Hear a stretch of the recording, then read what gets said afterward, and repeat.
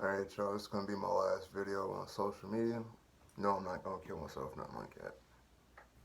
Just putting that out there. I don't give a fuck about copyright. I don't give a fuck if you got something negative to say. I don't give a fuck about none of that shit.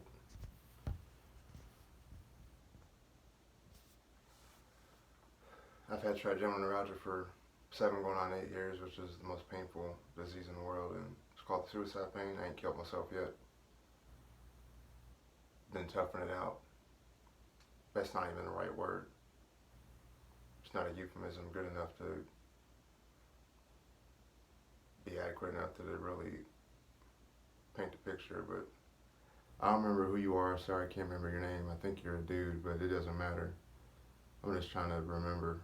You asked me to post a video of what made me come to Jesus and all that, which is very ironic that I'm posting this video in this fashion. I haven't like left the church or forsake God or cursed God or Jesus or nothing like that, but I've done the best I can do. My body's told me that I'm done. I can't sustain taking care of myself. Especially the last 3 months, I've been couch-ridden, bedridden, all but like one day of the week maybe. The only thing I've done, I haven't been eating. I went from 253 to 196 in weight, and all I've been doing is taking care of the cats. But even then, I've been sleeping so much and so out of it, and in so much pain and on all this medicine that I haven't been able to love on them and play with them like you should with your cats, and stimulate them in that way. And I understand now that's why they've been, about like a year straight, they've been like very catty and a little bit hyper aggressive with each other. Not like hurting each other, drawing blood or nothing, but just kind of like neglected in a non-intentional, not abusive way. This video's gonna be all over the place. I don't really give a fuck how long it is. I don't give a fuck about the copyright. I'm gonna be playing a song to kind of, because I without playing these songs, you're not ever really going to feel it. So, and honestly, if you're really not going to take the time to listen to this, to just click the fuck off now, because that's an insult to my mom and my dad, and my mom especially, because she's the one I went through everything with the most. And what pains me the most is that. And the cats were in here, but they scurried out, so I got my gun on me, but I wanted to kind of have that around just to, because it correlates with a lot of the songs. Because if you ain't from that environment, if you've been coddled your whole life, you ain't really been in no bad shit, no bad area, no bad situation or whatever, and you've only like seen stuff on the news, then you ain't really gonna get it, which is fine. Everybody doesn't have to go through the same shit, and we're not meant to be able to have an understanding of stuff. But I'm a visual person and a literal person, so I gotta show you these things. First thing I wanted to do is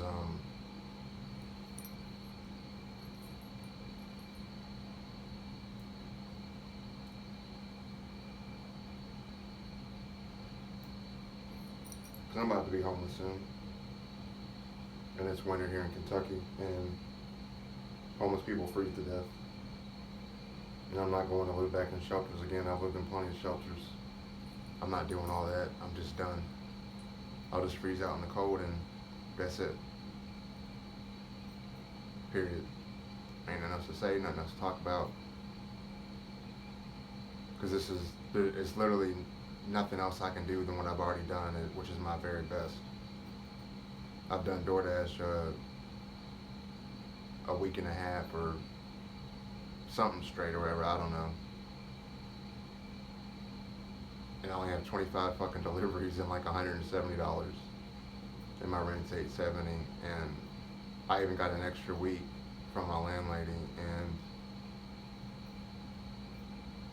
at that rate I'm not gonna make the money. And not only that, but I only have $15 in my bank account.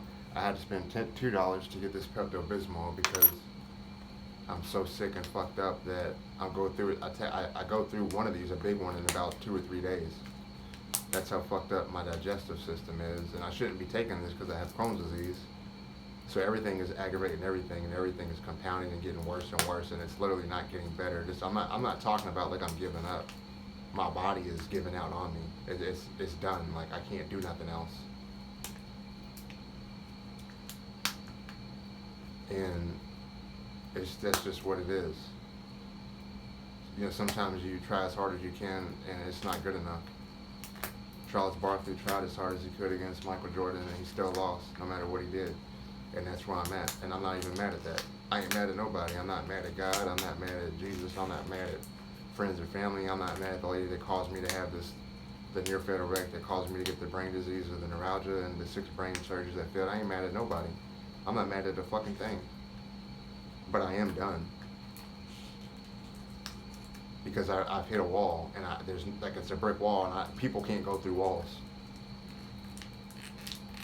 If it was like Germany and you had some people to help you actually break down the wall and get through the wall and then get to the other side and do better, and not be stuck at the fucking wall, that's one thing. But guess what?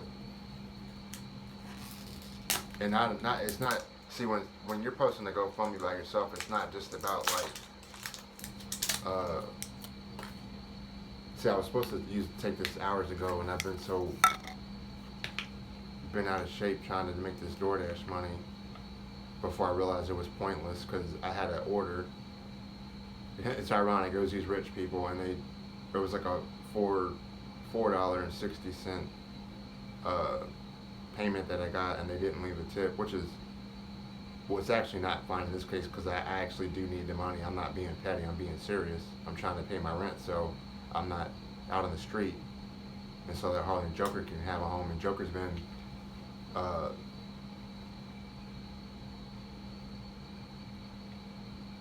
moved about 9 times with me. But anyway,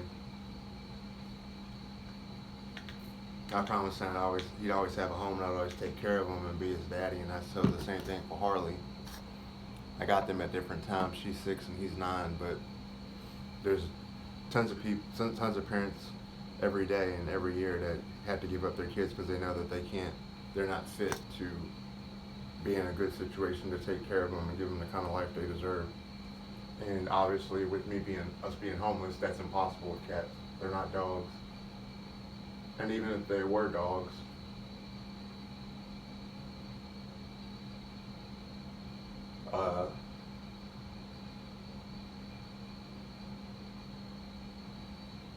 it's winter and you'll freeze. See, I'm not being hyperbolic. I'm not being dramatic. I'm being literal. We all know that if you're out in the freezing temperatures, you'll freeze. That's why it's called freezing temperatures. So you're homeless. You have nowhere to go. You freeze, and I can live in my car. Okay, well, I'm not going to do that again because I've done that and I'm done. I'm not trying to go back to none of that shit. I struggled my whole life to get here. I've been here seven years. I'm not going to make it to 8, obviously.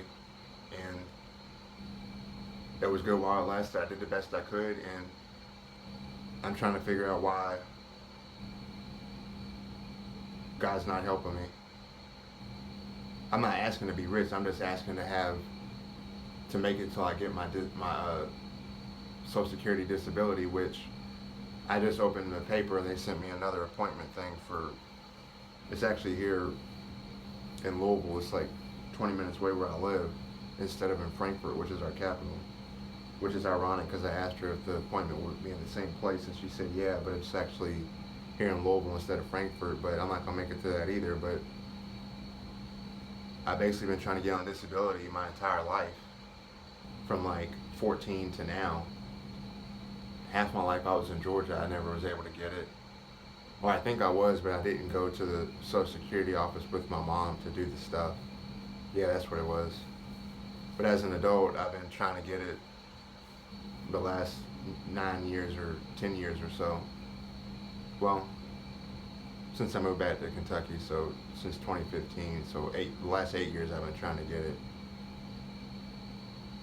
And they deny. And at a certain point, you run out of time. We don't have an infinite amount of time to get stuff done.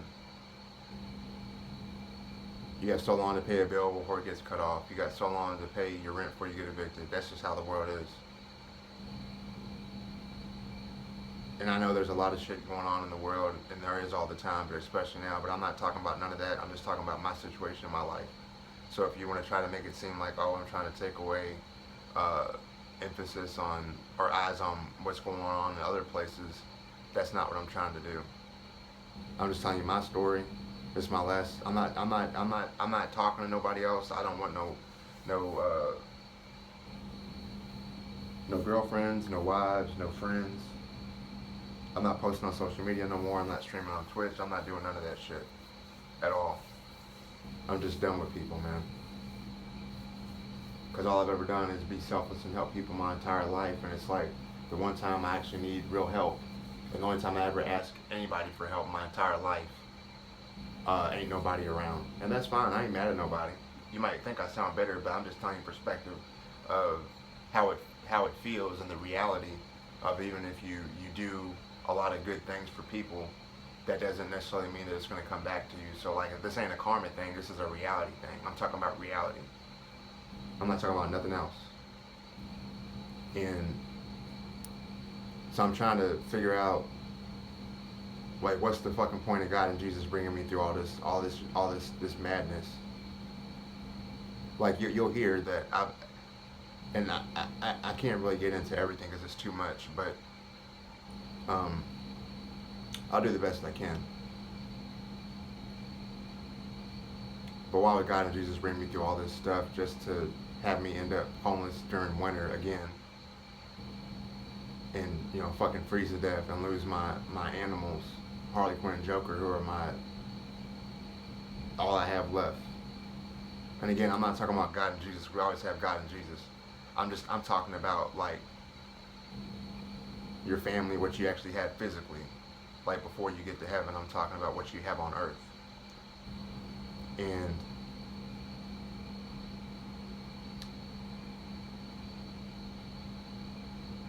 we'll find out here in a second, I suppose, or maybe we won't. I don't fucking know. I don't really have too much faith of anything anymore, to be honest with you, at this point. Because the thing is, this shit always happens to me. It just never, and it gets worse and worse and worse. It never gets better. And if you think I'm being, like, dramatic or some shit, I have, like, documented proof over the years. The shit escalates worse and worse and worse. And you're like, well, when's it going to stop fucking raining? And it never stops fucking raining. It just keeps pouring. And I know I'm not the only one. There's a lot of people like that. And I know y'all know how I feel, but unless you've actually had that type of life, you'll never know how it feels. But anyway, whatever the fuck this is worth, God grant me the serenity to accept the things I cannot change, courage to change the things I can, and wisdom to know the difference. And I don't know a fucking thing.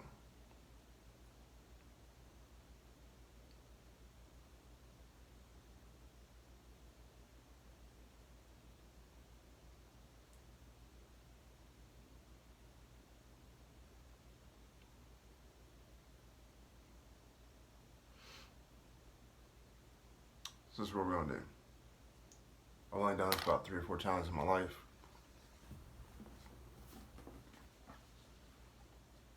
But I'm gonna do it in front of y'all. I'm gonna flip to a random page in the Bible, close my eyes and do it. And we'll see if God has anything to say. Because this is gonna be it. I doubt this is gonna do a damn thing, but fuck it. Might as well, right? So God, if you have anything you want to say to me one last time, now's the time. Period. Alright, so I'm gonna close my eyes. Actually, I got markers in here, let me take them out.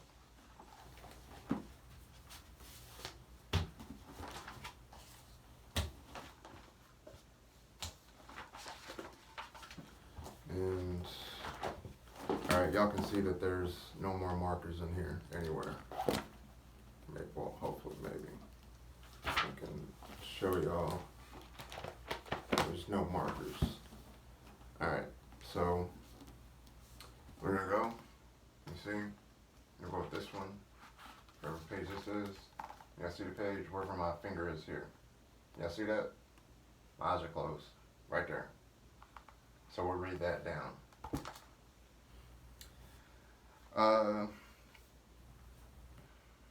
Yet the news about him spread all the more, so that crowds of people came to hear him and to be healed of their sickness, but Jesus often withdrew to lonely places and prayed.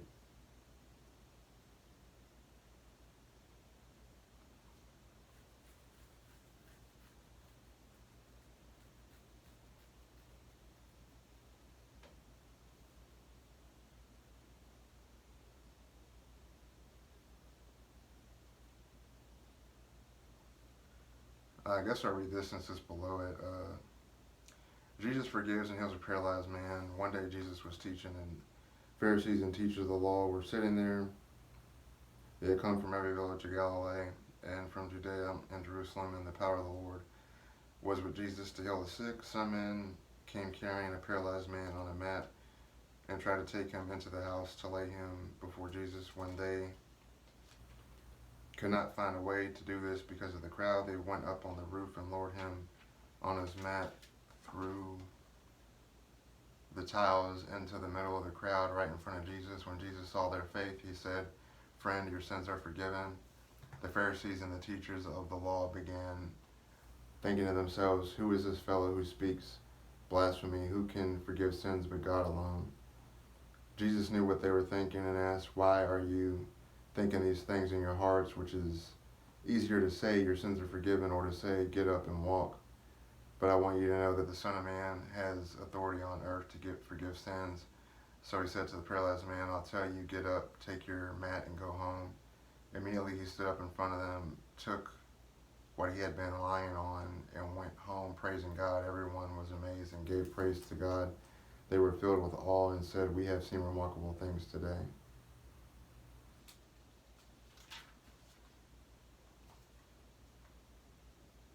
So basically this is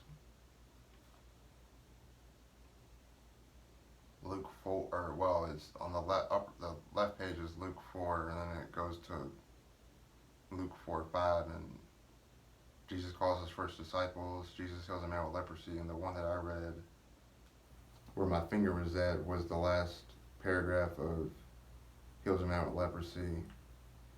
Yeah, the news about him spread all the more, so that crowds of people came to hear him and to be healed of their sickness, but Jesus often withdrew to lonely places and prayed. Yeah, I know that Jesus does that. And Jesus cries over the lost souls and all that too. I know all that. I'm familiar. I don't know everything about any of that. But guess what, y'all? I've been praying all the time, multiple times a day. Matter of fact, let me take my medicine. Because I'm not healed. So just fuck me, right?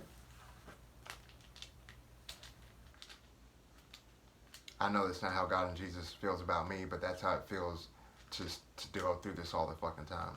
You see all these fucking pills? This is hydrocodone, people. Y'all see how many that is?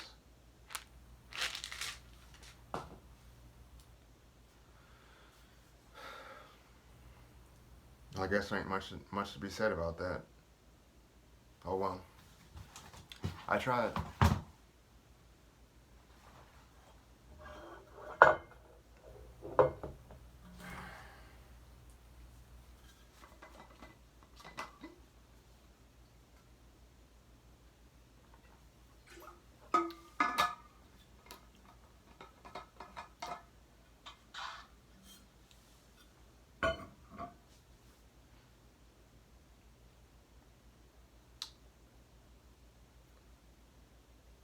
So let's go ahead and play this song real quick. One song's of many.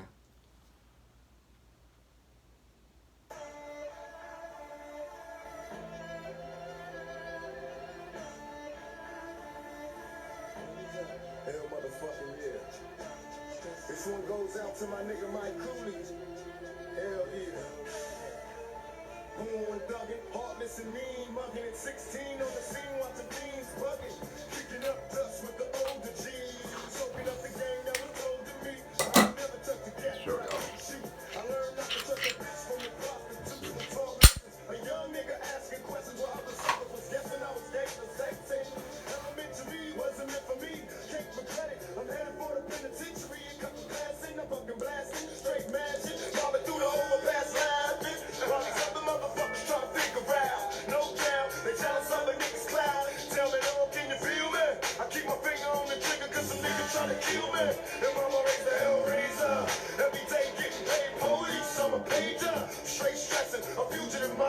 salvation is under question. Warrant for investigation. And even though I'm off for death, I'ma smoke till I lose my breath, motherfucker. Every time I see the paper, I see my picture. When the niggas getting richer, they come to get ya. It's like a motherfucking trap.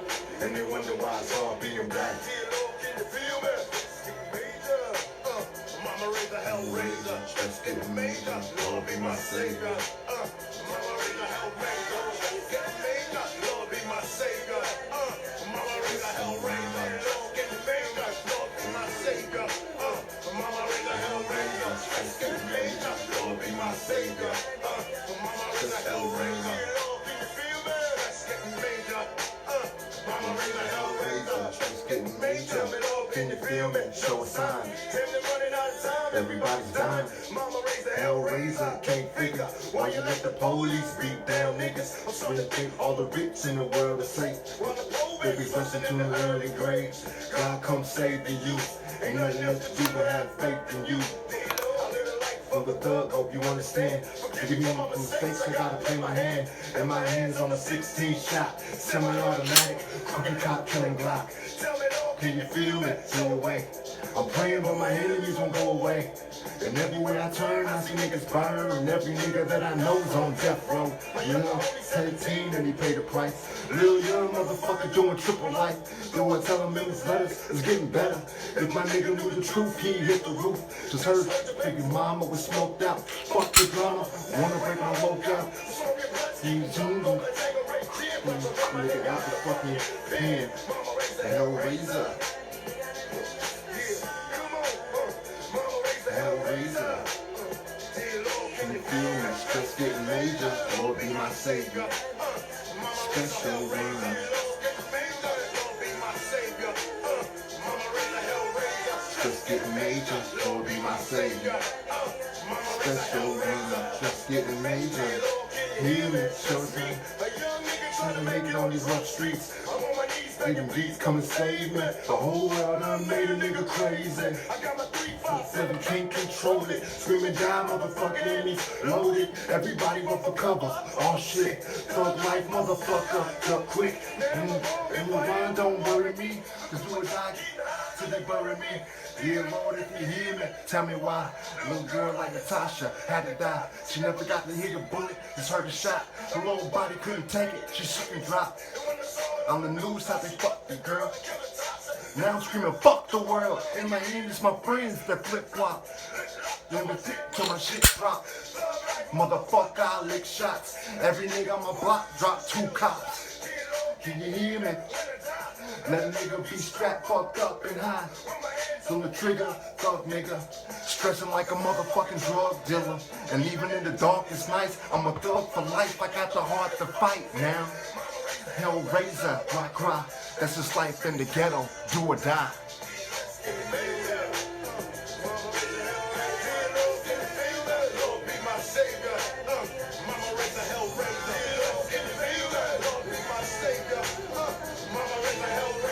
Just getting major, Lord be my savior.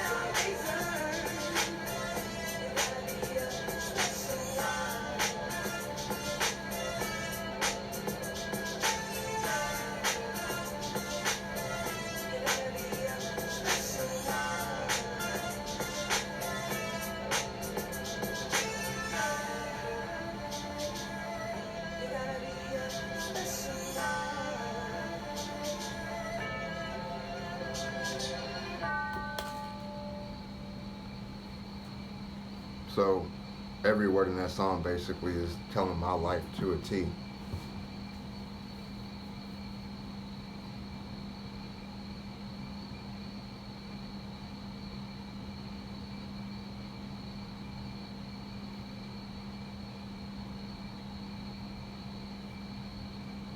And I would have been in the pen too if I didn't change my ways, and I did. And I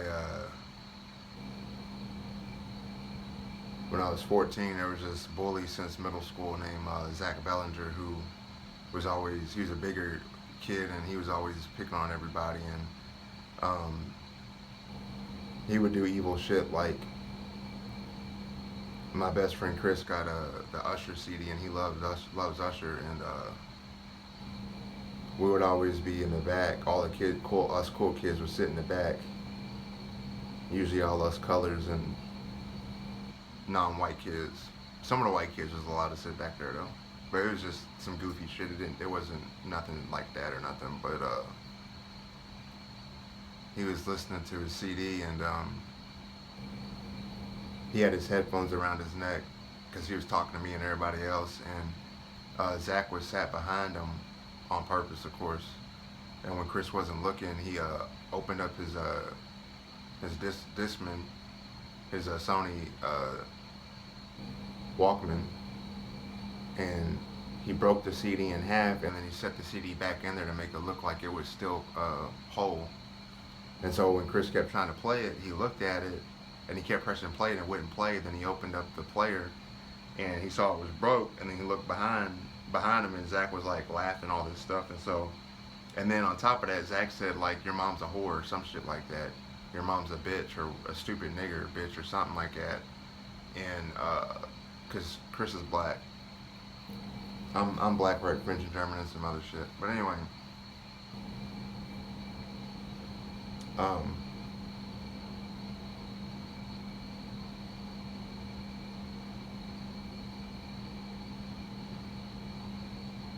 so then he beat him up.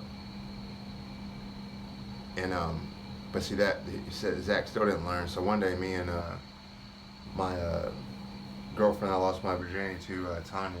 I was 14, she was 16.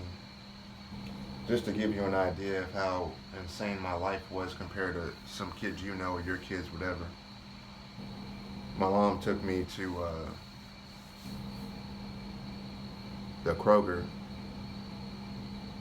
and I remember it was the very first lane at the very, I guess it would have been like all the way to the west side of the store, and or lane number 1, whatever. It was like 1, and then it went over to higher numbers. And I got like a bunch of condoms, which is funny because those are some of the main ones that I still would use, which I haven't had sex in a while, but just for whatever reason I ended up liking those a lot. And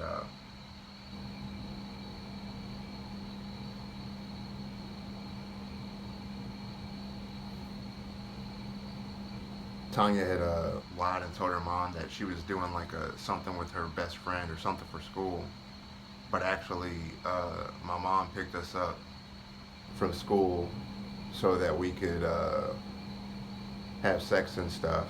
And and I remember my mom had a gold Cadillac, like a hood looking one. It kind of looked like a Regal Cutlass, kind of. And like where you put the candy red paint on it, kind of like that. It looked like that, but it was a 2-door Cadillac. And whoever had it had like leopard print and shit. They were probably like some old like black lady or like Spanish lady or cougar type chick or something. I don't know. It was definitely a woman's car, most likely, that had it. But and coincidentally, my mom loved leopard print. But we were both sitting in the back seat and like sitting next to each other. I haven't thought about this since it like back when I was a kid, but so we got home, and then the apartment was like, I had my room on one end. It was a big room, and then I had a bathroom connected to my bedroom, and then my mom had a big room, and then her bathroom, her door opened up, like she had double doors that opened up to the bathroom on the left, and then the washer and dryer were across from my mom's room. And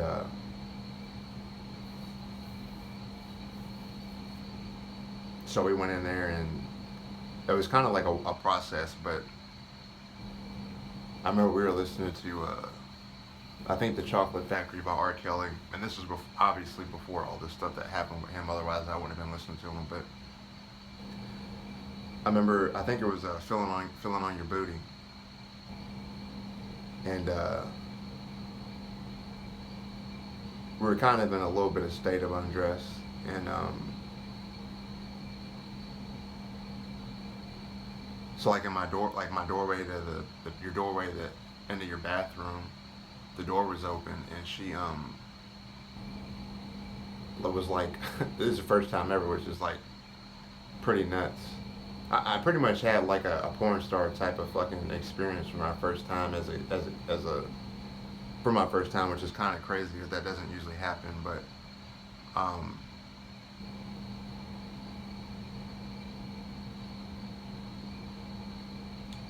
like I was in my shirt, no, I was in my underwear, and she was in her underwear with a shirt on. I think she had a white shirt on. I'm pretty sure, and she was like grinding on me a lot, and then we started kissing and all that, and then I think Exit Wounds, the movie with DMX and Steven. See, my memory's extremely good, y'all. And so the reason why I'm at where I'm at and I'm making this is because I know I'm very cognizant and aware of who I am and what's going on, and I'm very in tune with situations and what I can and can't handle, and what I know, what I've been delivered from and what I've been through and what I've been blessed with God and everything. But like I said, it's not nothing personal. It's just that, like, I shouldn't be making this video because I should be still going to work and I should still be living with Jennifer and all this stuff, right? But somebody that almost killed me because they weren't paying attention to the fucking road ruined my life. And I don't have no ill will or hate towards her. Like, am I mad about it? Does it piss me off? Is it fucked up?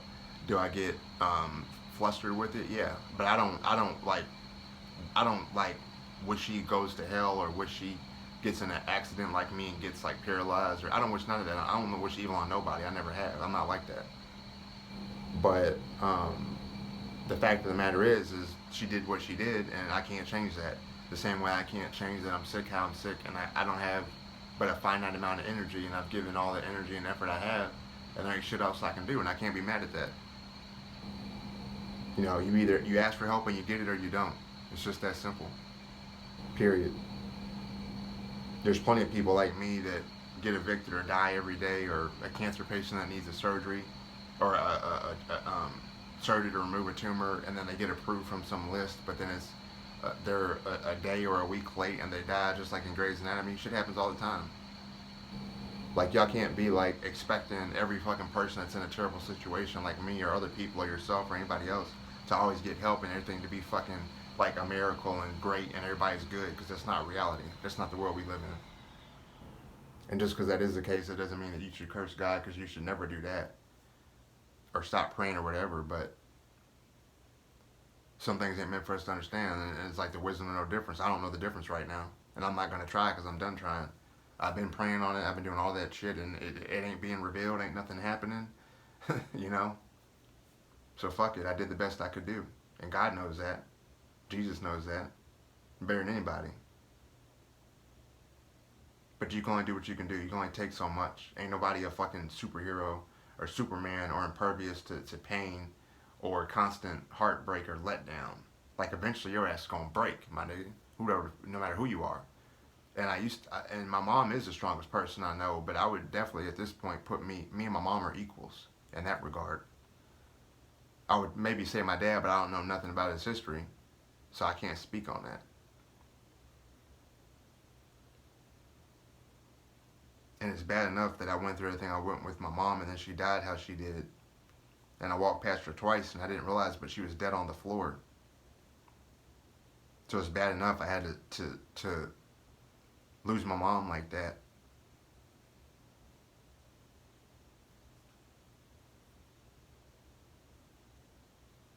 But we made peace and forgiveness and amends with everything.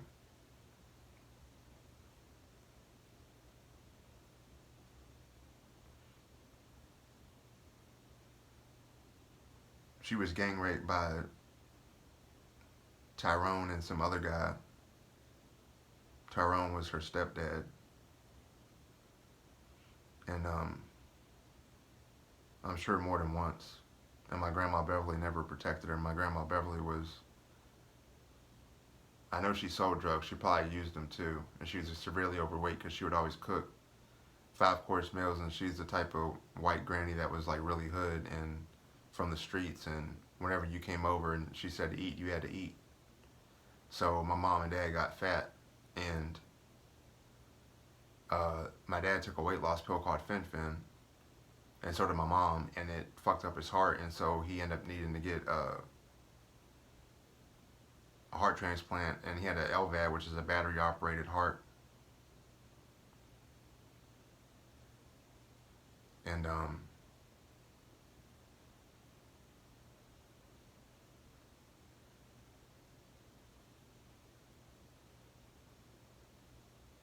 my mom was trying to help my dad with his homework.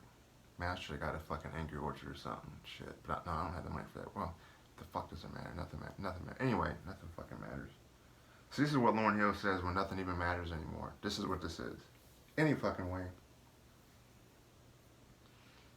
She was trying to help him with his math homework one day, and then he backhanded her and beat her. Because he's fucking a retard. He's stupid. He's dumb. Like, literally. And, like, academically, like, intellectually, he's dumb. He's not smart. He can't read. He can't do math. He, like, the word, like, intervene, he couldn't read it. He couldn't spell it, and he couldn't tell you what it meant. Sometimes he could tell you what a word meant, but he couldn't always use it in a proper sentence, basically. And he would be reading something, and you could see him looking at it, and eventually he'd be looking around and he'd be like, "Hey son, what's that say? What's that mean?" Type thing. Like a child. And the reason I put it the way I did so bluntly is because I'm also retarded. I have a low to high learning disability. And sometimes with some things, like with math and science and shit, I'm just as dumb as he is. I don't have a fucking clue. You might don't even bother to ask me. And I've never given a fuck about school. So when Pac said elementary wasn't meant for me, the whole time I was in school, I hated going to school. The only thing it ever did for me was I had my two best friends, Chris and Lance, and some other best friends growing up. And then my girlfriends. I actually just texted Megan and told her I love her and to take care of herself. I'm just done talking to people, man. And even if I don't freeze to death out here in the winter cold, I'm gonna die some other way. So it really doesn't even matter. Like, I literally don't have any money. I have no way to take care of myself. And I'm done. I can't do no more. Like, I literally can't do no more than what I've done. And if you would have made it past like 10 years old, like 100% of y'all would have killed yourself at about like between 6 to 10 years old, straight up. Because what I'm about to, and I can't tell you everything, and I'm not going to, because it doesn't really fucking matter. I think you'll get the picture. But what I was trying to do was share my story and try to help people find Jesus and stuff, and I hope I did. But like, if I had the financial means to not have to worry about being homeless for the 21st time,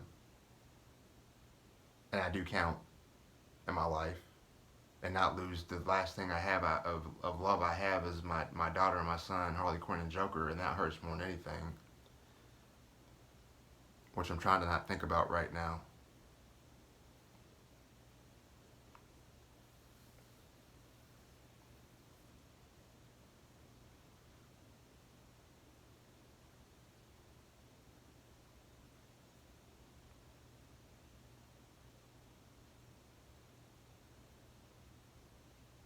But that's not the reality.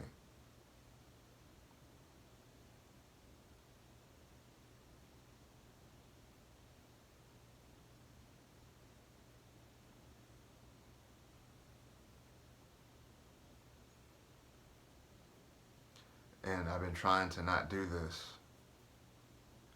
Like, the things I've had to do to survive are extremely dangerous. And I'm risking my life. I have. But I wouldn't be here if I hadn't done that. And I had to do what I had to do. Like, I watched Malcolm X earlier, and the end of the movie it says by any means necessary, and that used to be my name, Malcolm Xavier, when I was in Georgia. So when it says I am Malcolm X, I am Malcolm X too. And me and him are extremely similar in very many ways. I mean, I'm not Muslim, but I'm Christian, but just to help people is what I care about the most. And standing up for people that can't stand up for themselves, the oppressed. Anyways, and I hope Malcolm is in heaven. I hope Muhammad's in heaven, because Muhammad's family, and he's Muslim, and I don't know. Probably not, but I don't know. Anyway, I try not to think about that. It's too upsetting. Anyways,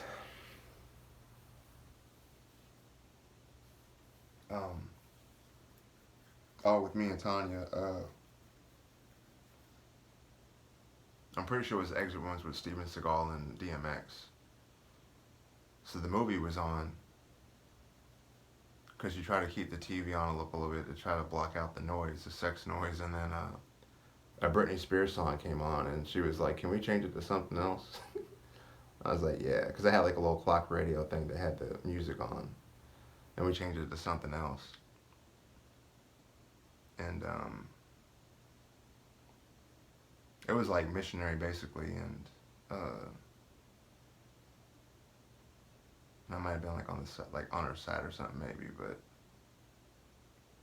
we had sex for like an hour or 2 hours, like I think like an hour and a half, 2 hours straight. And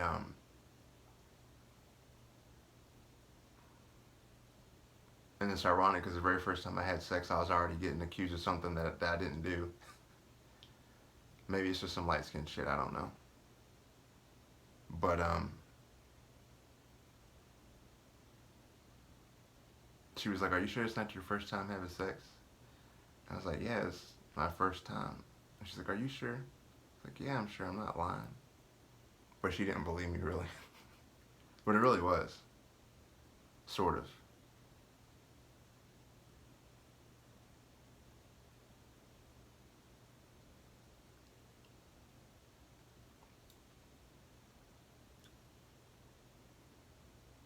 So my nanny, Aggie, she changed all my diapers. My mom and dad never changed any of my diapers, like, ever.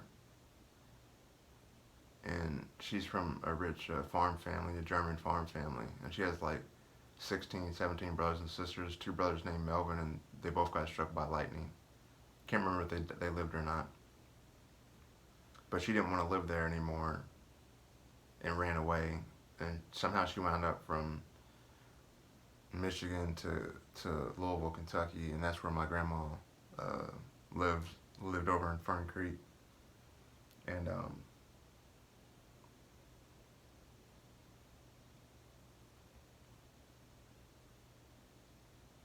so basically, my grandma barely took Aggie in, and then she was a street worker, and then she ended up having Michelle during that process of being on the street like that. And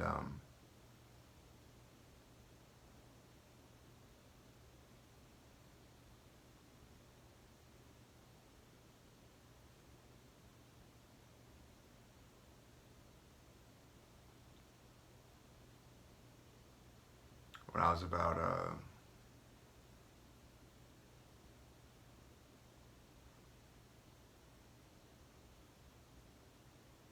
probably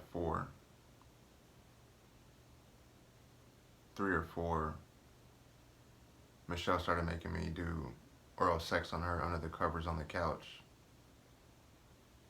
That was in the house that we lived, the apartment we lived in, where I would, it was like a really big apartment complex. And the apartment we were in, I learned how to open the patio door and unlock it, which back then it was really hard to do. Most kids couldn't figure it out, but I would, for some reason, even though it was, I would unlock it enough, and then I would nudge it open enough to where I could get out, and then I would strip myself butt naked, and I would run out the apartment butt naked around the neighborhood.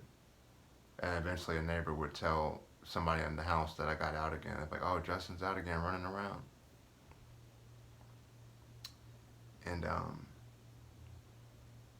other times I would get naked and then I would do a number 2 on the neighbor's back uh, porch thing. I was a pyromaniac. I wasn't like, I would kind of like swat at Denise's two poodles. Not like hurt them, but kind of, I would swat at them and then I would like corner them underneath like the toilet right here. Um, One of my best friends back then, Jason, we were like 7 or so.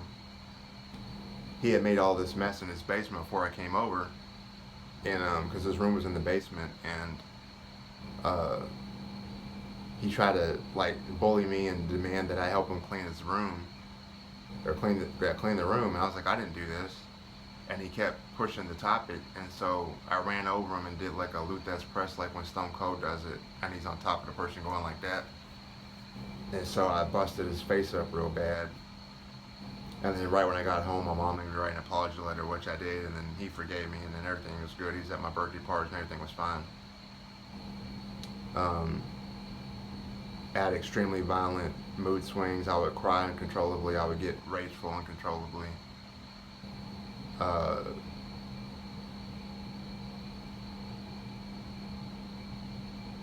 would isolate myself a lot. Essentially, I've had every trait of like a serial killer that you can have. I'm not one, obviously, but I'm just saying, or like just a bad person, somebody that goes on to do bad things to people. I've never done it. I've done the opposite, and that's the Lord, and I thank God for that, for delivering me from that evil and temptation to evil. That's one thing I'm extremely proud of. But those are all the early signs, because 99% of the time those things escalate into things that become fantasies or obsessions or desires or whatever, and the devil just gets a hold of that person, and it's really hard for them to get back to the Lord. But the point is, I was doing those things because I was trying to deal with all of the horrific abuses and stuff, and that's just the one time I can remember. Michelle, I'm sure that there's more. Usually abusers and molesters, they'll target somebody, whether it's a kid or an adult, and they'll keep doing it repeatedly until either they kill the person, they get bored, or something like that, or the person moves away or they move away or whatever, and they just don't have access anymore.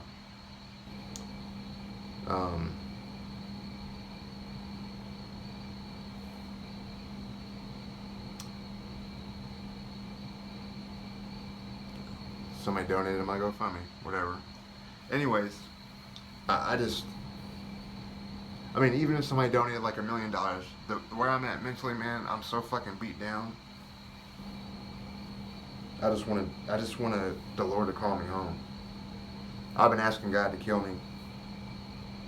Just what's the fucking point? What amount of suffering is enough for you, man? Like what the fuck do you want from me? Like you literally can't go through or do nothing else more than what I've done. I don't have shit else to prove to nobody. I took care of my parents until they died. I've always done right by people. I've repented of my sins. I'm not looking at porn. I'm not fucking no women. I'm not lusting after no women. I'm completely alone. I'm just with me and my cats. I'm loving on my cats. That's all I'm doing. What's the worst thing I'm doing? Watching my horror movies and stuff like that? Okay. And playing World of Warcraft. That's it. Well, and listening to the music. But see, I do listen to a lot of worship music, but with how I grew up and with my bipolar, my mood is always changing, so I don't always want to listen to worship music. Sometimes I do want to listen to Tupac because I need to get that street shit out of my system.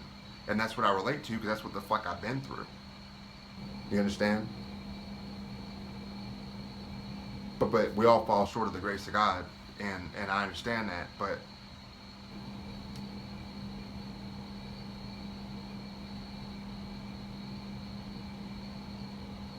nobody knows what you've been through but you. So don't ever let no motherfucker tell you how to feel or think or try to judge you or tell you what to do. Like, I don't need none of y'all motherfuckers to tell me you need to pray more. I done that my whole fucking life. I don't need none of y'all to tell me that you need to do this or I've done everything. I've done every fucking thing that you could think to tell me to do. I've done it. And it ain't good enough. So at that point, there ain't shit else to do.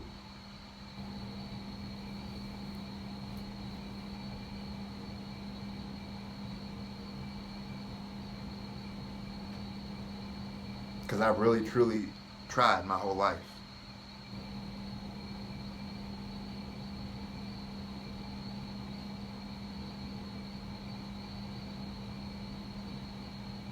I saw Terminator, the first one, and about a week or a month or whatever it was after I burned the house down, I would get on top of the, I would get the chair, wiggle my little short ass up on the chair, and then get on top of the counter, and then get on top of the refrigerator to get the zebra cakes out of the cupboard or from the top of the refrigerator.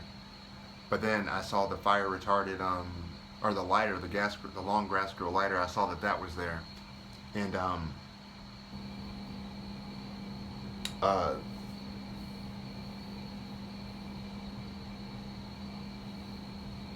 I remember I'd always look at the rug. It was like that old one. It was like purple, dark pink, and blue and shit like that. If you remember back then, if you're older, you'll know what I'm talking about. But it's fire retarded, and I kept lighting it. It wouldn't light, and I don't know. I guess that is arson. You can't charge a fucking toddler with arson, but that's what it was, I suppose. I mean, I wasn't trying to kill nobody or nothing. I just wanted to see it catch on fire, and that was it. Because I used to light paper towels and throw them in the toilet, or I would get the little match light thing from the little box of matches and light like a piece of usually it's a piece of like a brown paper towel, and throw it in the toilet, not knowing that my dumb ass didn't recognize that you can smell the sulfur or the smoke from it burning. So obviously my mom knew I was doing it, even though I was throwing the match in the toilet right after. And then she said, "Justin, I'm gonna call the fire department and have them take you away." And you would have thought that the devil was about to take me down to hell. I was so scared. I don't know what it is when you say shit like that to a toddler, to a 3 or 4 or 5-year-old. They get like petrified. It's hilarious. Fuck them kids. No, I'm joking. I'm really saying fuck me when I say fuck them kids. I'm just being facetious. Anyways.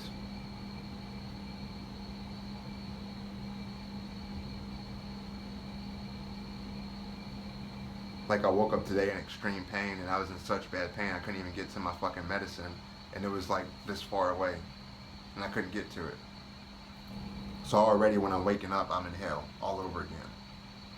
And then Joker was trying to lick my face, and he was getting on my fucking nerves, and I kept telling him to fuck off, because he likes to lick on my bad side, and he kept doing it. And I know that he just wants to love on daddy, but we're about to be homeless, and I'm a fucking failure. And it's just so much shit, man. And eventually you just like, fuck it. It's not fair for people that really go through shit for you to just be some random motherfucker or whoever to come over once a fucking month and be like, oh, don't feel so bad, or let's go out. Like, nigga, going out ain't gonna help my pain. Going out to Applebee's is not gonna help me not be homeless. It's not gonna help me not freeze to death in the fucking cold. You know what I'm saying? But then every fucking time that you need me, I'm around, and you don't even ask me to be around, and I got you. I see that your gas tank is on E, I give you fucking $40 to fill up your tank, whether I got it or not, I give it to you. But then when I need $40 fucking to not be homeless, you ain't fucking around, nigga. You ain't fucking around. So fuck you. Because that's not friends or family. That's being phony. It doesn't matter if it's your mama, your daddy, whoever the fuck. The only ones that are really gonna be there when you need them is God and Jesus. That's it. 99% of the time. Because motherfuckers don't want to hang around when shit goes down, when shit gets hard. When it's hard times, like Dusty Rhodes says, when it's hard times, motherfuckers disappear. Happens in marriages too.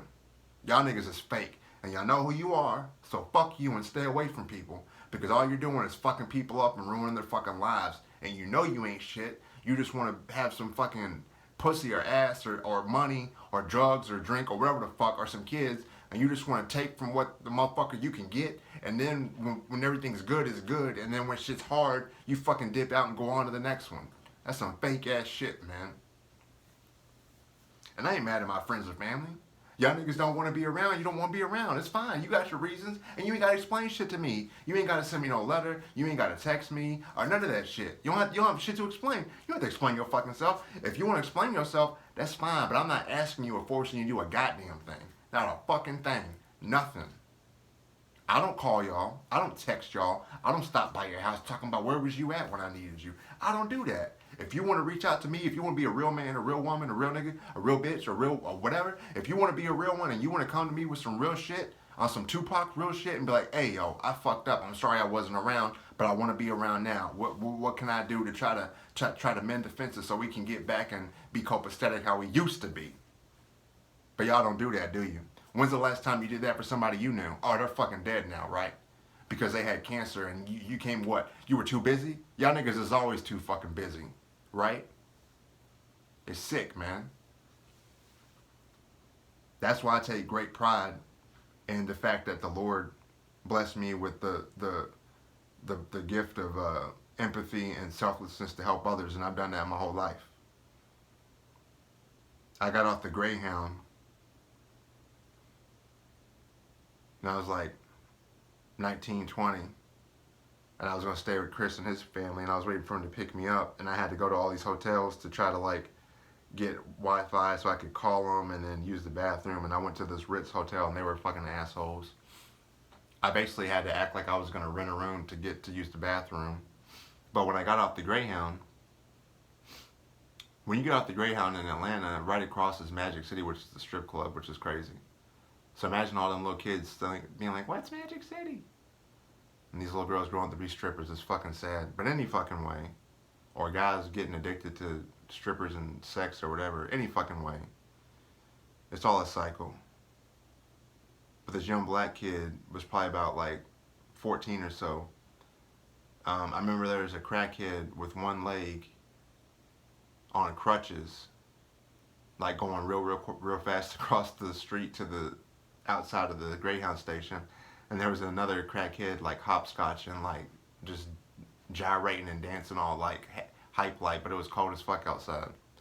And this the 14-year-old black kid came up to me and he was like crying and all this stuff. And he's like, hey man, can I get $20 so me and my mama can get a place to stay? Because this guy was beating on me and my mom and we don't have nowhere to go. And my dad was beating on me and my mom all the time, every day. And if it wasn't physical, it was verbal. And if it wasn't verbal, it would break your spirit. And if it wasn't that, you were waiting for it to happen. So no matter what it was, the threat was always there.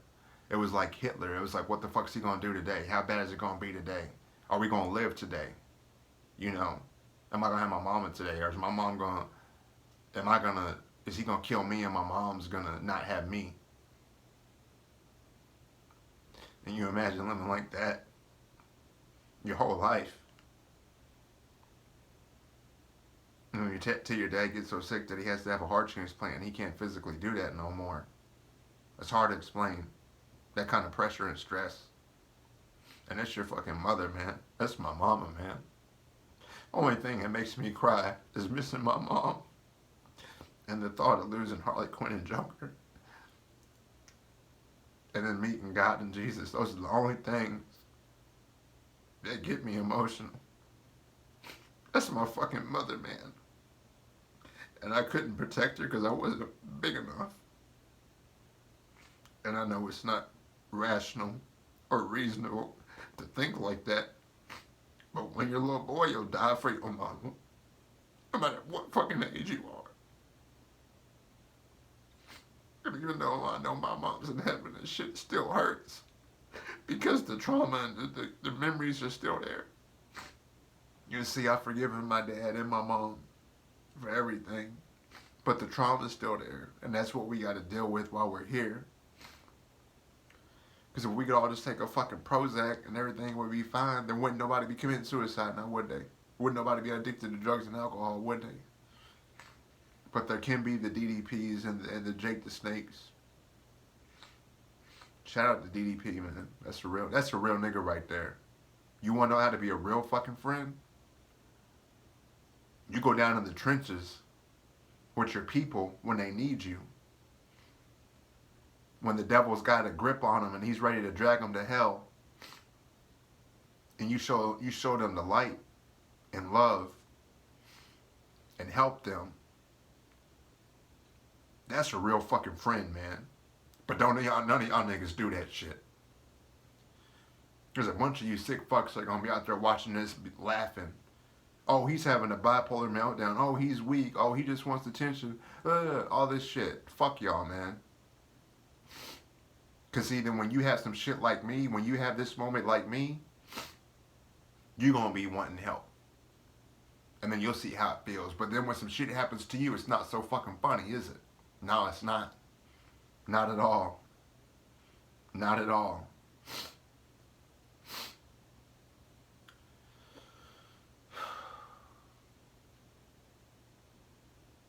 Let me play another song real quick so I can kind of take a breath here. I got about 40 gigabytes of memory on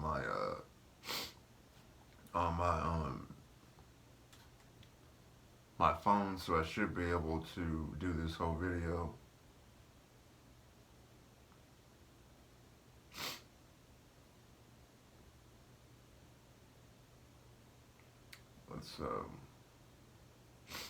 This is a Walk on Water by Cat Dahlia.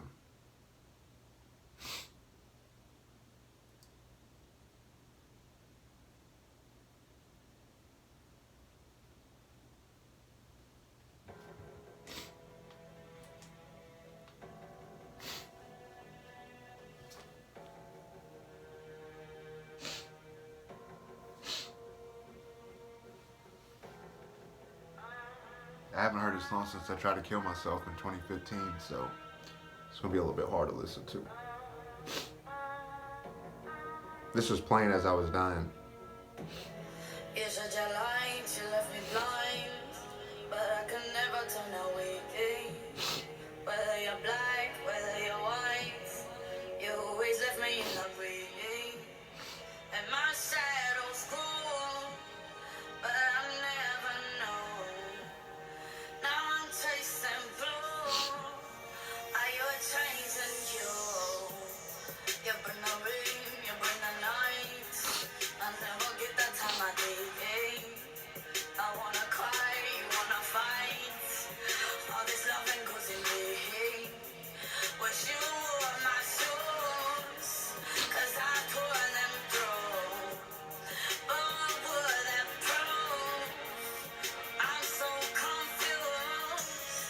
I'm not feeling too well, 'cause I just can't tell if I'm the top and I think so. Heaven or hell, and I trust you, 'cause I just can't tell. I know you so well.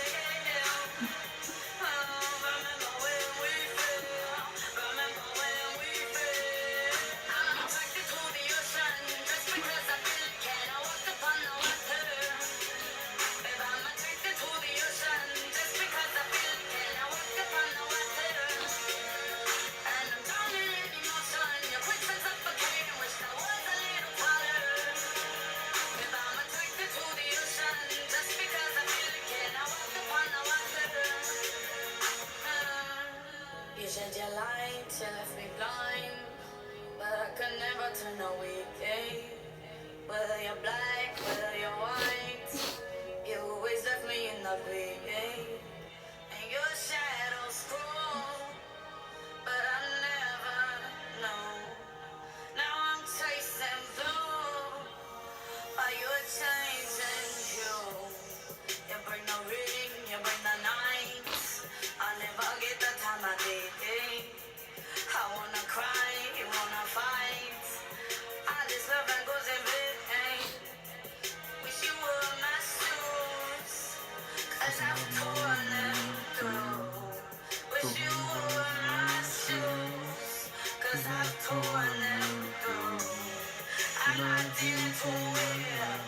'cause I just can't take it. I'm running against all heaven on it.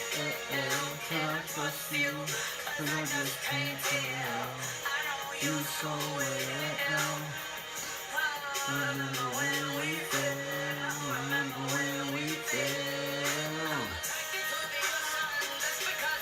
Can I walk upon the water? Can I walk upon the water? And I'm drowning in the ocean, and your creatures suffocating with the ones in the fire. I'm attracted to the ocean, but just because I feel it, can I walk upon the water? It's a storm I'm brewing on the horizon.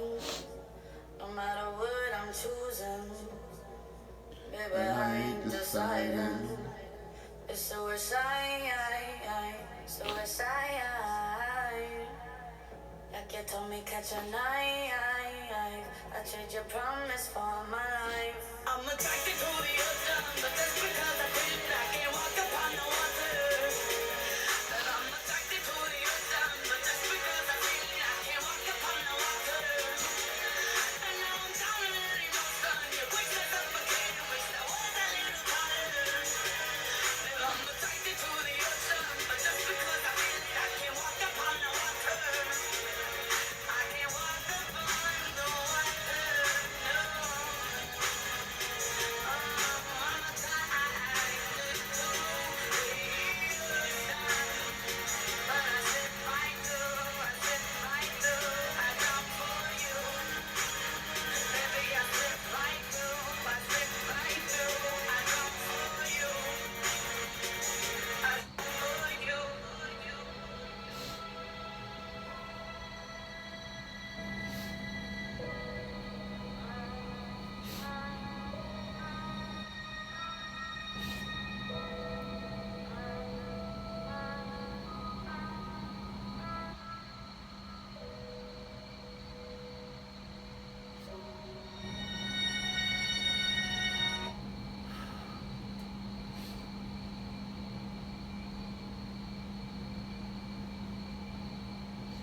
Not doing too well, because you just can't tell if you're entering the gates of heaven or hell.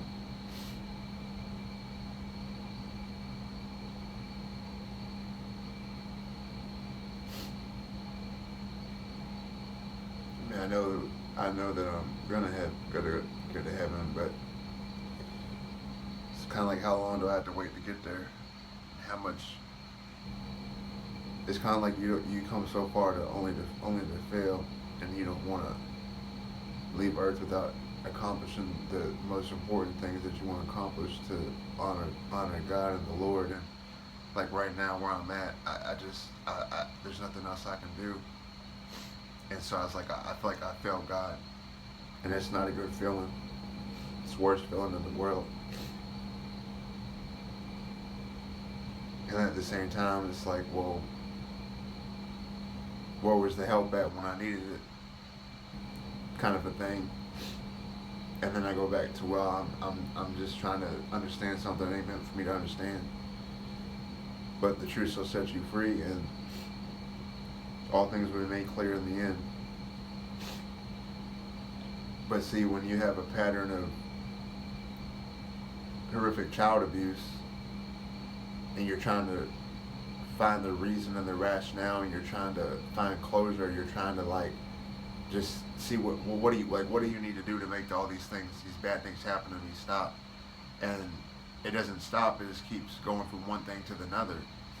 And so then it's like, from a human standpoint, you never have a chance to have any sense of security that anything good is going to work out in the end, because all you know is pain. And so that's what has been the hardest thing for me to deal with, is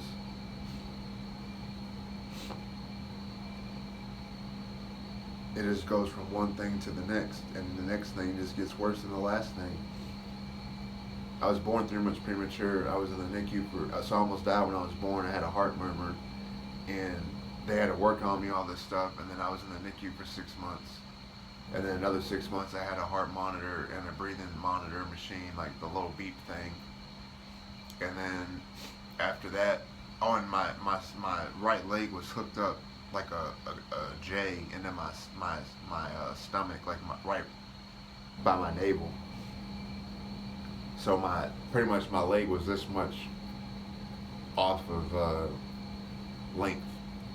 So my left leg was the right length, and uh, my right leg was like this short, basically. So I developed an extremely bad gimp. And when you're, and I don't have kids. I just know this from what they told me, and what my mom told me is, when you're a kid developing, before you end your growth spurt, your spine is forming, and if your bones are not aligned, then you're gonna have a curvature in your spine, which they explained to me that it would have killed me. I would have had like scoliosis or nothing. My brother my brother from another mother has that. The house that my mom died in, their son has it. So I'm familiar with it there. And he had to wear like this really terrible back brace, and he was in horrific pain. And so I saw what he had to go through, and that would have been mine. Well, it could have been mine, but I would have died. But I can relate to the plight that he is dealing with to an extent, because I could have ended up like that hypothetically. But so but anyway, when I was like 2 or 3, I had a hernia, a really bad umbilical hernia, and I had to have surgery for that. And it was extremely painful, and I guess your intestines are like pushing out, so I guess it's bad. I don't know. I don't know shit about kids. I just know that that's what I had. My dad threw me in the swimming pool when I was 6 months old, and I swam just fine on my own. I'm an excellent swimmer. My mom was freaking out. She said, "Mark, you gonna kill my son? You gonna kill my son? He can't swim." And he's like, "I hope he'll be fine, Beef. He'll be fine." So there were a little bit of good things here and there that my dad would do, but it was always in front of, the good things always happened in front of other people. It was never, so anything that was in private was horrific, but everything in public was all like, "Oh my goodness, y'all are like the fucking Brady Bunch."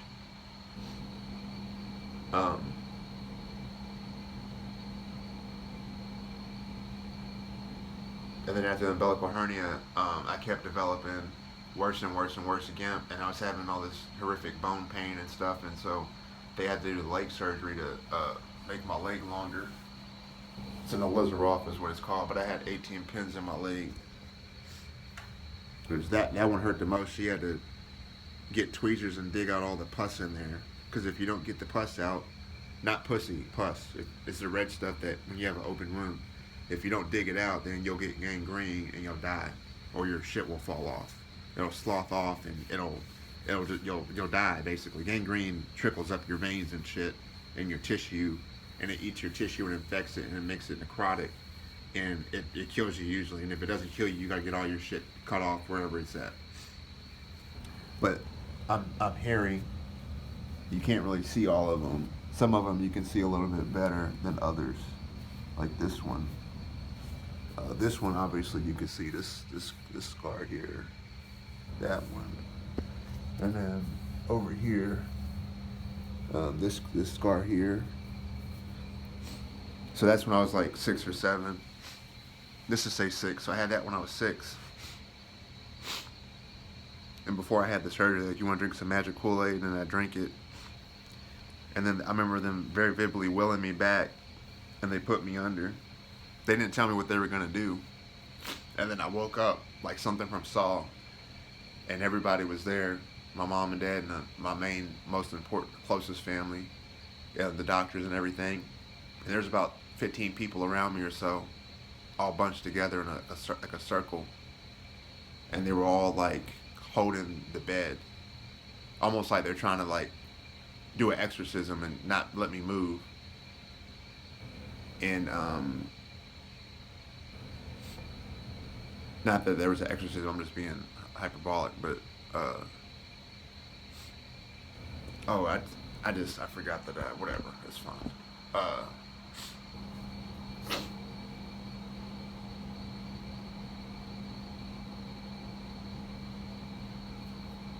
And I woke up, and I think the first person I looked at was my mom, because no matter who it was, I'd always want my mom before anybody. And just like with Joker, when my mom would leave, I would lose my fucking mind. And I literally would not stop crying until my mom came back. So not having my mom for this long, and I don't have any pictures or videos where I can hear her voice or see her. So I haven't heard my mom's voice or seen her since she died. And that really fucking hurts. That really fucks me up. And it's not something y'all think about. So if you don't have a bunch of pictures or videos with your mama and your mom is alive, you need to get on that shit right now. Because if your mama dies tomorrow, trust me, man, you might fuck around and kill yourself because it hurts so bad. So I'm telling y'all.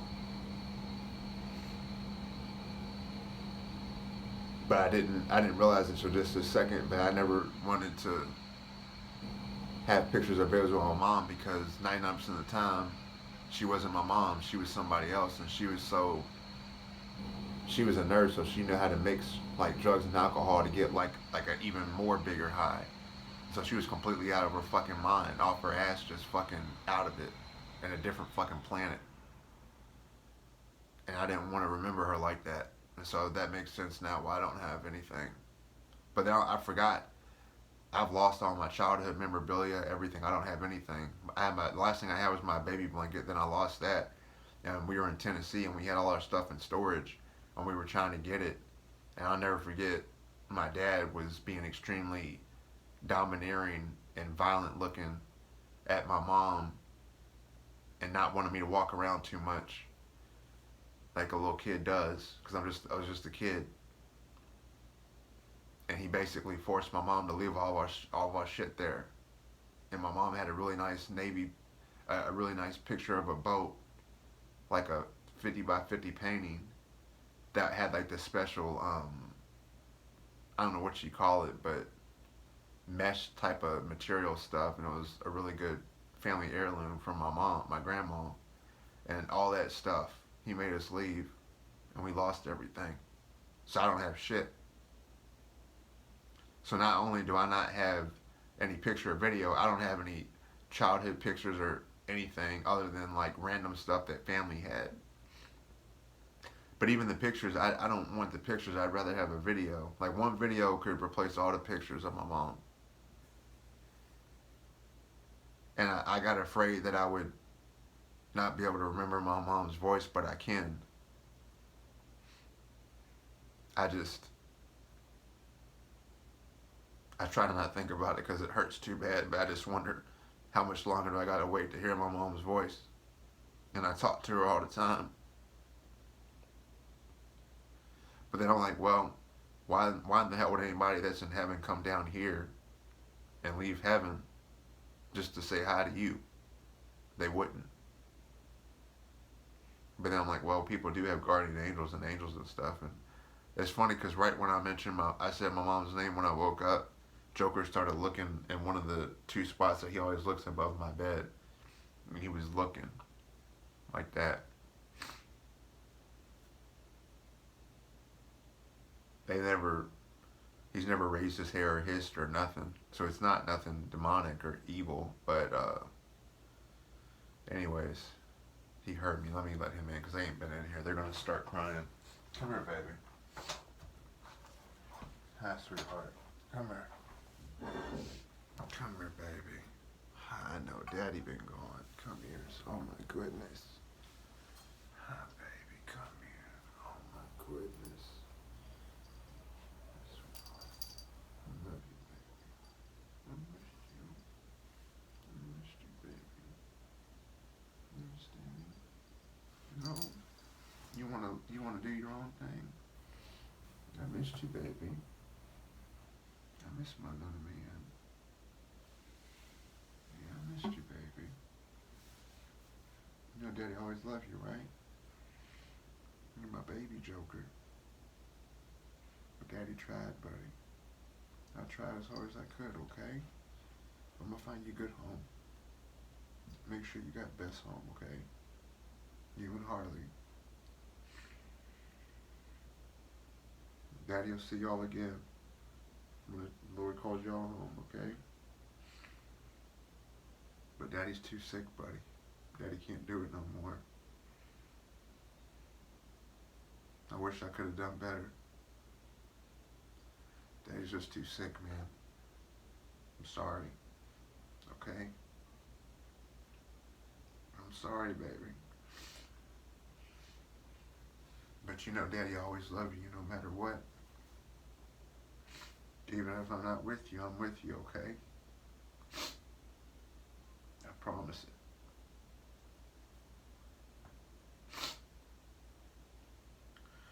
Cause see, I have the worst luck with women. And it's either I'm fucking some women that I'm not. I've never cheated on any girlfriend I ever had.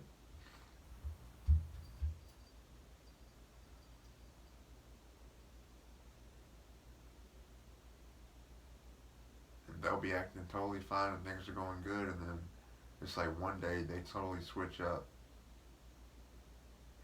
And I have like a time where I try like 4 to 5, 6 months. I try to like get all the stuff that's going on that's an issue. I try to get it resolved and get back on track on the same boat. And we just keep drifting apart. And it always just happens that way. And I don't try to talk to females or nothing at all anymore. And if I do get involved with one, it's always random. So, but that's over with now. It's a waste of time. Y'all only want money or kids or status, whatever. Y'all want anything but love. And for those of y'all that do want love, I don't know, I guess you don't know how to show it or keep it or whatever, I don't know. That's just my own experience. Because see, I try to tell y'all, you could leave me in a room with 50 Marilyn Monroes and I wouldn't try to talk to them or nothing.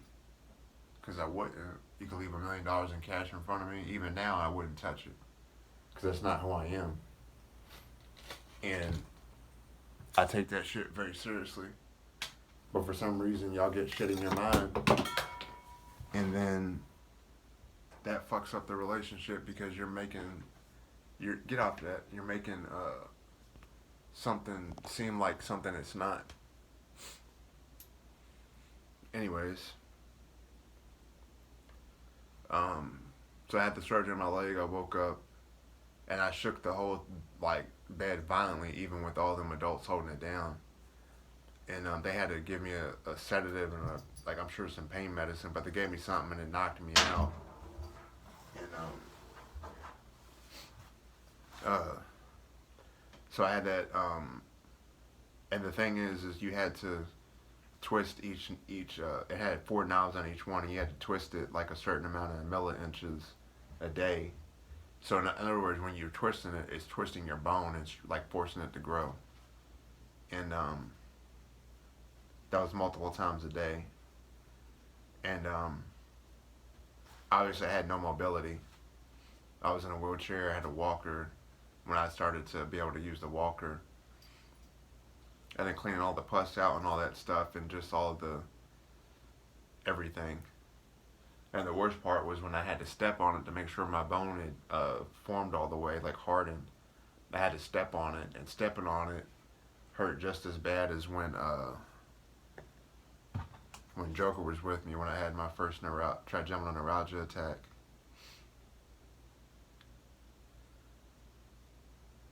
See, this is torture right here. Having to go through all this shit is fucking torture, but that's how selfless I am. I'm willing to put y'all before me. I'm willing to suffer more for y'all, to help y'all if I can, to bring you to the Lord. And if it wasn't for my illness, I wouldn't even have a GoFundMe. So it wouldn't even be like I don't consider it asking. It's not asking for money. It's asking for help. There's a difference. If you're asking for money, you're like, can I get $100 to go get a Louis Vuitton bag or whatever? Like, that's asking for money. But asking for help is like, hey, I lost my job. My kids don't have nothing to eat. Can we use some of your food stamp money and pay you back when I get my unemployment check? You see what I'm saying? It's a big difference. What am I looking at? Oh, hold on. What are you, Joker? What are you doing? Get off that cord. Get off the cord. Get off the cord, boy. Chewing on cords. You better not chew that, little boy. Chewing that. Chewed on that. Come here. Come here. Come here. Joker. No, son. Stop. No. You come here. You lay right there. You lay with Daddy. You do something other than what you're doing.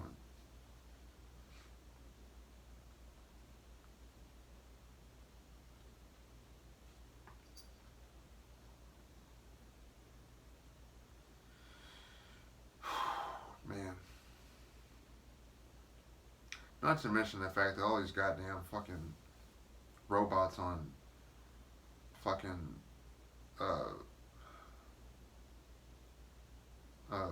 Facebook when you're posting stuff in those GoFundMes is so fucking maddening. I cannot stand fucking robots. I don't think y'all understand. I deleted my Facebook and my Messenger. Like, I'm done fucking with that shit. This is it. So this right here hurt just as bad as stepping on my leg.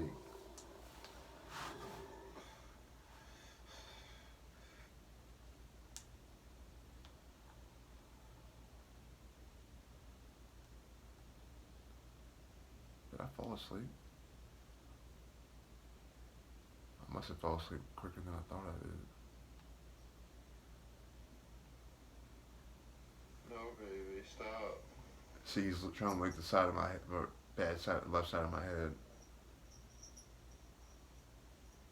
Joker, stop it.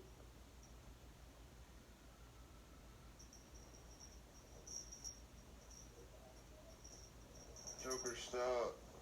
No, don't do that.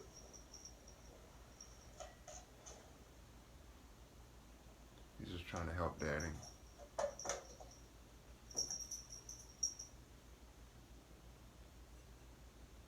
$46 views. Goddamn.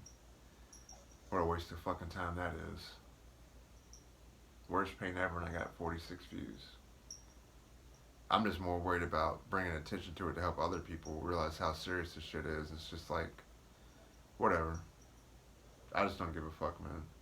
Like I said, I did the best I could do. I can't do nothing more than what I can do.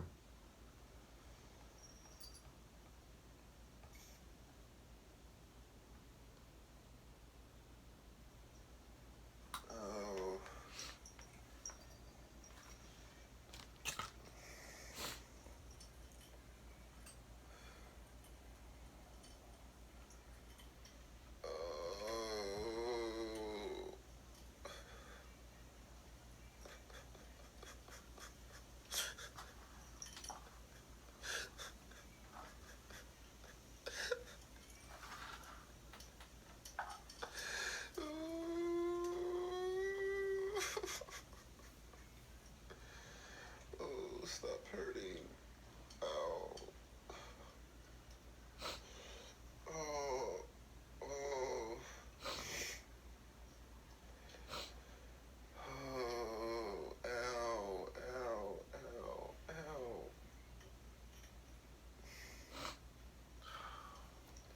I can't listen to that no more.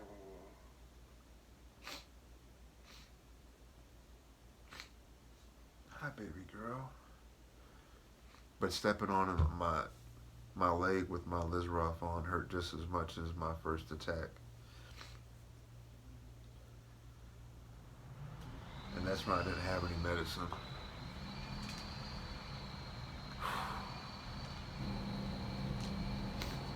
And I'm not even talking about my Crohn's disease or my bipolar or the OCD or anxiety or the PTSD or the molestation or the sexual abuse. I'm not even talking about none of that. I'm only talking about the stress from the fucking brain disease. I'm not even talking about the effects of the medications. You understand? Or the chronic fatigue. Only reason why I'm even where I'm at now, Matt, aside from the Lord's blessings, is pure fucking willpower.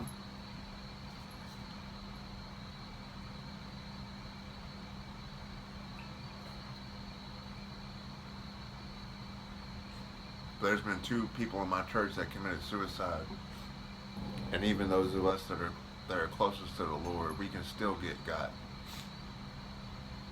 because we only take so much. So it's like, God knows we're only human and we do everything we can and we're at the end of the road, and what the fuck else you want us to do, man? What else you want us to prove? You don't need shit from us. We repented, we're living righteous as best we can. But I think about shit too much. That's my problem. I'm always trying to figure out what other people's thought process is. Even God and Jesus, I try to put myself in a way where I can try to make sense of things to have a better understanding.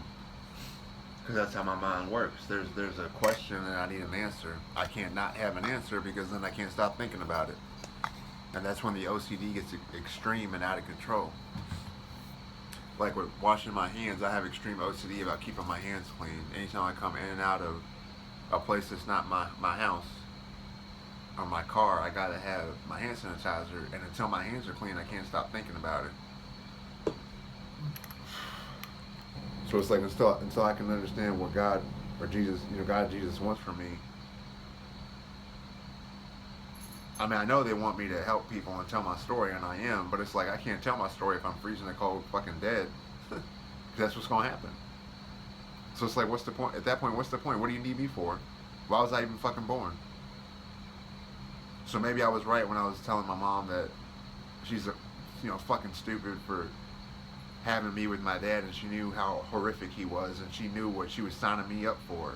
Hey, let's abuse the fuck out. Let's let your dad throw you against walls and pimp smack you and close fist hit you and knock you out and all this shit. He's 6'4", over 350 pounds at times, and you're a fucking not even half a foot tall. I probably got fucking brain damage. I'm sure I do. I could not. We're over in the Highlands in Louisville, Kentucky.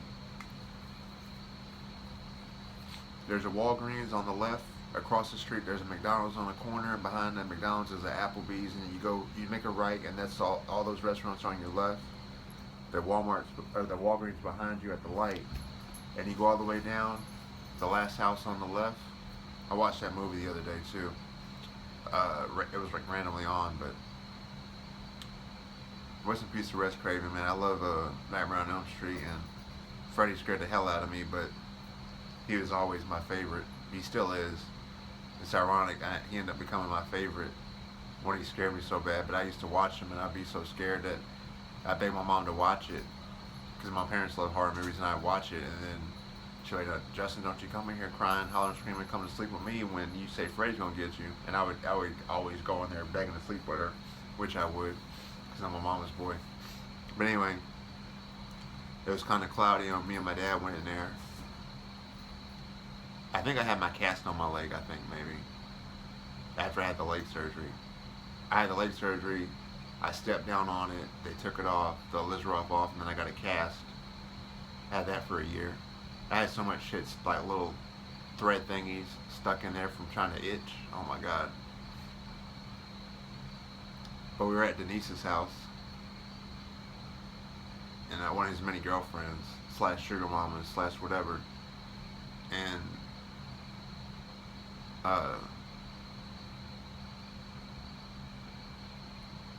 we walked in there because we were just walking my family just walks in the house. We don't knock like anywhere. So we walked in the house because the door was unlocked and there wasn't nobody there, at least not downstairs. And I was kind of like close to my dad the whole time, and he lost his mind again. And this is all random. This is unprovoked. There's no warning. Okay. That's why I was saying, like with Hitler, like what's going to happen now and when's it going to happen? And how bad is it going to be? Is it going to be worse than yesterday? And am I going to survive?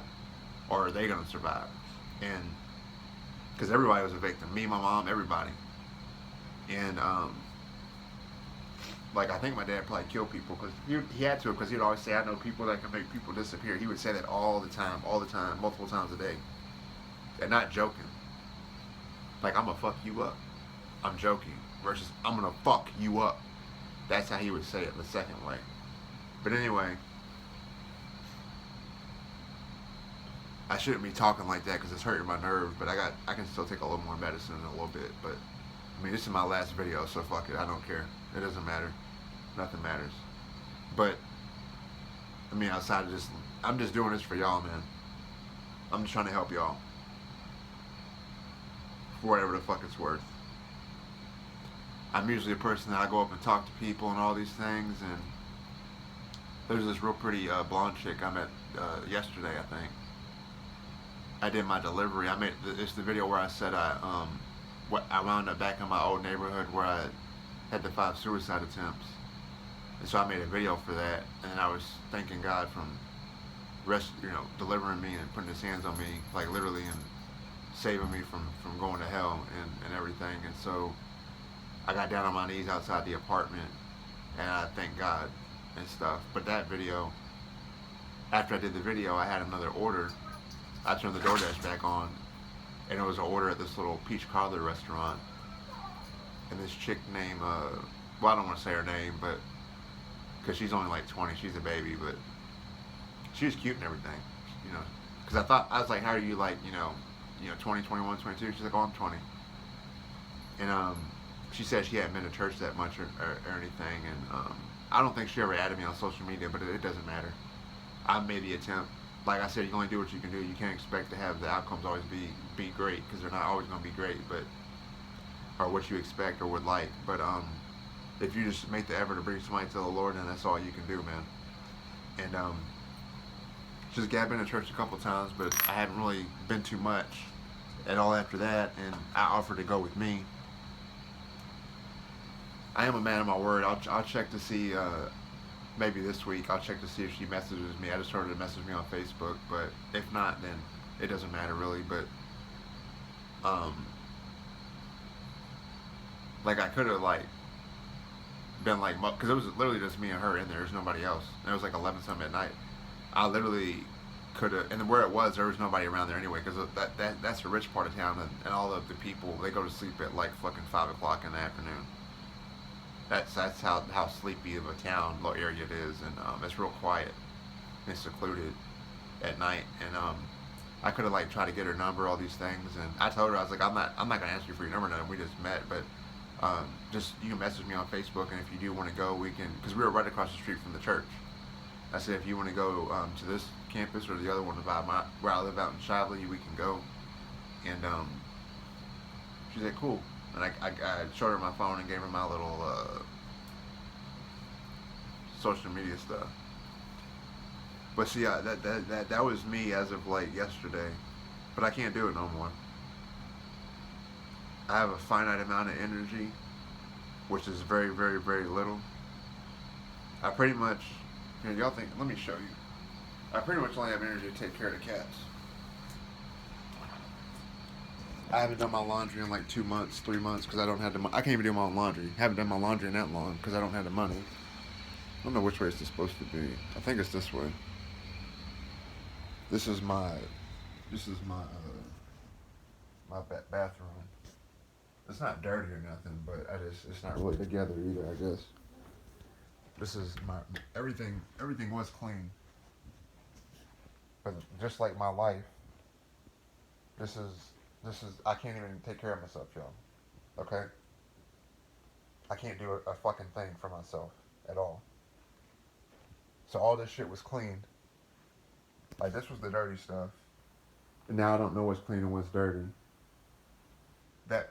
This little thing was supposed to be put, I don't know how to put it in there. It's supposed to be put in there all the time, but that's been there for months.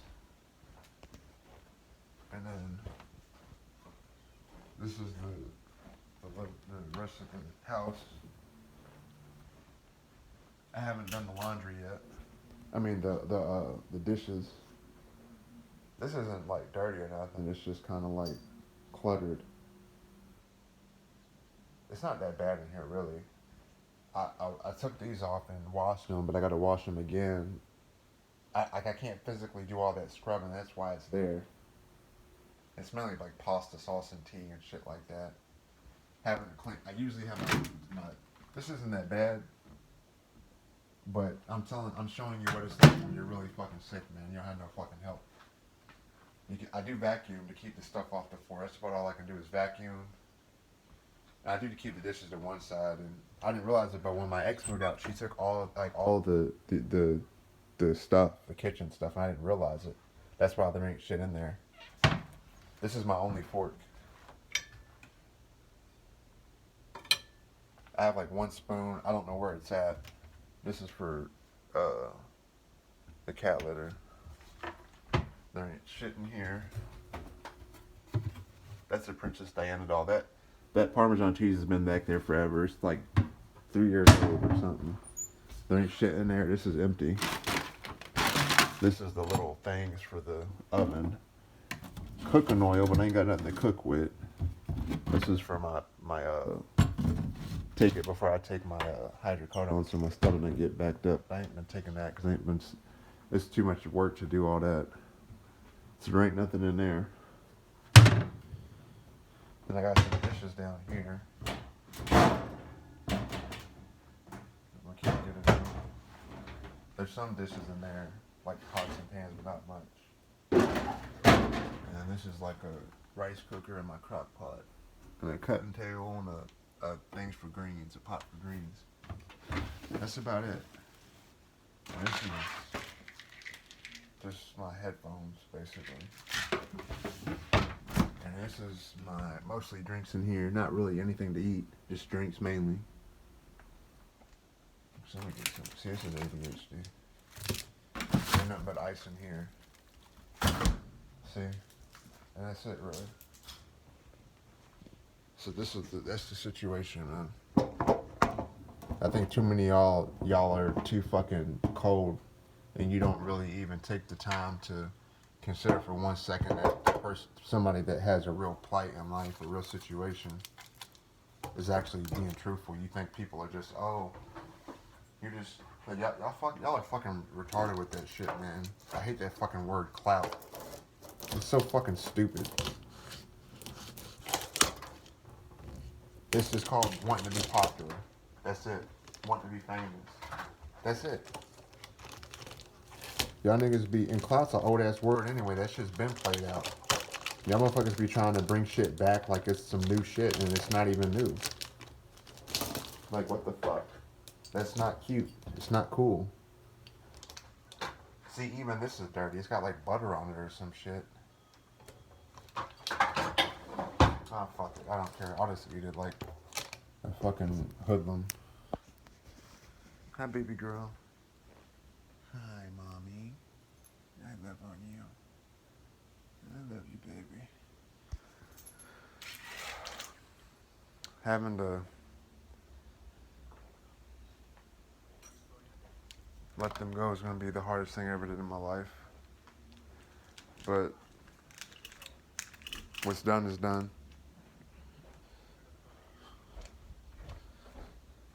If I would have got $1 for every good thing I ever did for somebody, I'd be I'd be a billionaire. I wouldn't even have to worry about $870 to pay my fucking rent. But hey,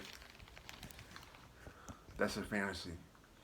You know, I really appreciate everybody that says they wish they could help, but straight up, wishes don't do shit for people. This ain't Aladdin. Wishes don't do a fucking thing for nobody. If somebody that really needs help. No offense.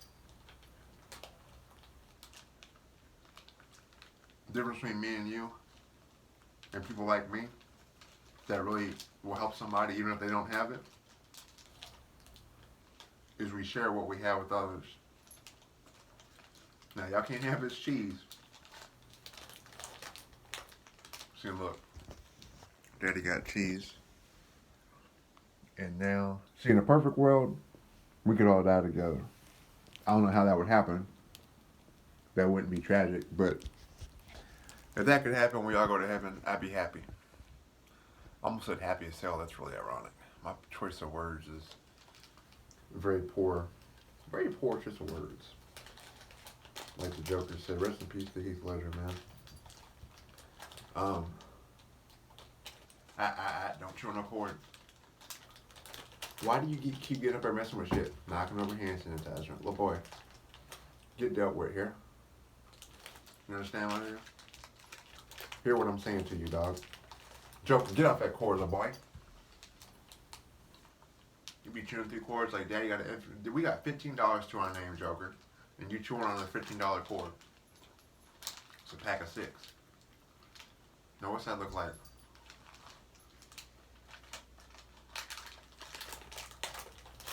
So that's like a while ago. There was a homeless guy, and it was hot outside. He had his shirt off. I could tell he was just thirsty. And luckily, I brought 2 drinks with me. Something told me to bring 2 drinks. So I stopped the car at a stoplight, and I rolled my back window down because my other window, my passenger window, doesn't roll down. And I gave him a drink. And don't you know that this brother asked me how I was doing? And he's homeless. Think about that for a minute. I have a home and a car. He don't have shit. I just gave him a drink. I'm supposed to be the one asking him how he's doing. And brother is still with the Lord and still with God, and he asked me how I'm doing. God bless that dude, man. For real. I ate a sandwich earlier, and I hadn't eaten, and I was starving. And I actually ate the sandwich before I took this, and I got better, but I was like severely hungry. And 6 feet under, David and Keith were feeding the homeless too at the church. But anyway, I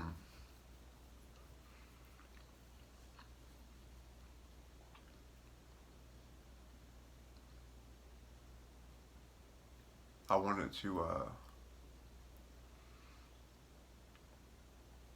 do something to help feed the homeless. Maybe I might I could probably use my food stamp card and make a bunch of meals and stuff and hand them out. That'd be probably good. Use like a small amount for my stuff for the month, which isn't too much, and the rest I could give to them. So just whenever I'm out and about doing stuff, I can just keep, and even not even homeless people, but maybe people that are like on the corner with signs. Because trust me, nobody's going to turn down food. Not even a drug addict. I mean, if they're really bad off, they will. But we all got to eat. And there's no more human necessity than to eat. To have nourishment. You got to eat if you want to live. Come with me if you want to. Come with me if you want to live.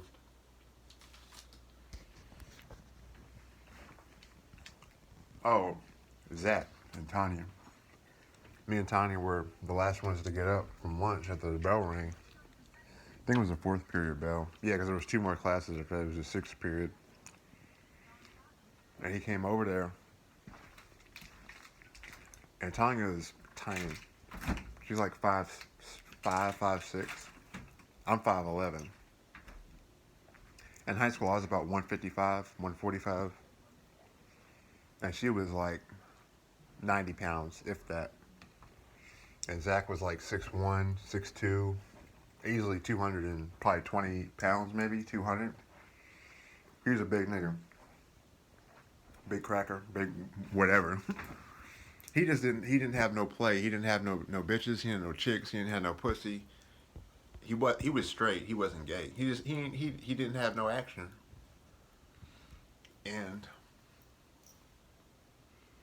the reason I say all them different combinations of things is because I'm saying it from what other people would refer to it as, so I can relate to everybody. Because everybody don't use the same terminology. Because everybody comes from different backgrounds. But anyway, he came up to her and he walked up to her. Because we were sitting down. And he came up to her out of nowhere for no reason. Always unprovoked. And started cussing her out, and he's like, "You stupid dumb bitch, you fucking whore, you're just gonna let this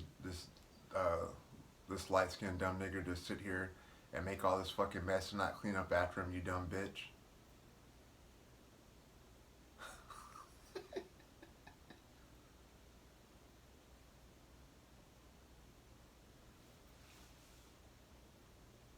Hold up. Hold up. Let me. Did, are you? Are you? Are you talking to my woman? Are you really like right here, right now? Hold up, bro. Hold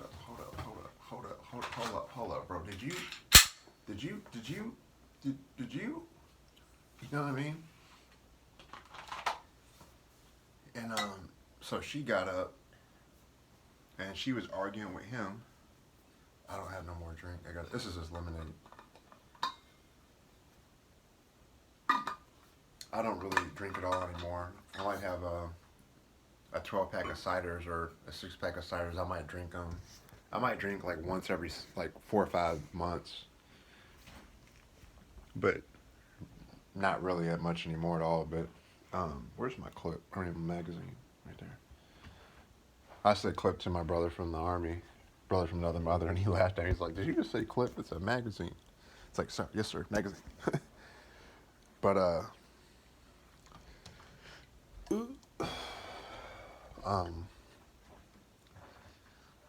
so yeah, the only reason I didn't kill him, because I was gonna kill him. I was gonna rip his eyes out, everything. Like I'm telling you, I'm not no nigga to fuck with. See, I gotta understand something. People that have extreme violence happen to their mother from their father, or a father figure to their mother consistently, it causes you to have a visceral, violent, impulsive, not thinking at all reaction to a woman that a girl or a woman or female that you care about that's close to you, whether it's your girlfriend, your wife, your mom, a random girl, and you just fuck the dude up. And it's nothing. It's retribution. It's making it right, even though the Lord says to turn the other cheek. By that point, you're just doing what you learned. And you're also doing what you couldn't do, which is protecting a woman, protecting a girl. Because when you was a little nigga, you was too little to deal with homeboy. And then you got to be a bigger nigga, and then you put that nigga in his place. And see, y'all can tell how I'm talking like I'm not fucking joking. And this shit's like, it's personal as you can get. And you shouldn't be putting your hands on a fucking female.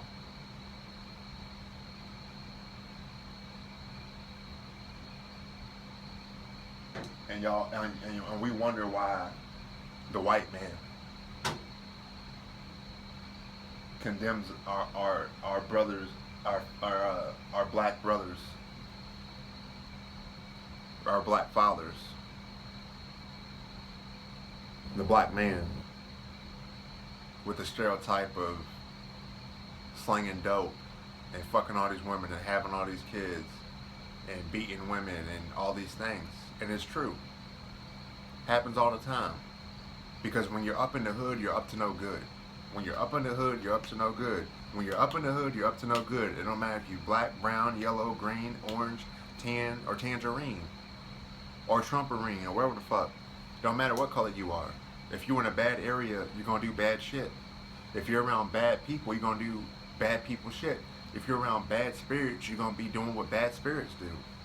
If you're around a bad crowd of people at school, you're gonna be hanging out with the bad crowd doing bad crowd shit.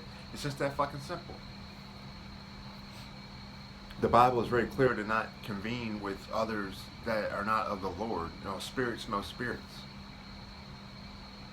And Zach just had a spirit about him that was just really troubled. And I have a high suspicion that he was being really abused bad at home.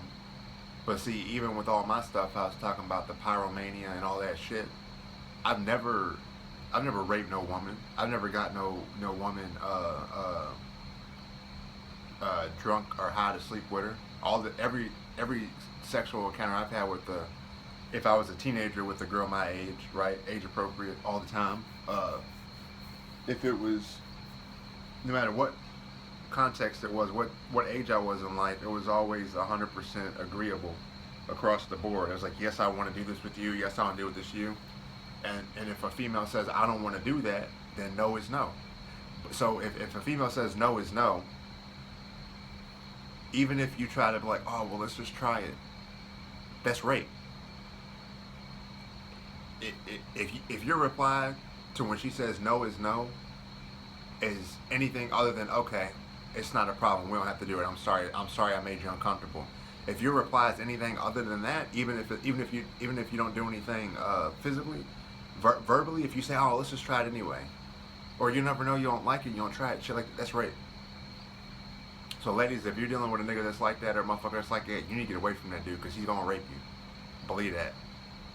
Because the thing is he likes you, he loves you, whatever. He wants to be with you, but see, he also wants you to do what he wants you to do to make him happy. So he's being selfish. It's not about you at all. It's not about bringing pleasure to you or having a equal loving relationship or whatever.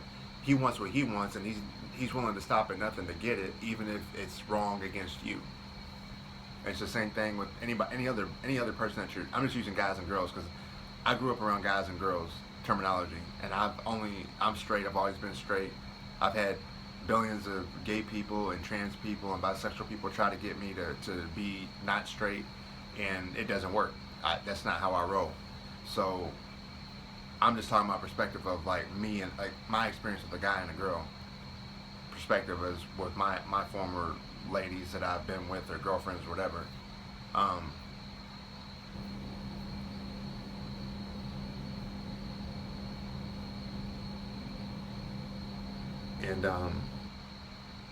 But anyway, she got up between us, and the only reason I didn't kill him right then is because she was between us, and I was so enraged that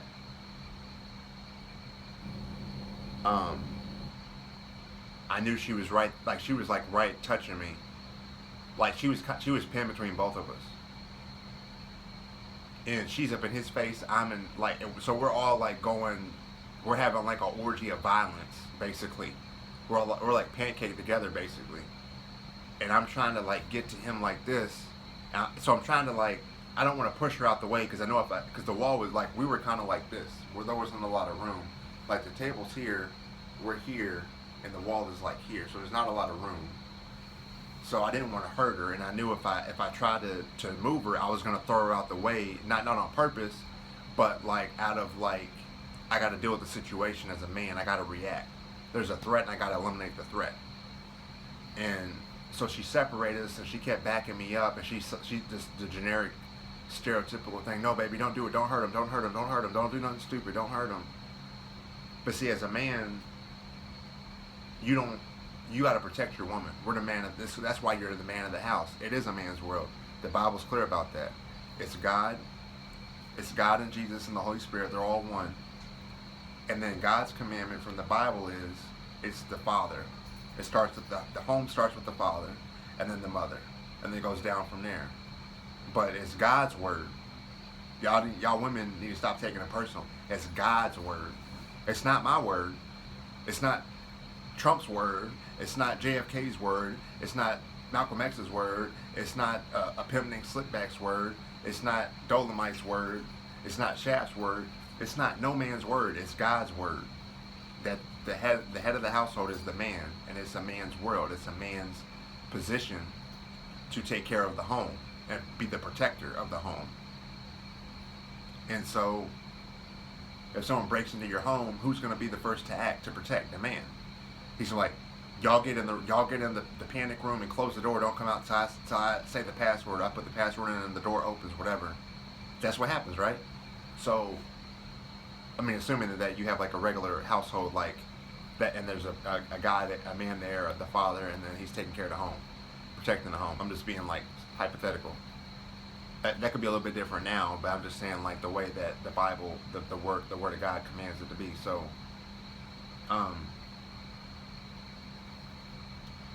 that's where I was at. It's time to go from fucking calm Goku, black hair, to Super Saiyan. And she ain't never seen Super Saiyan light skinned nigga like me. She ain't never seen Super Saiyan light skinned Malcolm Xavier. She ain't seen that. She ain't seen it. And she backed us up a whole bunch.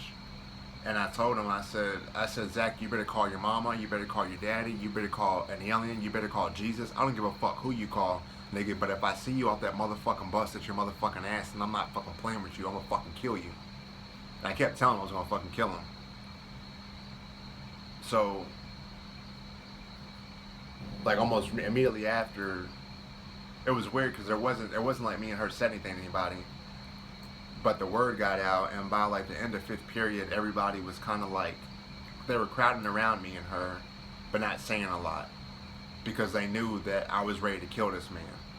I was ready to do life. I was ready to do life at that moment. No regrets. I mean, I would have regretted it down the line, and I would have asked God for forgiveness and repented, and I would have been forgiven because we serve a just God and a good God and a fair God and a loving God, and God loves us no matter who we are, no matter what we do, and He doesn't want any of us to perish. But we have to come and confess. There's power in confessing your sins and what you've done wrong out in the open and to God and to Jesus and humbling yourself. Because if you don't humble yourself on your own, then God's going to humble you. And that's what God did with my dad when he got the heart disease. Because he said, before he got the LVAD, the LVAD is a battery operated heart which controls half of your heart function. That is what it did for him. And every 2 hours you got to change the batteries. If you don't change the batteries, then they die. Like you turn the light off and the same thing. The battery goes off, he goes off. Okay? That's how serious this shit is. And even after everything my dad did, I loved him so much. And the conviction in me was so strong from the Holy Spirit and from the Lord's commandment. I think the first commandment is to honor thy mother and father. And so I did, as hard as it was. And I remember when he had first got it, I think I said I was going to sleep on the somewhere. And he's like, no, you sleep in here with me. And I did, and then I didn't sleep that much at all, and I just kept waiting to hear the loud, really blaring beeping. It does like a real loud blaring beeping that it tells you a heads up to change the battery. So I basically was just changing his batteries, keeping him alive, and ensuring he didn't have an issue that whole time. But then one of the times later, he had his little one of his many little hussies around. It was like his nurse slash dope dealer on the street slash money courier, drug smuggling, hoe, women, wife, girlfriend things, chicks. And God bless her, and I love her because she took care of my dad and when he really needed the help and everything. And it's kind of what I need. But actually, the funny thing is, I made a post on this adult website the other day, kind of like this, like looking for like a lady friend or something like that. And only one person replied, and she's like, "Oh my goodness, I can't believe you don't have more replies on this." And she was like, she's like, "You are beautiful. I would," she said, "I would leave my girlfriend right now and move in with you, but I won't ever leave her." And I replied, I just told her, like, I said, "Thanks, I appreciate that," or something. I just kept it simple, but it's just random. But it's funny though. It just shows you like how not desperate, but how much people long to have companionship, even if it's on an adult website, on some random forum, right? Cause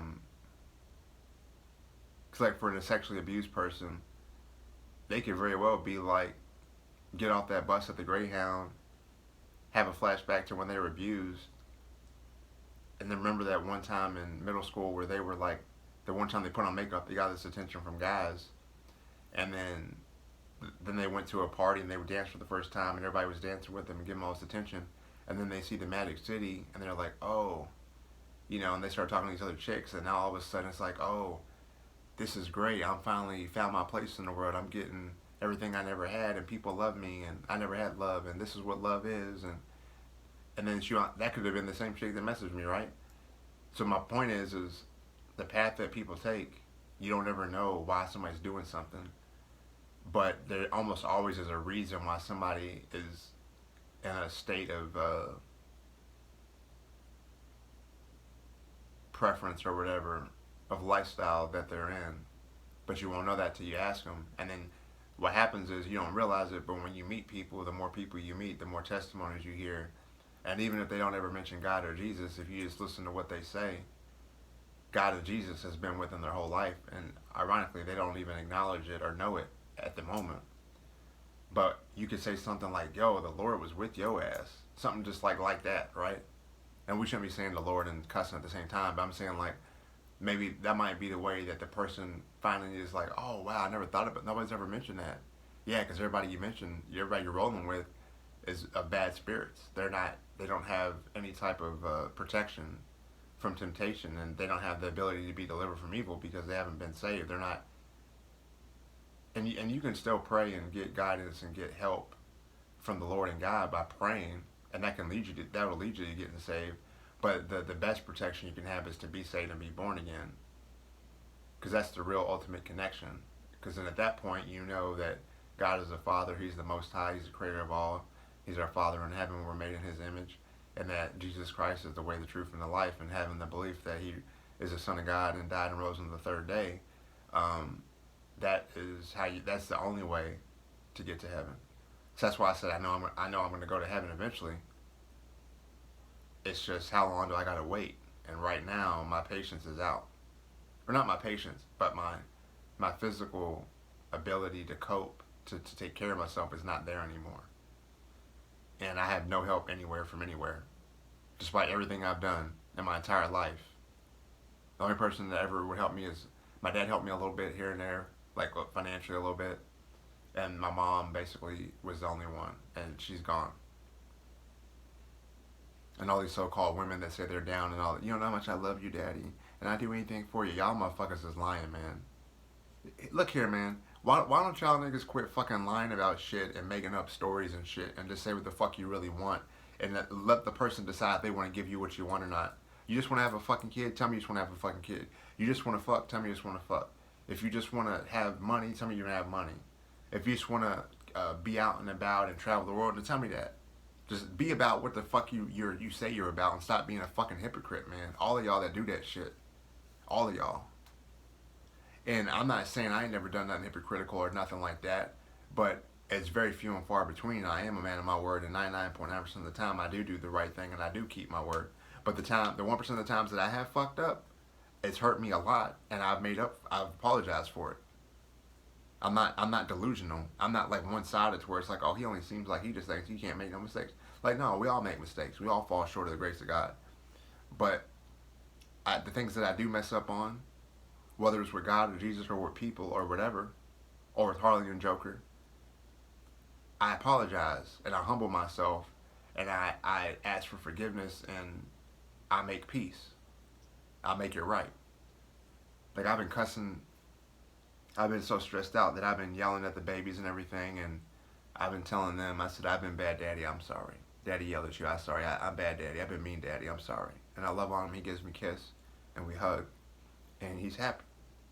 But I feel like shit when I do it, but I'm doing it out of exhaustion and stress and pain and everything collectively. So it's not only hard on me, but it's hard on them, because your animals know when you're suffering and they don't want you to suffer. They have unconditional love. Man, this is gonna suck right here. Oh God. Lord, please don't let me. I was gonna say, please don't let me have a heart attack. Yeah, let me have a heart attack and then fucking shit'll be over with. Let me see. But speaking of unconditional love, oh, the fight. So yeah, everything built up, and then I don't think Tanya said anything at all the whole time from like after she made me go get away from him.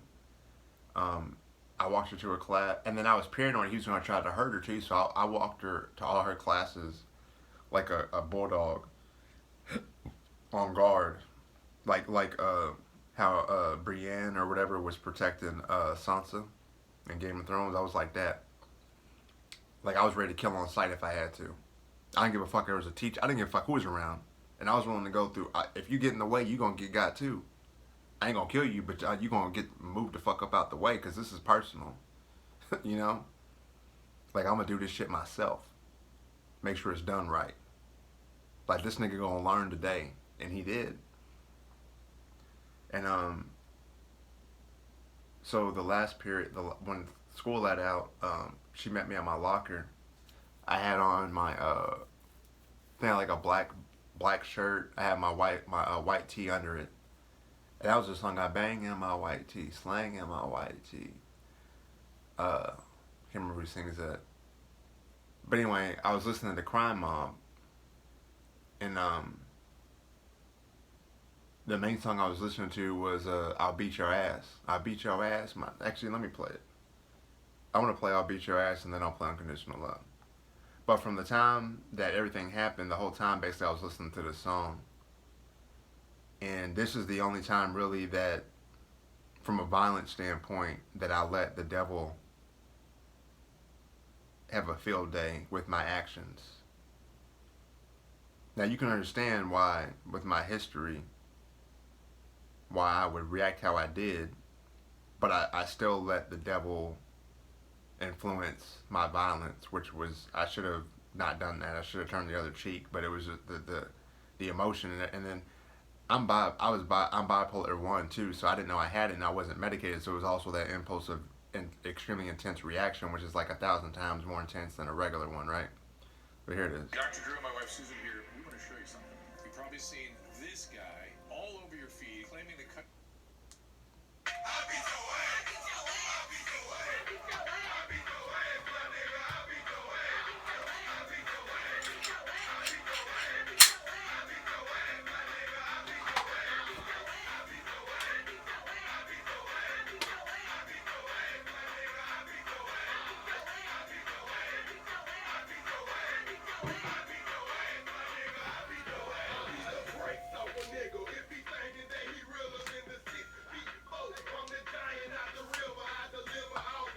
Teach you how to talk this shit.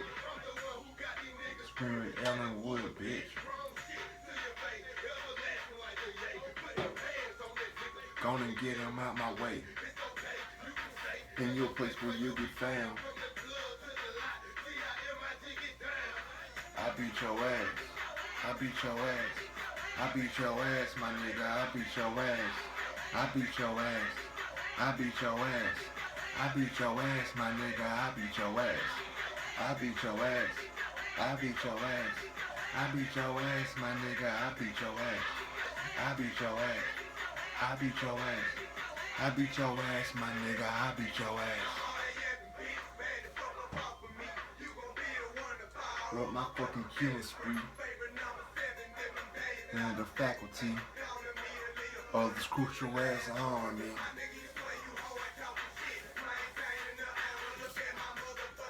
And look like Tony Montana. Stand back, my nigga, and give me 50 feet. MOB off in this bitch, and we beat that ass to sleep.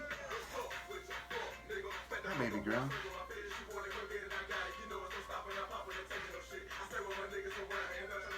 I know, baby girl. I love on you. You baby girl. You baby girl. I love on you. Okay?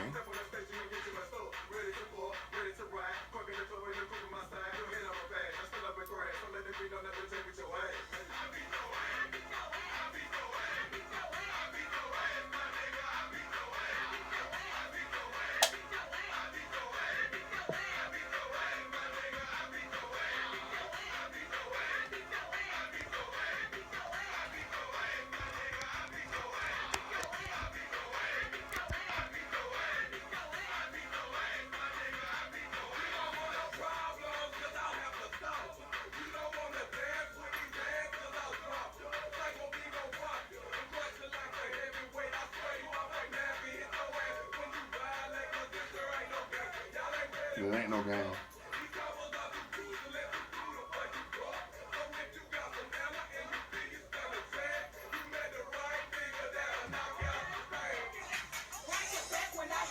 Diamond.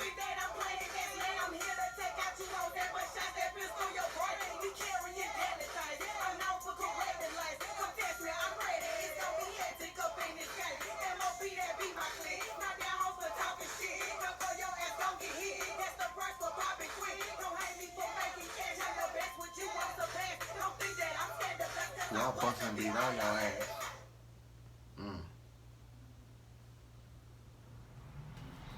So y'all can see how much that riles me up even now.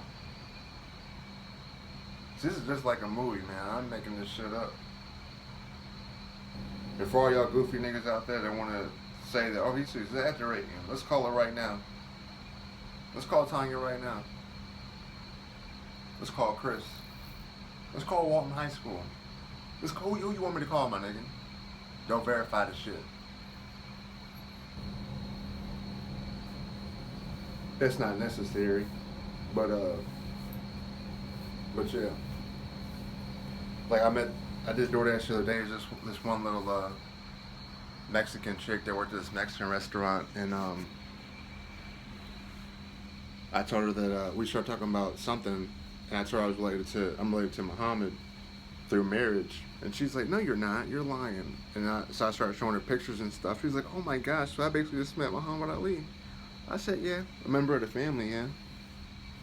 But so the whole time, it's kind of like when Don Corleone is walks, like whenever he walks, all the mafioso, they basically kind of shadow him and walk him, and that's basically what was happening as we were walking to the buses, because somehow Zach got like to the bus, because our bus was at the very, very end from the exit of the school.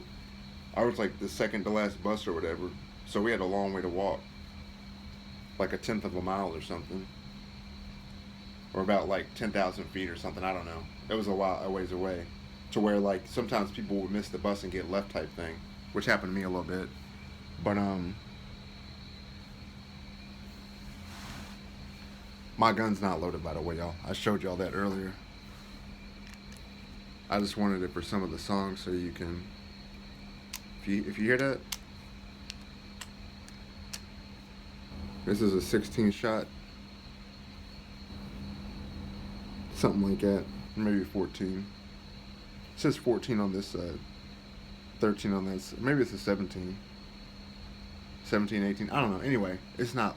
I've never racked it and put one in the chamber. It's never been cocked. No homo. No hetero. I've been saying no hetero lately. Anyway, just if you, I don't know why you would skip to this part, but anyway, so everybody was kind of like real quiet for the most part, and kind of like looking to see if I was actually gonna follow through with fighting them, cause y'all know how it is when there's cause this is a real fight, like a date, a time, a place, shit like that, and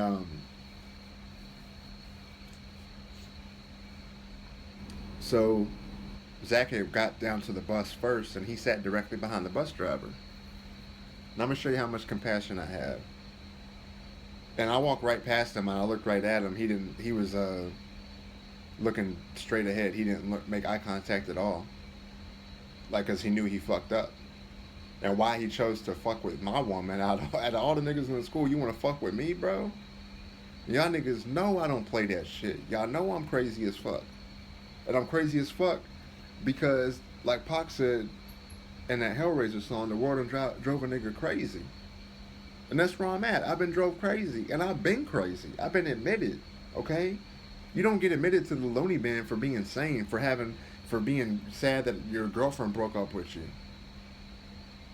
You don't get admitted for that. You get admitted because I was trying to kill myself. Okay?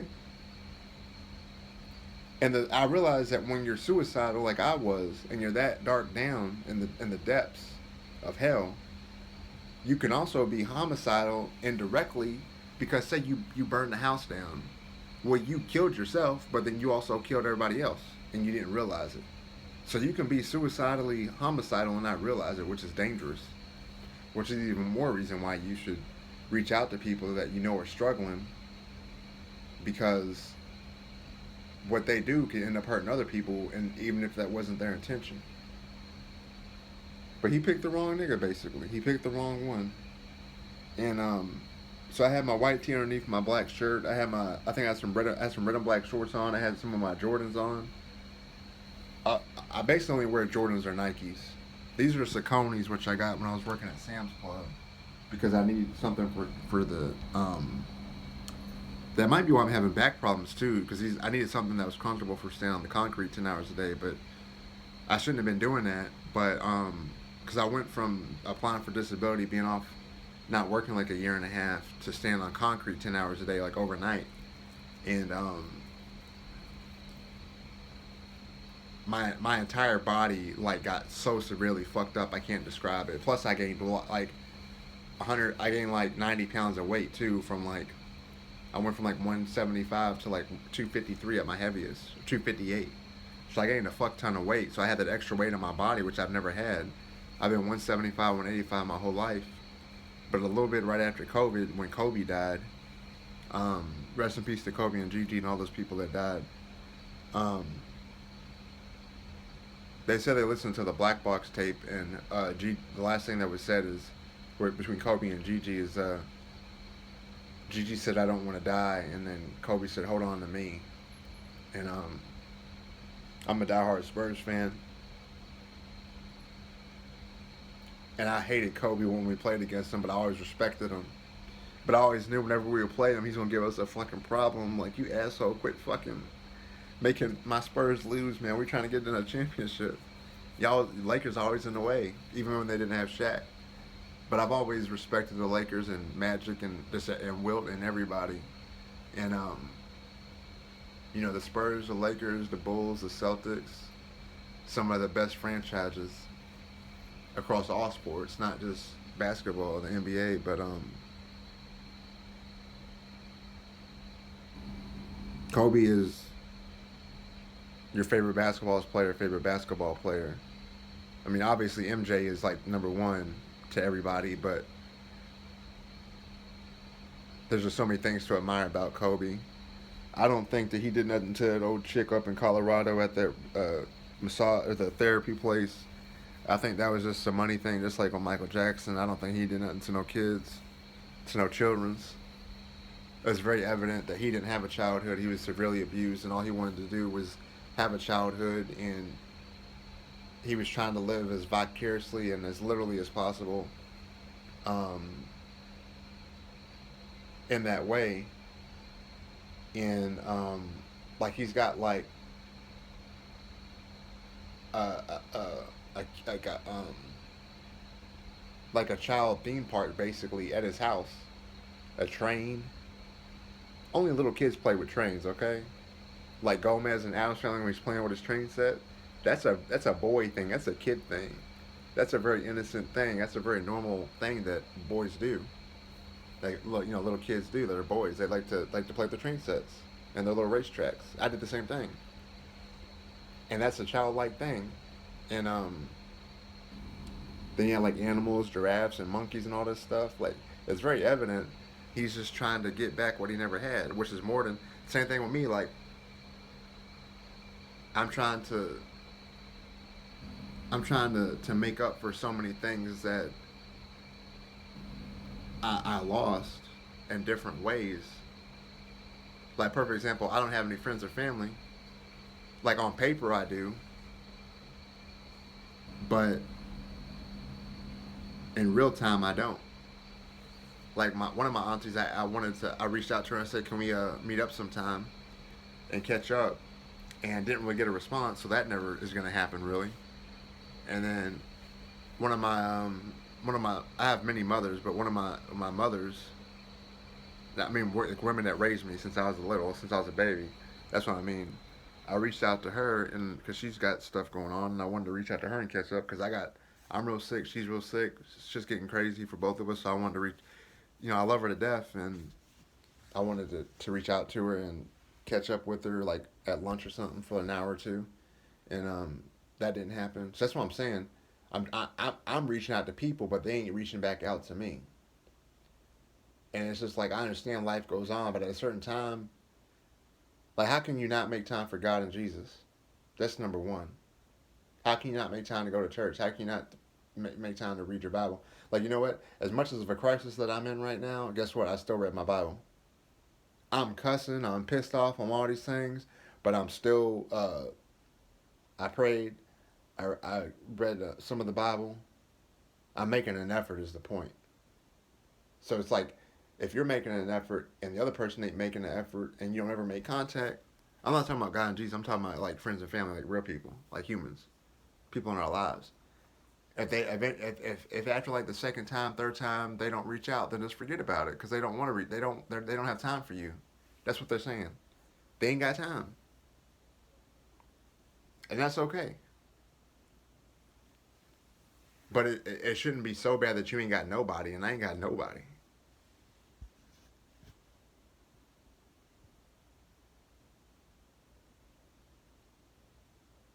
Anyways, um,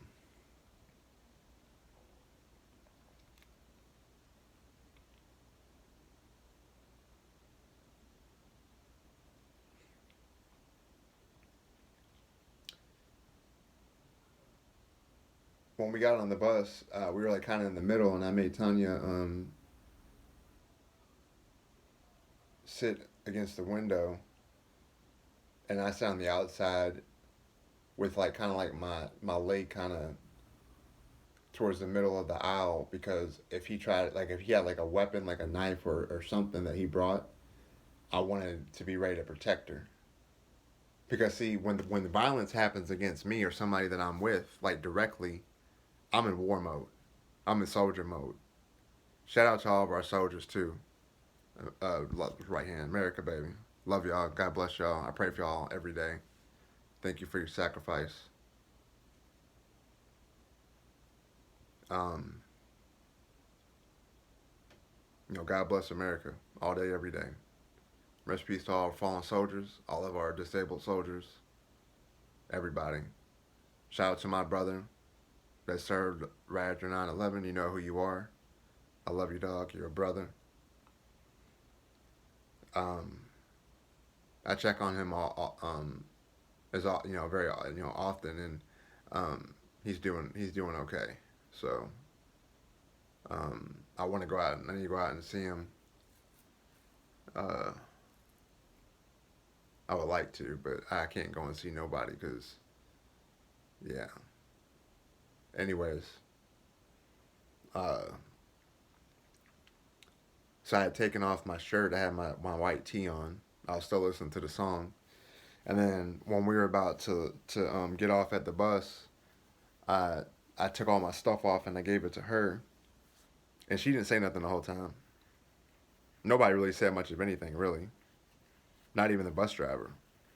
And don't y'all know that we had about 4 or 5 buses, and all of them stopped and they didn't leave. Like when we got into the fight. Well, it wasn't much of a fight because he didn't hit me back for some reason, but well, I guess he wasn't really able to. But um, he was ready, but he didn't swing or nothing. I don't know. I guess he was scared or something. I don't know. But like when the fight was happening, like the bus driver still had the door open, and she was like looking, like in park. Y'all niggas should be ashamed of yourself watching some little kids fight each other. But I guess his plan was to get off of the bus first, which he did, and then wait for me. And now that I think about it, I didn't like look to see if he had a weapon or nothing. I got off the bus and I said, "That's your fucking ass." And then I started going like Mike Tyson on him, haymakers and everything. Like I need him a couple times to kind of bring him down to my level a little bit. And I basically almost knocked his eye out of his socket. I broke like the I guess the left side of his whatever this side would be. I guess the right side. I guess I broke the right side of his face and fractured it in different places and almost knocked his eye was like kind of hanging out basically. And like they say like don't stick your dick in crazy or whatever. Don't fuck with crazy or whatever. Um, like as you shouldn't go around putting your hands on people's women, especially unprovoked. That makes the guy even more enraged. Cause I think just about anybody would be enraged with their mind of their own business and out of nowhere somebody comes and assaults their woman. I think anybody would be more enraged by that. Like it's Mortal Kombat. It's like you're fucking Kano and I'm Sonya, and you killed my partner. Now you got to get got, dog. That's your only option is to get your ass beat. You done fucked up. You done fucked up. And I gave your ass a chance to call somebody and go home, and you still didn't do it. And then you sit behind the bus driver. So you had to, and I was gonna let him walk away even then. When he got out the bus, I was like, okay, if he's walking away, then I'm gonna turn the other cheek. I've made it known that you're never gonna do that again to my woman, or you're gonna suffer the consequence of death. Very clear. And when I say some shit, I'm not fucking joking. Your word is bond, nigga. Keep your word. Because if a man that doesn't have his word is a man that doesn't have shit. So in other words, if somebody can't trust what you're saying is true, then what the fuck can they trust about what you say is true? Not a damn thing. And then that's when people don't fuck with you because you're always making shit up and you're always going against what you said you was going to do. You feel me? And so the only reason I stopped is because my other best friend Lance, he lived in a different city, but his dad was the maintenance man there, Mr. Dwayne, and he was a big old guy. He could play like a lineman or defensive lineman or something. And he came off his little scooter thing. He's like, "Oh my God, Malcolm, what are you doing? What are you doing?" And he came and pulled me off of him. Like he did like a bear hug and like he like literally like yanked me off of him like a when Kurt Angle would get behind somebody or Brock Lesnar would get behind somebody and like he'll wrap his arms around his abdomen and then kind of like get him from the back and then swing him over on his stomach. That's pretty much how Mr. Dwayne did me. Thank you, Mr. Dwayne, though, because you're the reason why I'm not doing life right now. Well, no, I would have got paroled. I would have got life with a chance possibility of parole because I was a minor, and then I would have been out by like this age or so, 30, 40, something like that. But maybe not because I was in Cobb County, Georgia, and that's the white part of town. Art Blank, the owner of Home Depot and the Falcons, he lives right around the corner from where I lived at. There's Collins Drive, Johnson's Ferry Road, and you go up Johnson's Ferry Road a little bit. There's a little crook and this little turn, and he lives right back in there in the gated community. I only know that because I made a turn the wrong turn one day, and I thought I was going to Johnson's Ferry, and I went to there, and there's this black security guard. He's like, "Hey, you know who lives here?" I was like, "Who?" He's like, "Art Blank." I was like, "Oh wow." And if you're the Atlanta Falcons, the Atlanta Hawks, and the Georgia Bulldogs, and the Atlanta Braves are extremely loved and revered in Georgia. So yeah, everybody knows Art Blank. Home Depot's the biggest house place, wood place, whatever the fuck you want to call it, do-it-yourself place in the world of all time. And then the Falcons are the Falcons. But so then after the fight, I basically broke my hand in multiple places, and I went home. Tanya went home with me. She helped mend my hand. Then I walked her home, and then my mom's rent-a-cop ass friend Jonathan. Fuck you, man. That nigga ain't shit. Instead of being a man and being like, all right, dog, I understand what you said, just don't do it again, type shit. Because you put your hands on my fucking woman, dude. Have you lost your fucking mind? Like, do you want to die today, nigga? You put your hands on my fucking woman. You must be out of your fucking mind, bro. And then, by the way, she didn't even talk to this nigga at all. She don't talk to him at all. They had no interaction. You feel me? So, like, maybe he wanted to fuck her or something, or fuck me. I don't know. Maybe I don't know. I don't know what his motivation was. He never said anything. But during the fight, he never said nothing. I don't even remember making a noise, really. But then again, I was so enraged that I wasn't really coherent about anything. But then when I got out there, before I stepped out the bus, I told Tanya to get back. I was like, get back, because shit's going down. I don't want to hurt you. Because when you're in the middle of a fight and the heat of the battle and somebody tries to touch you, you're going to think that they're a threat, and then you're going to, so I didn't want that to happen, so she stood back. And I think his name was Jonathan, but he didn't like the Nelly song EI because he said or Country Grammar because he said I'm going down, down, but because the Country Grammar is talking about like making a hit, like killing somebody. It's like I'm going down, down, baby. Your street in a Range Rover, boom, boom, baby. Ready to let it go, shimmy, shimmy, cocoa puff. Listen to me now. And he was like, had this whole issue that I was playing the song. Like, that nigga was trying to be my daddy. Like, fuck you, man. You ain't my daddy, nigga. My daddy's in heaven, bro. The Father, the Most High. You ain't my father. Don't fucking try to come and tell me. I didn't like that nigga at all. I still don't like that nigga. I don't say that about many people, but he just is a fucking prick. And then, oh, I forgot. One day, I was so like in a manic depressive state, and again, no medication, right, and everything. And my mom's like drunk off her ass and all this shit. And like my mom kept trying to force me to go to school, and I told her over and over, I don't give a fuck about school. I was like, Mom, I don't need to go to school. I'm smarter than school. I can survive without school, and I have. I'm very successful. I don't work suit and tie jobs. I don't work landscaping. I done tiling. I done cleaning houses. I've been a CNA. I've done everything. Every job, Costco, Sam's Club, Walmart, all this shit. Computer work, would like work on the computer and stuff. I was a bill collector, a medical collector, all types of shit. I done everything, man. I done it all. I've done porn one time, a self masturbation scene. I done it all, man. Now the porn thing, I needed money because my mom was away and gone, and I didn't know where she was, if she was alive or dead. I never knew until I saw her again physically. I had to physically see her breathing to know that she was alive. So until that time, I'm in my mind, I'm losing my mind because I'm thinking my mom is dead, and this is what was going to happen. I said, if my mom dies or kills herself, then I'm gonna kill myself too because I can't live without my mama, and it was true. But thank you God for not letting that happen because I was always, my main fear was that me and my mom would both end up in hell, and it's like we've had these most horrific lives that you can have, and it was all in vain. So it was like, what's the fucking point of us even being born? That was my thought process all the time.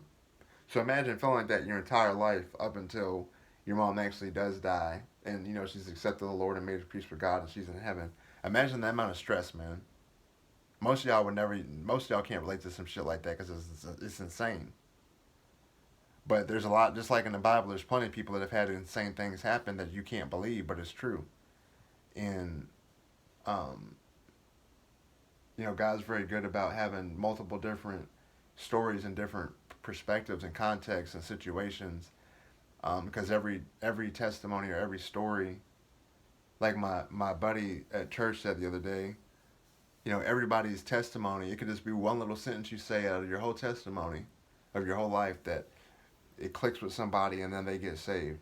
That's the whole point of us sharing our testimony, is to help each other get saved and born again and make it to heaven and be with the Lord.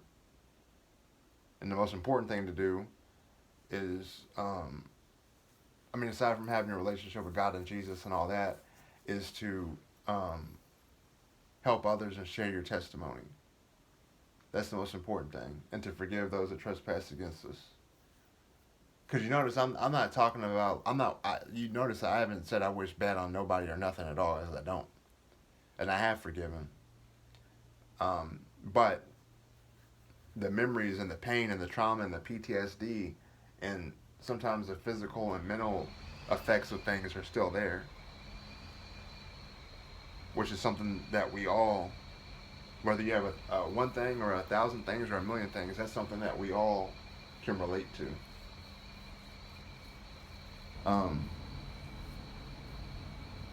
But yeah, one day I was asleep and Jonathan came in the house. I guess my mom called him, and this cocksucker grabbed me by my leg and yanked me out of the bed. Like my stomach was on the bed, and he yanked me out of the bed, and he took me to school. Like, man, introduce yourself to the son of the woman that you're either helping or trying to date or whatever the fuck. Introduce yourself and see if you and the boy click. If you do, then do the stepdaddy shit. And if you don't, then get the fuck on and play your role, nigga. Mind your fucking business. You ain't the nigga's daddy, so stop trying to be something that you ain't. All of y'all. If you think you gangster, if you think you hard and you trying to do all this shit and carry a gun around and act like you can just, you a real stepper, a real gangbanger, a real a goon. You know, what's a goon to a goblin? So you think you're a goon, then you meet a goblin, and you're like, oh shit, I'm not all in. Stop pretending. You know, if you a girl and you think you like to do all this crazy sex shit, but all you like is missionary, then do your missionary and be happy. Be merry. Be merry, Mary. And hopefully you do it when you're married. But all I'm saying is, man, no matter what you're doing in life, be who you are. Do what makes you happy, and stop trying to be something you're not. Because when the only reason you're trying to be something you're not is because you're trying to please somebody else. You're trying to make somebody else happy to get them to like you. But all they're gonna do is they're gonna be like, oh yeah, this is great. And then when they're done with your ass, they're gonna use you, abuse you, and lose you. That's the only time I'm gonna say that. I'm not gonna bite shit. I just want to say it because it's a good thing, but a good saying. There's a guy named Mr. Keep It Simple. He's a really great dude that mainly helps with content for guys 18 to 30 to not join gangs, make better decisions, not have all these babies, not get a record, have a 9 to 5, stack your crumbs and build your pie. A 9 to 5 saves lives, which is all true. And he mentions the Lord and Jesus, and maybe not as much as like as gratuitous as I do necessarily, and that's okay. But he's a really awesome advocate for the youth. He does not make content for women, and he's very clear about that. But he does talk to the ladies and answer their questions and stuff. But he always gets back to the point that it's for content for men. For the youth, because there's so many of them out there that are lost. Like that dude Astro Speed. That little nigga's got a demon in him. I pray for him too, because like you can tell somebody's got a demon lurking in them, like literally in them, if you can look at their face and their eyes. It's like y'all could, I know for 100% fact, every one of y'all watching this that do watch this can look at my eyes and know that I'm telling the truth. I ain't got no evil in my heart. I ain't got no demons in here. I've got demons that haunt me. We all got demons that haunt us, but I ain't got no demon in me, you know. And so, but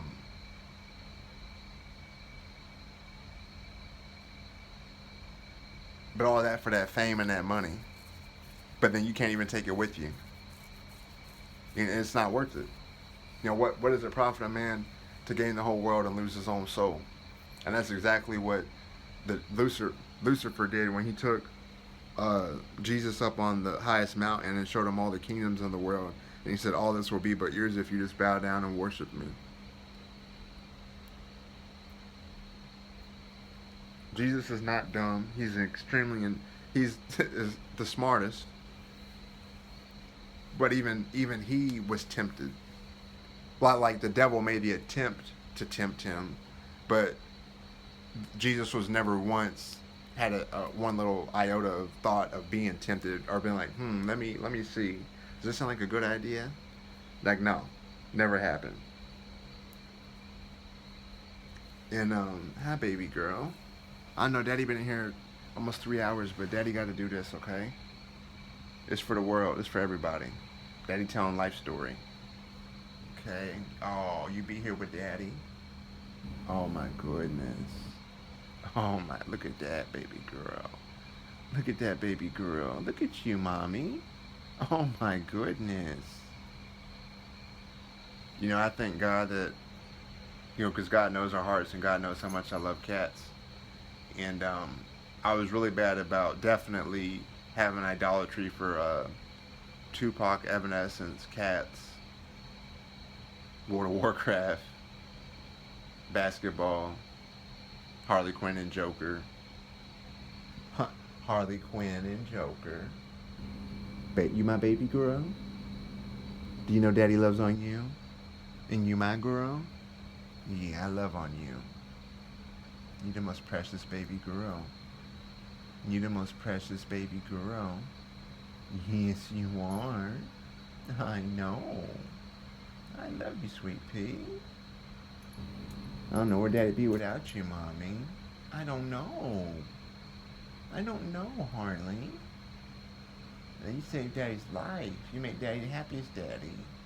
You the best baby little girl. My sweet pea. I love you, Harley. Daddy always love you. All the time. Because you my girl. Oh my goodness. You trying to get here by Daddy?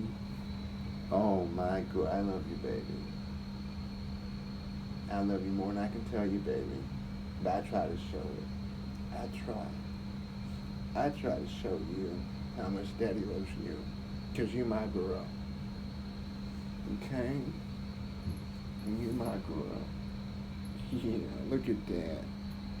Look at that. I know. Look how sweet you are. Oh my goodness. Daddy petting you too much. Oh. Oh my goodness.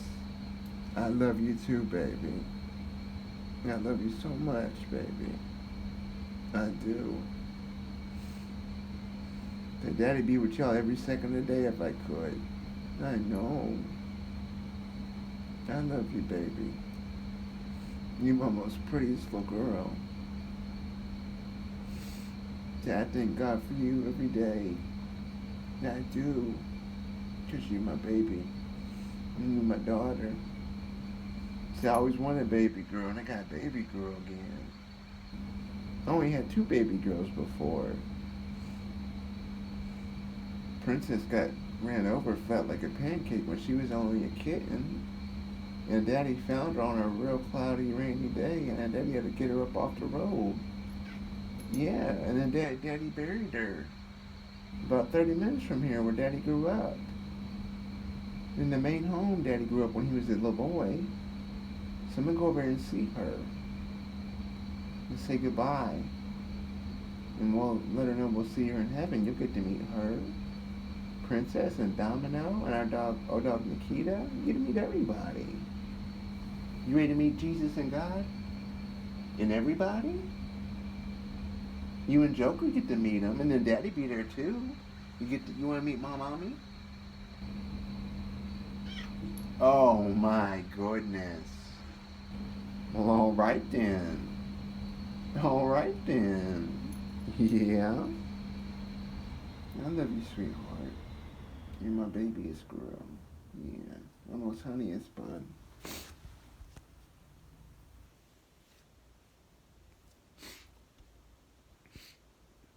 But no matter what I've had or not had, I've always had Harley Quinn and Joker.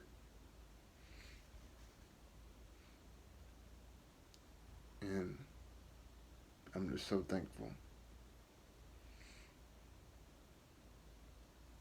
They're better than all the money or all the cars or women or whatever in the world. Or someone said, I'll give you $1 billion for your cats. I'm like, nope. There ain't nothing you can offer me that I would ever give my babies up. But,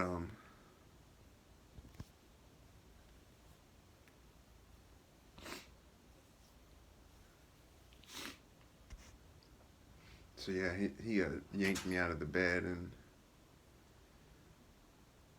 like he yanked me out with all his force too, and I hated my mom for forcing me to go to school. And you ain't even fucking around anyway. Like my mom would be gone, she would just leave and not tell me where she was going, and I didn't realize that she did that until like a year and a half ago or so.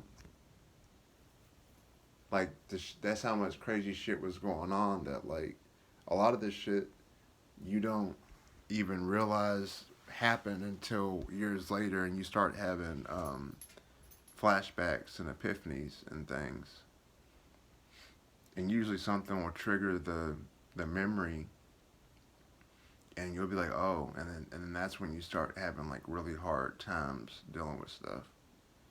And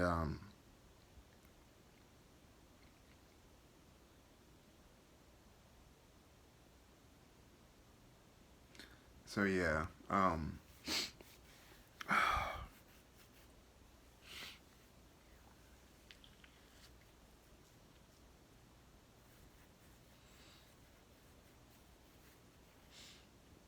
this one's gonna be,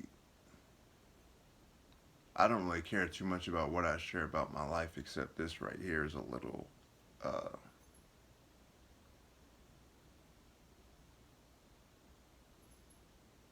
I don't know. I'll just say I know that some of y'all watching this have had this happen before, so if you want to leave a comment directly for this about what you think is going on, you can, but I'm not really able to bring myself to try to say anything either way because of the implications. But again, these are learned behaviors. You repeat what you see as a kid, and the biggest part is your brain's not even fully developed. So when you're introducing extremely adult themes to a child, I don't really know if they can even adequately explain how much the warp occurs, like to what degree of severity. Um,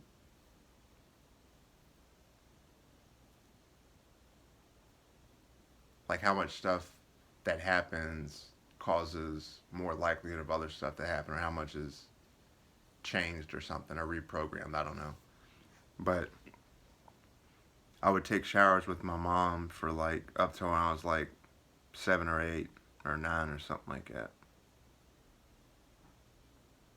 which I didn't really remember until a couple years ago. Like I literally forgot about. There's a lot of a great deal of things I just literally forgot about. Like I forgot my mom had stage 4 colon cancer.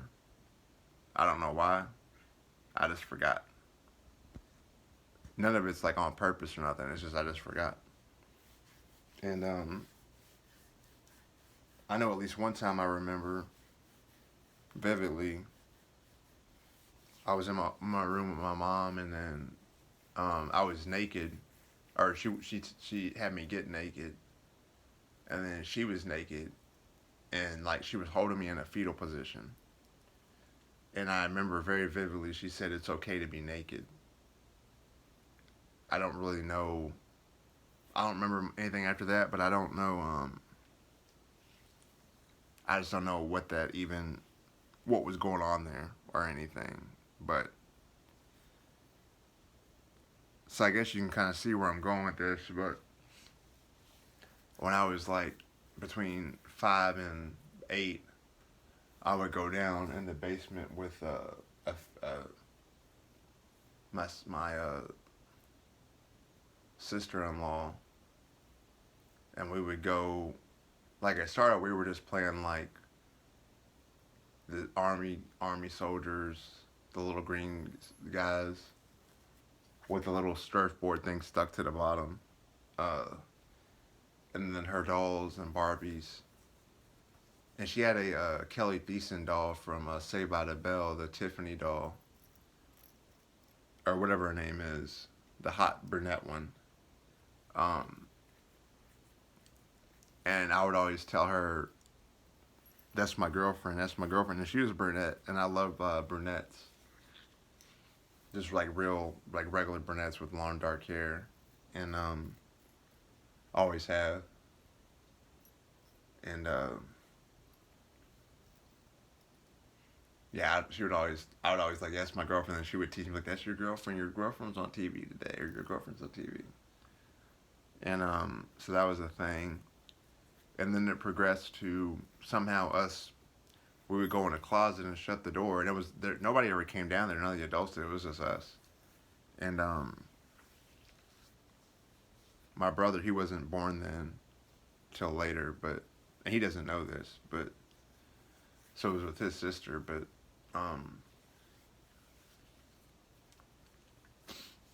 we would go in there and shut the closet door and pull our pants down and do like oral sex on each other and stuff. And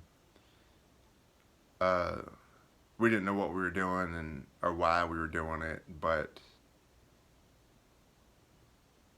between all the molestation from my aunt, well, Aggie is her mom, so Aggie's like my mom too. She basically was my private nanny my entire life until I left. Like a week after 9/11, we went from either Kentucky to Tennessee or Kentucky to Georgia. I can't remember which one. Um, but so a week after 9/11 when we left and moved states, she was my nanny, and I saw her recently when I moved back home, and I remember she told me I was at a field to shoot pool, and she was shooting pool with one of her best friends from work when she was about to retire, and because she worked at a mental health facility called Our Lady of Peace, which is notorious here in Louisville for being the worst mental health place to work because it's so dangerous.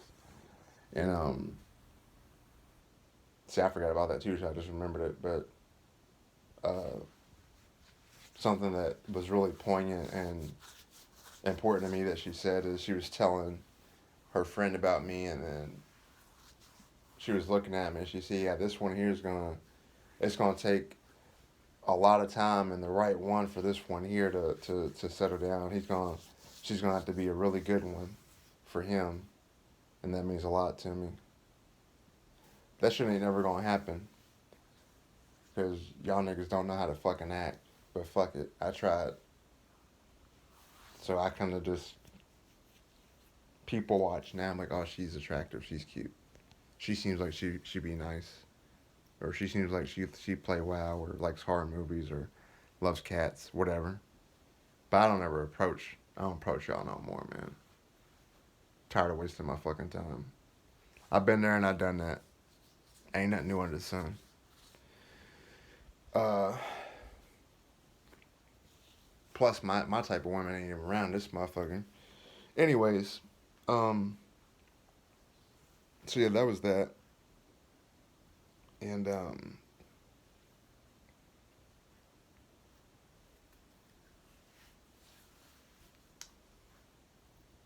so her daughter was the one that was molesting me. That's why I call her my aunt. And then I remember, um, oh, Denise. Denise had a younger daughter, or a daughter and a son, and like she would babysit me all the time, and she's like 6, 7 years older than me. And I remember being in the hot tub with like her and her and her girlfriend, and she was kind of like flirting with me to kiss her, and I'm like 6 and 7 years old, and this happened a lot, but so I would kiss her and stuff. I did kiss her. I do remember that very vividly, and I would kiss her. I don't know if I kissed her girlfriends or whatever, but so there's a lot of like way too early sexual things happening, and it's just a very confusing thing because I don't even know what to make of it now, and I'm very intelligent, but stuff like that I'm not smart enough to comprehend. I haven't told my mental health professionals team or nothing, but which is ironic I'm telling y'all, but it's way more important for me to tell y'all because everybody can get something out of it, maybe get some help or a little understanding or share stories. Or my main goal is to encourage people that feel like they can't speak on something to speak on it, because shit needs to be said. I'll much rather say what I need to say, and definitely the stuff I feel like I need to say, than to not say it and regret that I didn't say it when it's too late and motherfuckers is dead and shit.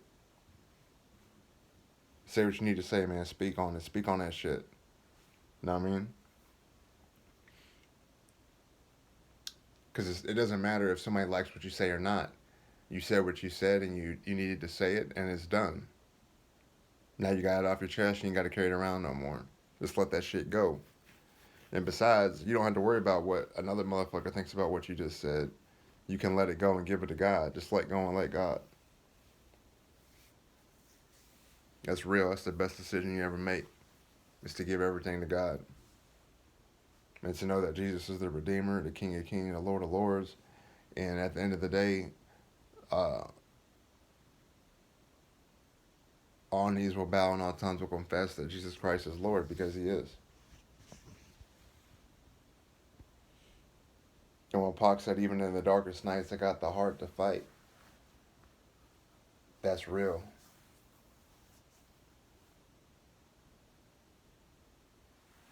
Because when Destiny, the main girl I wanted to marry, after I broken up with the first one that I really wanted to marry, and with her, I broke up with her because I had too much pussy getting thrown at me, and I couldn't control my hormones and my lust, and I couldn't control the lack of impulse control, and I was like going back and forth with like, well, I want to be with her, no, I want to be with her, and it was kind of like I just kind of flipped the coin in my head at some point without realizing it, and I broke up with her, and then I got with Destiny, and see that's the thing.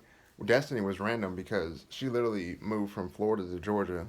I was in Spanish class, which I was always sagging my pants late to. I was late to all my classes. I didn't give a fuck. They're like, "You're late again, Malcolm." I'm like, I don't give a fuck. Y'all keep talking like I give a fuck, like I'm gonna give a fuck. I don't give a fuck. Shut the fuck up. Like, talk to some nigga that cares, cause I don't. I'm just here for the ladies, and for Chris, and Lance, and some of my other dudes that I rock with, and that's it. Ain't worried about y'all niggas. And I'm playing Yu-Gi-Oh! What the fuck y'all talking about? I'm listening to Pac. My ambitions as a rider. Know what I mean? And the highlight of my school, my whole time in school was I was doing pre-algebra, and I got 106. I got 106 out of 106. So I got 100 out of 100. Then I got 6 bonus points. And I'll never forget Miss Shoop. She held me after class, and she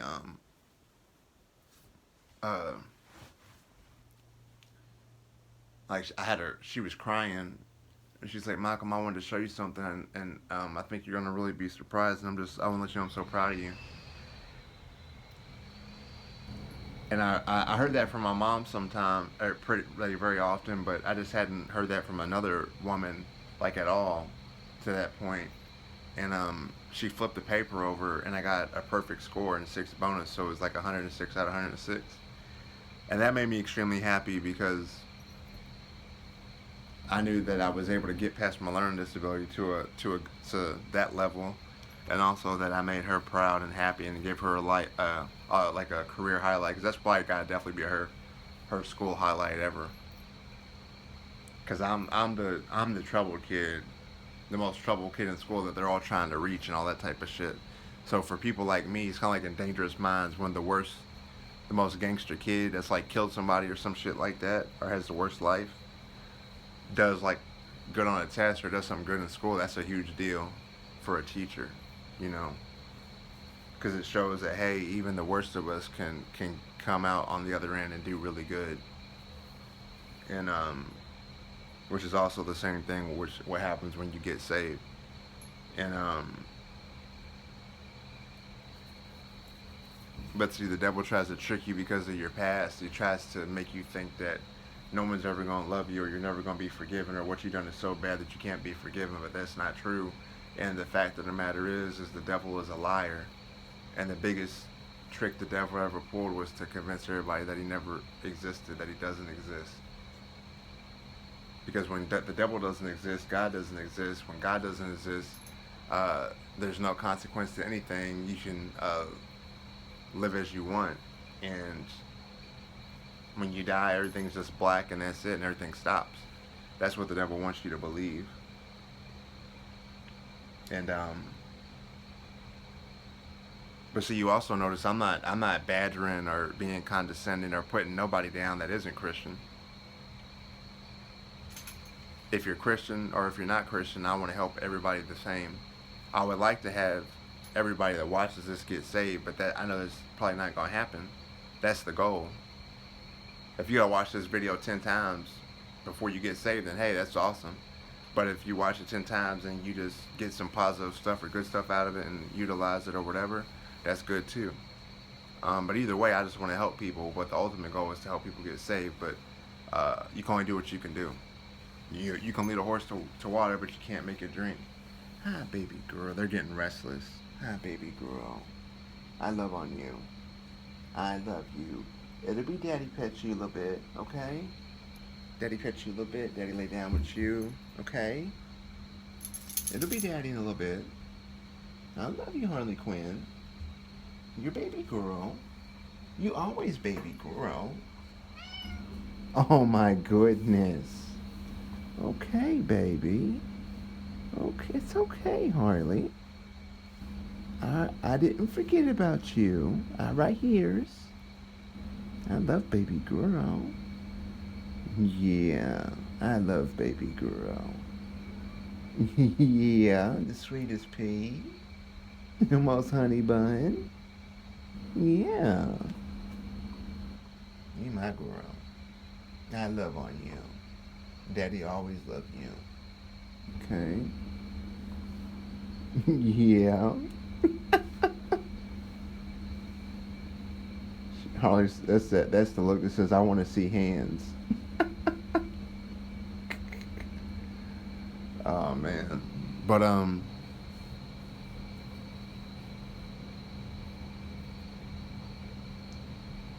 oh, and Tanya had braces, and she tried to go down on me, and it hurt pretty good. So that didn't really get too far. But yeah, I love you, Tanya. Sorry for everything, and I forgive you for everything. I know you're never gonna see this, but I said it. Like, she's married and has a kid and all that now, so I'm definitely not gonna try to reach out to her because that would be weird. But yeah, Destiny broke up with me the first. Or that's what I was gonna say. In Spanish class, I was sitting down, and I don't know if it was by accident or not, but there's this new girl in class, and she was a brunette, and she's beautiful, and she just so happened to sit right behind me in class. And I think there was an empty chair right there, yeah, but then there was other chairs too. But it wasn't assigned a seat, so she just sat behind me. And I never pick up on cues, but because she was so strikingly beautiful, I was like, I had nothing but I was a gawking hard as fuck. I had nothing but eyes for her when she would come in. So the first day I saw her, I noticed her, and we made eye contact, and she kept looking at me like, she would walk by and she would be like that, and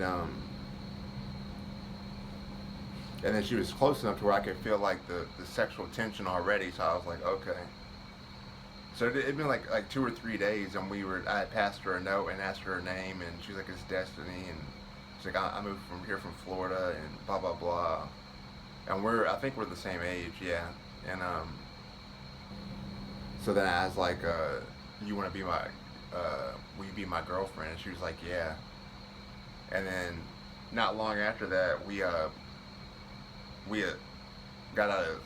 ran out of school early, and we're like in her car driving around, and then like the school, and and not only that, there was nobody around, but we drove like on like a little area by a field, and it was like hot rain, and I love hot. This is why I love hot rain, but I love hot rain. It was raining, see, just like a movie, and I had the best kiss I've ever had with her,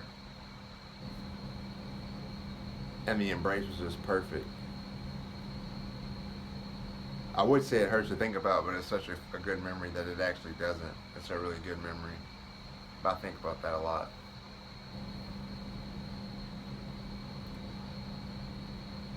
And my mom was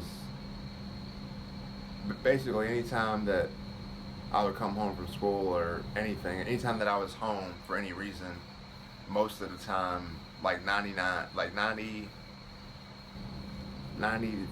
of the time, my mom was incapacitated, usually passed out somewhere. And one time when I first had Destiny come over, I think it was the first or second time she came over, my mom was in my doorway, and she overdosed in front of Destiny, and Destiny was like, and then not long after that, she broke up with me for the first time, and I had actually moved in with her and her family, and I was there for like almost like a year. And she had ex-boyfriend named Man and his friend Will and her Destiny's best friend Jessica. They all came up from Florida to visit because her and Destiny was a cheerleader, and I think for the football and basketball team, and so they came up from Florida to Georgia to visit, and we were at Six Flags, and we had like a picnic dinner, and we had everything set out, and like Will was feeding Destiny like watermelon and food, kind of like in an intimate fashion. Not really anything sexual, but it close enough to make you a little bit like, hey man, what are you doing? Like, get up off my lady. And that's where any guy would have a reaction. I'm not like stalker crazy or vindictive or jealous or anything like that. Not to the extreme level, I mean, but jealousy definitely kicked in the worst I've ever had it in my life, or the like more like the get away from my woman type thing. Like he kept doing it. It wasn't like once or twice. It was like a lot. Like pretty much like the whole fucking watermelon, basically, right? So I think most guys my age would have had that same reaction, and so I got into a rage, and I retired myself to the van in the back seat, and she kept pleading with me to. She's like, it's not that big of a deal. We always do that. He's just a good friend, and blah blah blah. And ironically, it wasn't even her ex-boyfriend. It was the ex-boyfriend's friend. So I guess the friend was kind of getting it in while he could, right? And I can't blame him because she's bad as fuck. But that's still my woman, dog. So I'm gonna need you to fall back, my nigga. For I peel your cat back. Clickety clack clack. Whip your ass so bad you were like, where that gang at? Have your ass dancing like that Korean dude hit you with that Gangnam Gang bat.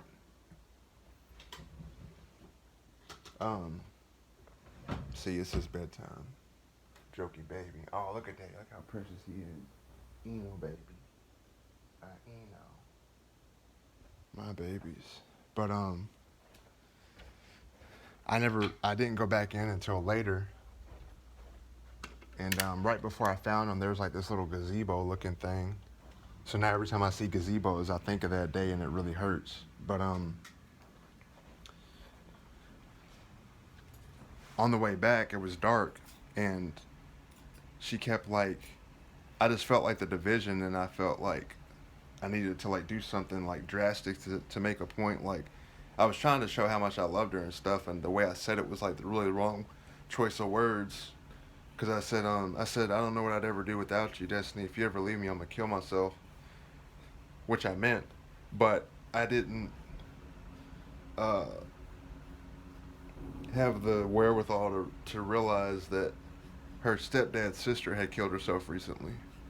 So it's like a combination of things. There was like literally the worst thing I could have said, I said, and then all that stuff, and then she was like, he's breathing down my neck so bad I can't breathe. But at the same time, you just can't keep your hands off me and all this stuff. So it's like, what do you mean?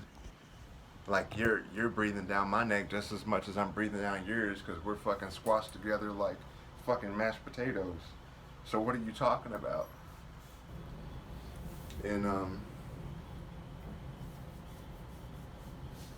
yeah, I don't remember me putting lotion on. By the way, I haven't taken a shower in like 3 weeks. Because I haven't been able to. I've been washing up with, just washing up in the sink. I haven't brushed my teeth in like a week because of my pain. Let me see, let me look at my teeth. Yeah, see that right there? And that. There's this stuff right here, the oyster, you see that? The oyster, right there? That doesn't come off, see look. I don't know what that is.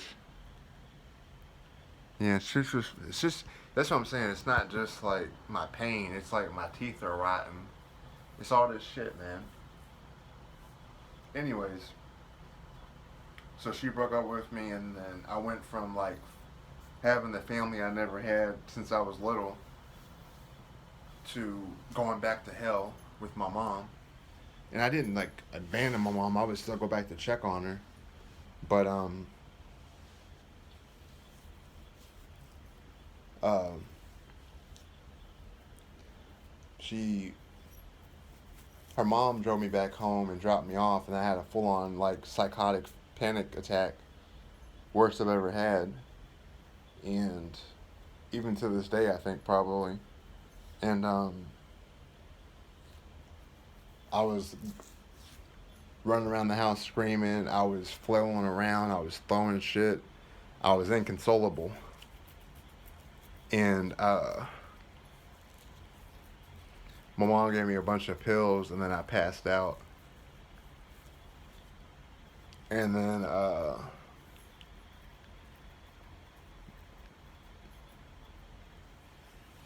later that night, I was listening. Well, it was the first or second time she broke with me. I can't remember, but I think it was the first time I got in. Okay, the one I told you was the second time. Yeah, the first time she broke up with me, um, because she was moving back to Florida and all this stuff, and she was like, "I'm broken up with you. That's it." So I went back over there and I was begging her mom to talk to her. So she came out there with her mom, and I got on my knees and I said,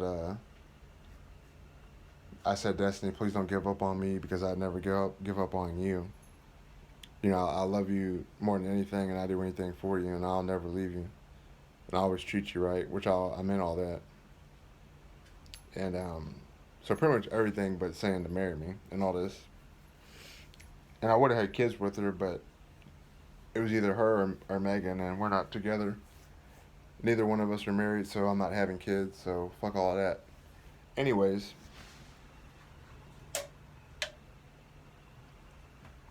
basically everything that I try to do that could have a good outcome is completely tainted. And there isn't anything pure or innocent that I can partake in that hasn't already been done as a kid when it was meant to be done as an adult. And so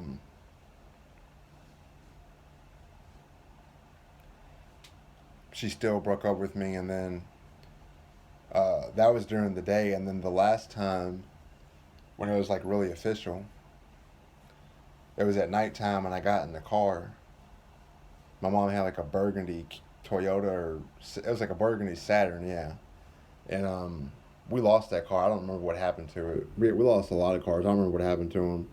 Like shit would just be there one day and gone the next, and I literally don't remember what happened to it. That's like, this is like a every day, every week, every month things are changing, happening, that I literally don't even know how it happened or whatever, or what happened afterwards. But I shit you not, I got in the car and End of the Road by Boys II Men was playing. The devil's fucking with me hard. Hitting me at the lowest point and just kicking me and spitting on me and shitting on me and pissing on me, throwing up on me, everything. Just hit me with all the nastiest shit that you can hit somebody with when they're at the lowest on the ground. Just lower than dirt. And that song went off. And then We Belong Together by Mariah Carey came on, and that was the biggest song back then. And that was bigger than Yeah by Usher. It was bigger than Get Low. It was bigger than all that shit. And the Emancipation of Mimi, that was the most bangingest joint back then. And that We Belong Together was like breaking records and all this shit. And so imagine having the love of your life that you know is the one,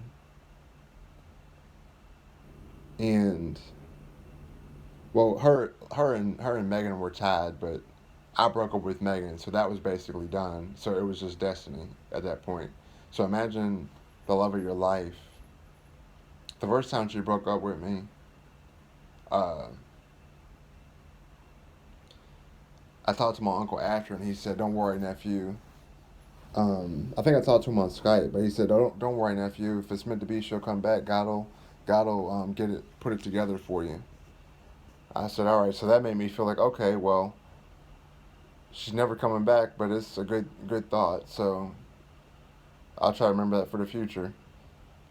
And so then like a year and a half, so that first time she broke up with me, those two songs came on. Then I came home. I was gonna kill. I was trying to think about how to kill myself, and for some reason I went on my computer on my iTunes, and I put on "Higher" by Creed. Actually, this is a perfect time to play this song.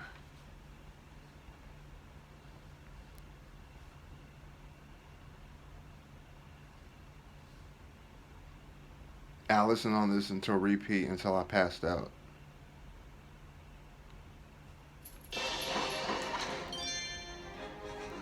I hate ads. I really hate ads.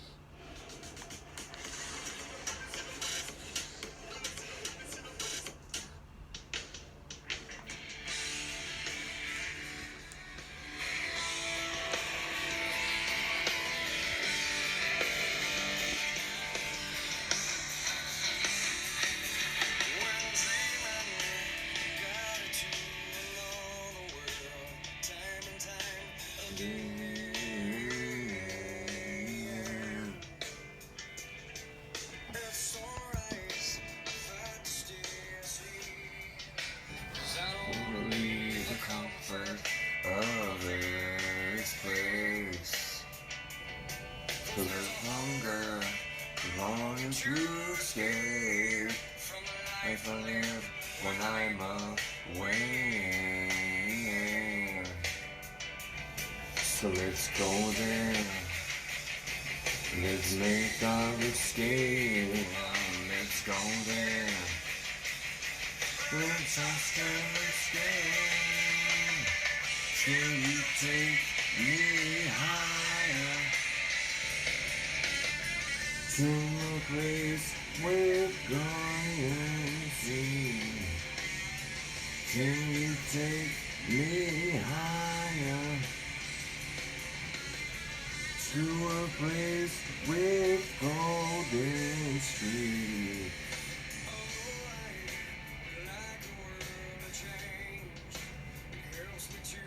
Appreciate those nights and those dreams. Guess what? My friend, sacrifice all the time. If I can make the earth and my dreams the same. The only difference is to let love replace all I hate. So let's go there. Let's make our escape. Come on, let's go there. Let's ask and escape. Can you take me higher to a place where blind men see? Can you take me higher to a place with golden streets? Let's go there. Let's go there.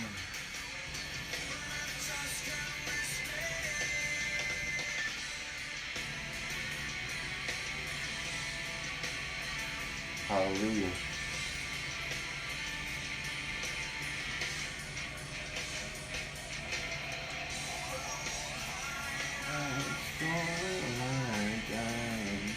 Life for the very first time. Hope I am strong enough to make these dreams and make them mine.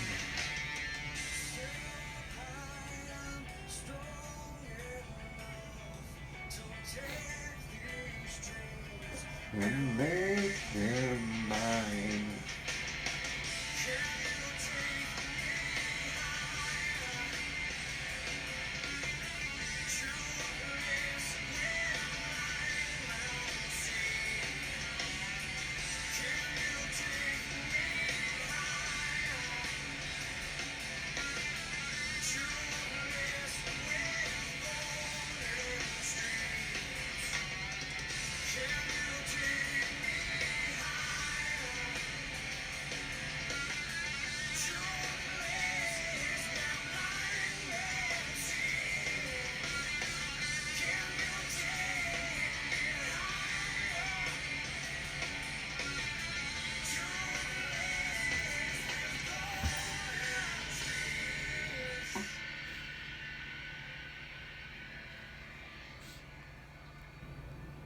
So that song kept me from killing myself.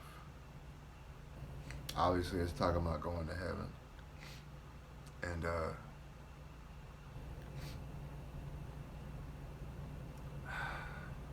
let's see.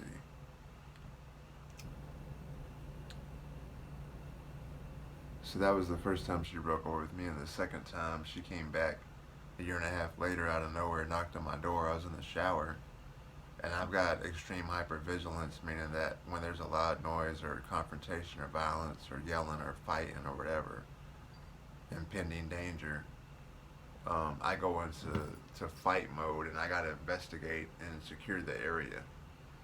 And just having my gun alone is a very good sense of security to combat against that. Because right after Black Friday a long time ago, when I lived in the hood, I was like, Joker, get off the cord, boy. See, that's why you're not allowed up there. I know you want to be my daddy. Come here. Come here. Gotta be daddy. Come here. Come here. Come here, sweet baby. I see you. I didn't forget about you. I see you, baby. Daddy didn't forget the baby. I didn't forget you, Mama. I didn't forget you, baby. You're okay. You're okay. It's okay, buddy. It's okay. Okay, buddy. It's okay. Lay down, Daddy. He's gonna lay down in a second. Lay down, Daddy. I got you. I'm okay. Eno, baby. I know, sweetheart.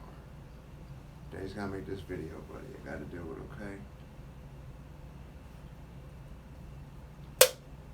it, okay? And she was at the door, and it was just like the movie. You open the door, and your love is back, and you're about to get married. Everything's gonna be happy ever after. And then she ended up breaking with me again. But the excuse she gave is, she said, "Oh, I had some pictures of when we went to Six Flags and some other family pictures we took together." Because I am family with them, or I was, and they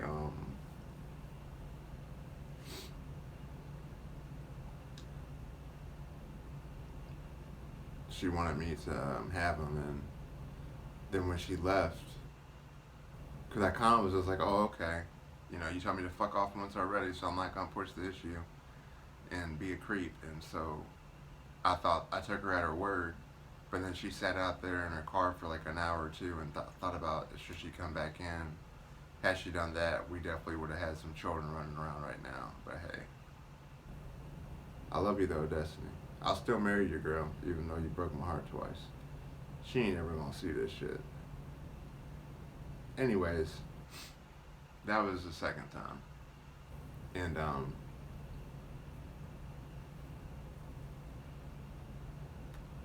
the second time was when I had that psychotic break, the mental breakdown.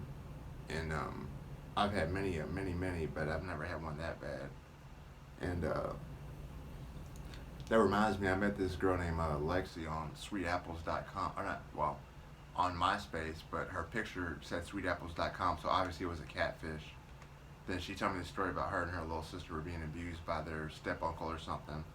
And so my mom was gonna let them move in with us, right? And you can see the dichotomy of what I'm talking about is very abnormal. Like you'll never hear a story like mine ever again, I'm sure. But because the shit only gets crazier and crazier. But I don't think I could really tell every single story. I mean, if I had enough financial backing and all that, I could do everything, which was my goal, was to share my whole life story to help as many people as I can. Like I used to live in the church 2 minutes down the road from me on the right, the Church of Tabernacle with Pastor Glenn in Washington and her husband. And then I go to Southeast Christian Church right down the road on the left, like 3 minutes. And I live on St. Andrew's Church Road. So three dealings with the church right there. And but maybe the Father, Son, and Holy Spirit is the three right there, the symbolism, I don't know. Just thought about that. Probably not, but I'm just but I lived in that church for 30 days, and then the insurance found out I had to move out, and then I got dropped up at the Greyhound, and when I was on the walking down the aisle to get sat down, I was dating this really beautiful girl from Africa, East Senegal, Africa, or West Senegal, Africa, named Awa, and I really pursued her. And I came up because we worked over at Applebee's. She was a new server, and I was no, she was a new hostess, and I was a server. And she was built like a fucking brick house, like perfect. And I thought she was like married and had kids, and I kept talking to her, and she was single and stuff. And she was like fresh off the boat from Africa. She just got to America, but she spoke great English. And I guess in Africa they say tuckered out, which means you're tired, which I think it's a weird word, but okay. No offense. But we've been working together for like 4, 5, 6 months, and I tried to get her to move in with me and all that, and she just didn't want to for whatever reason. So when I was on the bus, I got back in touch with my mom, and she said I made a new friend at the loony bin, and I got a home for us, so you can move back if you want. And so I did, obviously. So I've been away from my mom a while, and I hadn't talked to her until that point, which had been a while. And as I'm about to sit down, Alwa calls me. She says, hey baby, where you at? I said, I'm on the bus, on the Greyhound bus. She said, why are you there? I said, because I'm moving to Georgia to be with my mom, to take care of her. And she said, well, why are you doing that? I said, well, because I tried to, get you to move in with me and be a family and be your man and all this stuff, and you said no, so I had to make a decision, and I chose to take care of my mother. And she didn't like that. Not one bit. So yeah. And then years later, I met her. I got reconnected with her somehow on MySpace, and I gave her my number, and we went to her dorm room down at U of L, and we just watched like home improvement, do-it-yourself stuff or whatever, and we didn't have sex or nothing. And she had dropped me off, and then she was mad because she didn't get no dick apparently, because she messaged me later, and she's like, I don't have time for you. And all I said was, okay. So it'd been like a bunch of years since we saw each other, and that's how it turned out. Because she's like studying to be like a lawyer or some shit. But I don't give a fuck. See, that's what I'm saying. I don't give a fuck about none of that shit no more. I just don't give a fuck. I don't give a fuck. Like, nigga, when I don't give a fuck, when I'm done, I'm fucking done. So when I say I'm done, I'm done. I don't be saying shit just to be saying shit. Anybody that knows me will tell you that.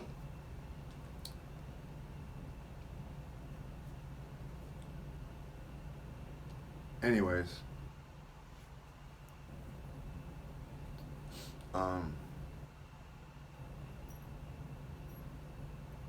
But yeah, she's like one of like 5 women I've actually pursued like hard.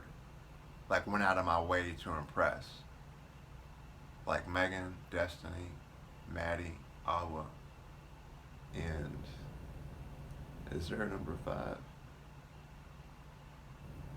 Well, Jessica from middle or elementary, but I don't consider that. Talking about like as an adult. And Tanya. Yeah, so Megan, Destiny, Awa, Maddie, and Tanya. 5 of them things.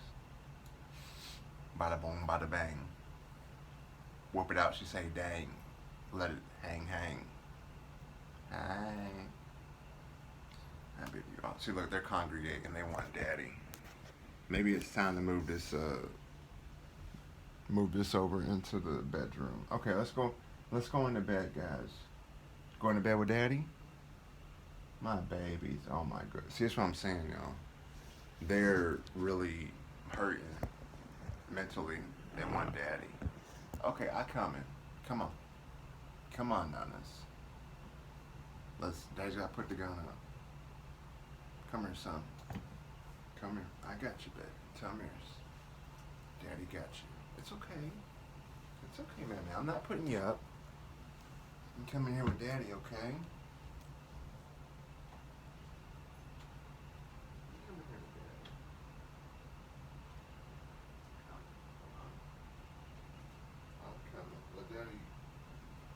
Daddy get this stuff out of here, buddy, okay? Daddy's exhausted. I don't know how I'm awake. Daddy a daddy. Daddy a tired daddy. But we ain't done yet, buddy. We got work to do. It's the last little thing the Lord wants me to do, I suppose. So I gotta do it. Gotta do it.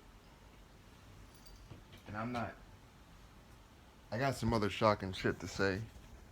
But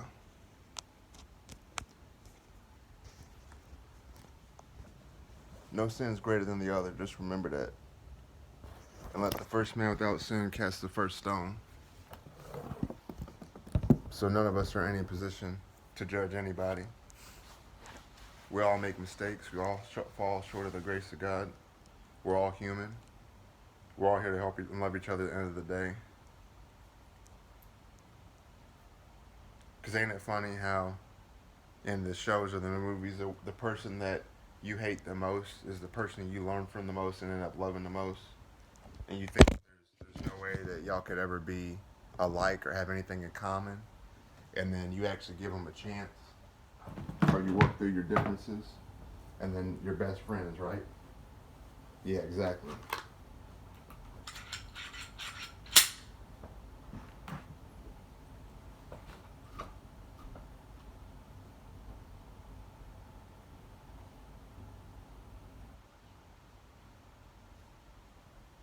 I got some chips and dip too. Sometimes I'll get food when I'm stressed out. Guess I won't be stressed out much longer, but good, man. I just don't give a fuck. You know? I'm gonna tell my church I'm gonna be my last time going.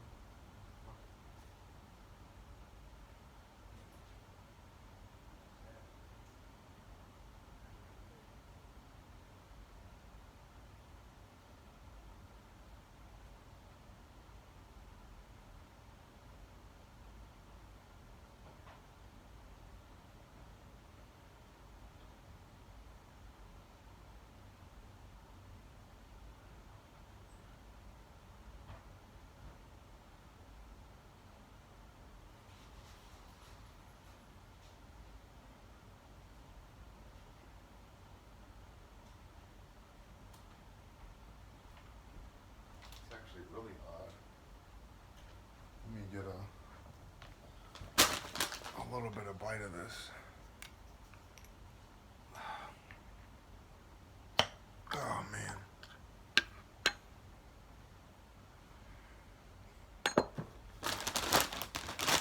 One of my best friends that is super duper into she's really got a gift for prayer and stuff and interpreting scripture. She said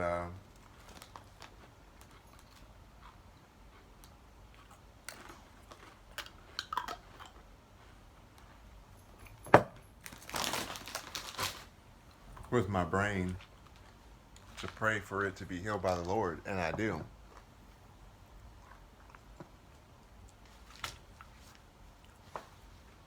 But all we can do is pray. We can't make God or Jesus do anything. Whenever they're going to do something is when they're going to do it, and that's all there is to it. So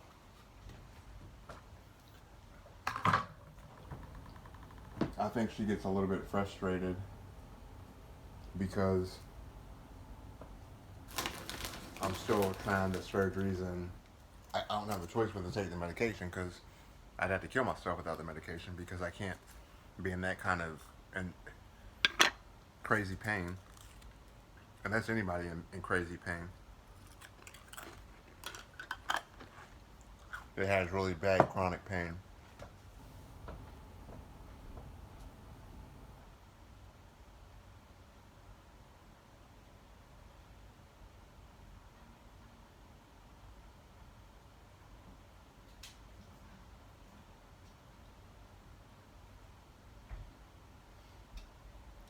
And I just had a great realization when I say it's not about the money, the way you can know if somebody's being truthful when they say it's not about the money is when they say, um, well, like with me, if it was only about the money, then I would get all my donations. I'd have my surgery, and y'all would never hear from me again, right? But that's not what my plan was, which I'm not gonna be able to go through with anymore. But my plan was to get better, or at least reduce my pain, even if it's not cured. Just get better in some fashion, get more healthy, and then have gotten approved for my disability, have my little income coming in from my Patreon and my Twitch, and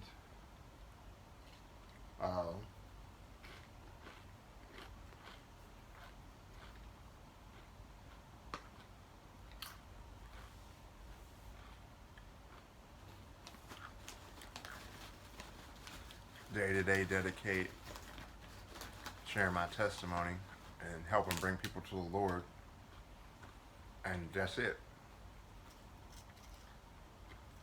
Up until I can either get cured or just continue the way I am. Either way, it's not about the money at all. It's just the money is a part of life. It's just one step in the process, but there's many steps.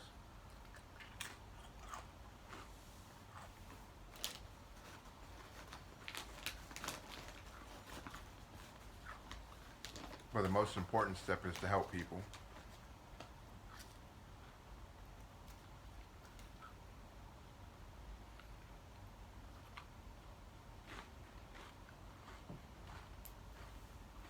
And so the people that claim they need help with whatever things,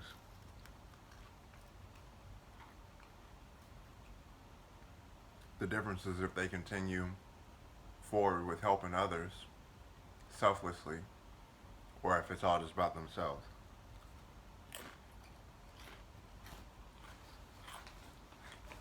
Like, once I get this promotion, I'm gonna help my coworkers. I'm gonna help my coworker that has to walk 20 miles to work every day.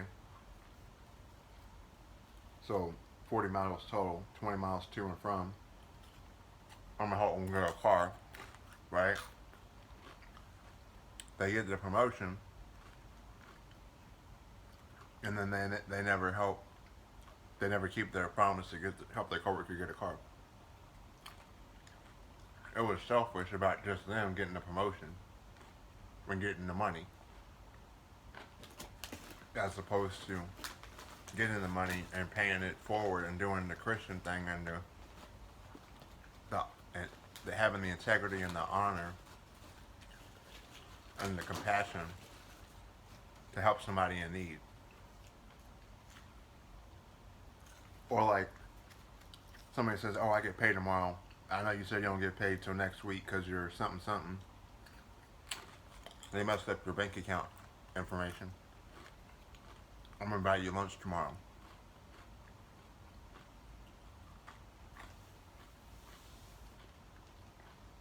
Cause see me, I've done that all the time. I'll buy somebody lunch, and I'll give them like, here, hold this 20. Don't even worry about paying it back. You good? I got you. I could do that for somebody I just fucking met, literally. I don't ask questions. I don't need to ask questions. It's not about. I don't have to have a reason to help you. I just help you. You know what I'm saying? That's what being selfless is, and not asking for nothing in return. And like I said, if it weren't for the fact that my condition was so severe and I wasn't able to work, then I wouldn't even be asking for the help for the GoFundMe. And the only reason I'm even doing the DoorDash, or I was, is because I have to pay the rent. But in 17 or how many hours I did it, I've only made 25 deliveries and $170, which is a fucking joke. And all the money and gas that I have, I can't pay the rest of it. Like, I'm gonna run out of gas money before I have enough money to pay the rent. So I'm fucked. And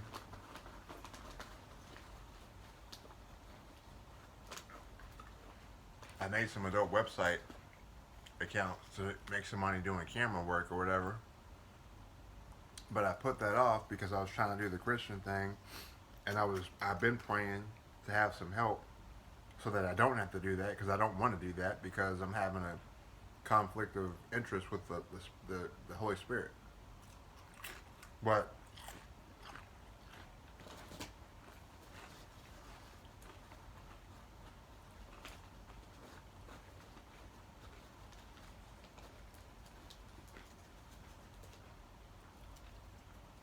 when you're in the ocean with sharks, you got to become a shark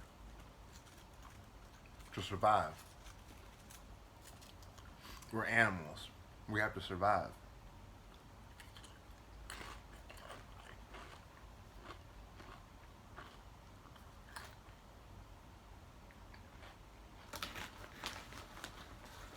Because if we all had somebody to come and save us at the exact moment, we wouldn't need police. You feel me? But that's not reality.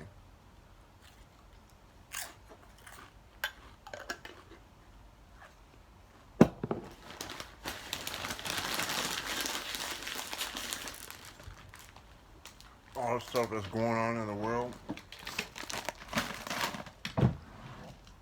I've been, just like everybody else, I've been praying for the world.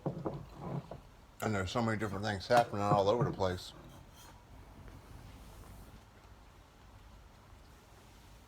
You best believe tons of people are praying. But our prayers and their prayers, even, I'm not saying they're in vain, because they're not. But what I am saying is that there are going to be people that are praying that a bad outcome happens because there's bad people doing bad things. So just like with my situation, like I'm saying, just because I'm praying and all this stuff, my outcome is still bad. And I'm okay with that. Because it's about being faithful to the end, which I will be. And I'm towards the end now. And I'm okay with that because I've done the very best that I could do. Because what happens when you come up short and you say, you know what, son, you didn't win the championship today, but you tried your very best, and I'm proud of you, son. Honestly, being told, getting the proud of you, son, is way more meaningful to me than a trophy, a little statue. Way more. And I think most of y'all would probably agree with that to an extent and whatnot. I might have to do a part 2 of this because I'm tired as hell. Hold on, let me get a drink of this. You tired, baby? Daddy talking too much for an Eno? Okay. Well, I'm about to go to bed because I'm tired, he's tired, Harley's tired, they're restless. The young and the restless. Yeah, see, he's pacing. Okay. Well, I'll make a part 2 of this.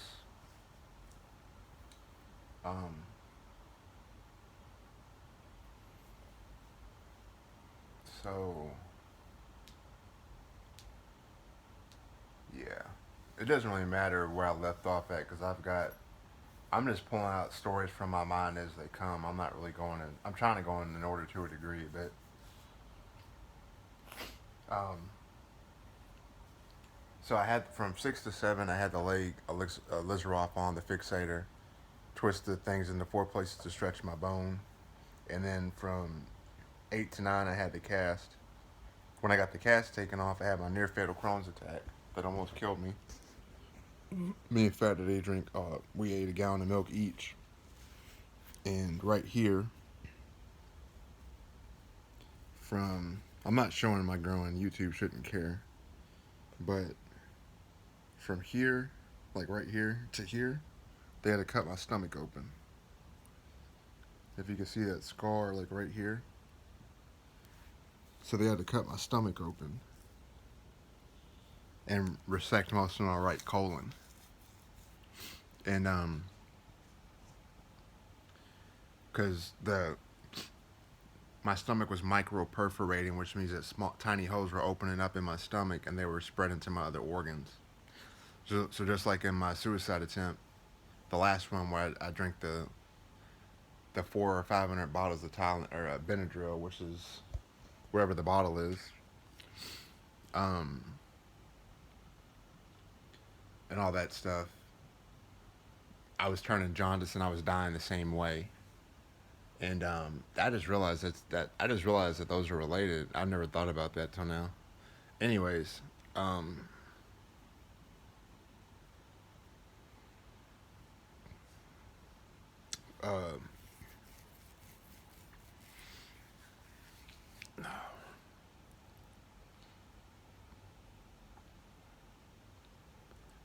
so yeah, my mom willed me. My mom got there. My auntie called my mom and said there's something wrong with Justin, and my mom got there in about 5 minutes because she had like a Beamer, and Beamer, Benz, or Bentley. It was a Beamer. It was a black Beamer, and the day my mom got it, the next day my dad got the same one, same color and everything. But anyway, I'm starting to nod. My mom picked me up and got me to the hospital in about another 4 or 5 minutes. And she parked like Too Fast, Too Furious, and Coast Children's Hospital was brand new, best children's hospital in the world, in my opinion. And I'm gonna do charity work there. I'm gonna call them tomorrow, or I'm gonna stop by there sometime soon and ask if I can do some charity work. Or I would like to. I don't know why I'm talking like I'm gonna have a place to live, but whatever. I would like to have done it. I tried to. I just never. My ex at the time, I just never was able to get on track with her to get down there. But I wanted to do charity work down there and stuff to kind of pay it. Say thank you for them to saving my life. But anyway, I still remember all the screams and the crying and the wailing that all the kids were doing because all the tests and all the stuff that we were getting done was crazy. Because I was basically on a very high level monitor, a lot of activity, procedures, surgeries, testing, all that stuff, probing, prodding, all that shit. And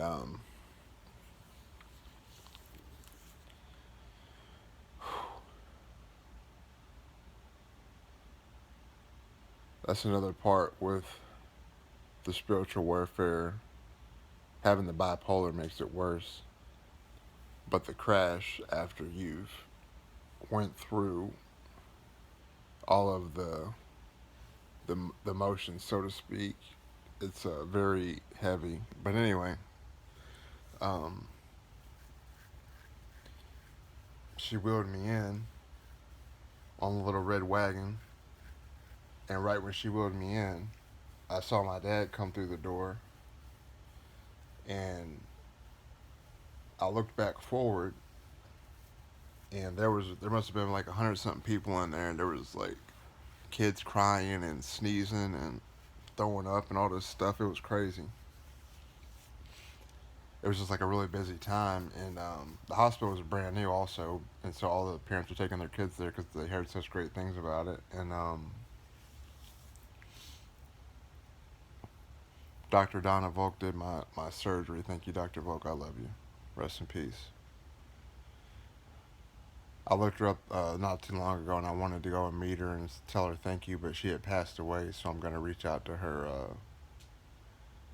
surviving family. I think her sons are the most immediate, and ask them if they give me the privilege and the honor of going to her burial site and saying thank you.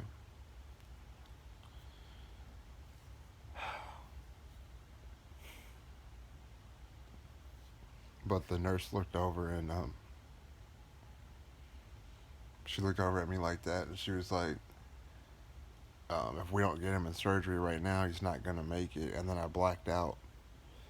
And the next thing I remember was Dr. Volk looking at me with that look, and she said, "I'm sorry, Justin, but you have Crohn's disease." And like any other kid, I was like, "What's Crohn's disease?"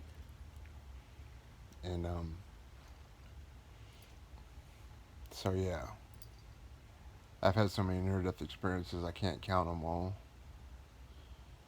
We were Muhammad would always give us money every summer to go to Florida, so I've been to whatever Mickey Mouse thing that's down in Florida. I went to that, the one with Space Mountain, and all that. I went to that every year since I was about up to like 7, 8, 9, 10, something like that.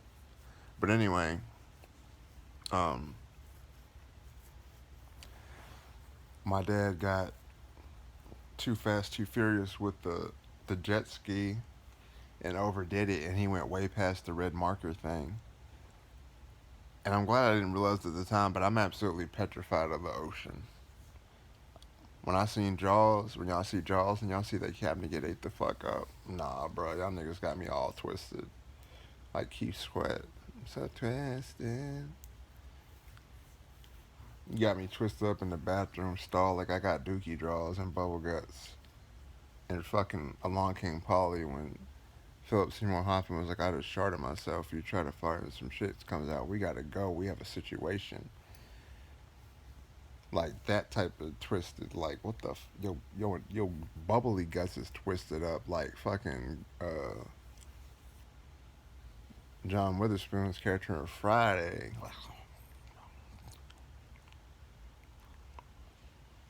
Rest in peace, John Witherspoon, man. Grandpa, she a hoe. She a hoe. Don't you talk about my baby like that. I love her. Grandpa, she drink up all the orange juice. Gangstalicious, that is not gangster. Nigga, you gay. Riley, you think everything is gay. No, but oh, Jasmine cracks me up, and her dad, Tom. It's my booty. I don't want to be. I don't want to be anally raped. I don't want to be somebody's bitch. Oh no, it's my booty. No. I like you, and I want you. Now we can do this the easy way, or we can do it a harder way. See, I know your name's Chris Hansen, but I like to call you Chris Hansen. I'm a ninja booty warrior. I'm a ninja warrior. I don't think we're going to be doing anything any kind of way, sir. No. No, but rest in peace to Tiny Lister Jr. Rest in peace to D-Lo. Rest in peace to Ezel. My neck, my back, my neck, and my back. I was watching Dead Presidents the other day. What you mean life? What the fuck do you mean life? What you mean life? Breaks my heart. Shout out to Lorenz Tate, man. Shout out to Chris Tucker. Shout out to Nia Long. Shout out to fucking shout out to everybody, man. Shout out to all y'all. Shout out to Tuxedo Cat. Shout out to Yo Cat. Shout out to my cat. Gang gang. Rest in peace to Young Dolph. How the fuck you miss 100 fucking shots? Everybody screaming gang gang gang. When them folks come get you, you gonna tell on the whole gang. She say, can she fuck me with my diamond chain? If I ain't at the bank, then I'm on the plane. About to go get some money, I go spend some money. They stopped me at the airport, had too many binges on me. They don't want you to live. They don't want you to ball. They put a smile on your face and they pray for you to fall. Young niggas stay focused, even though I really want to crash.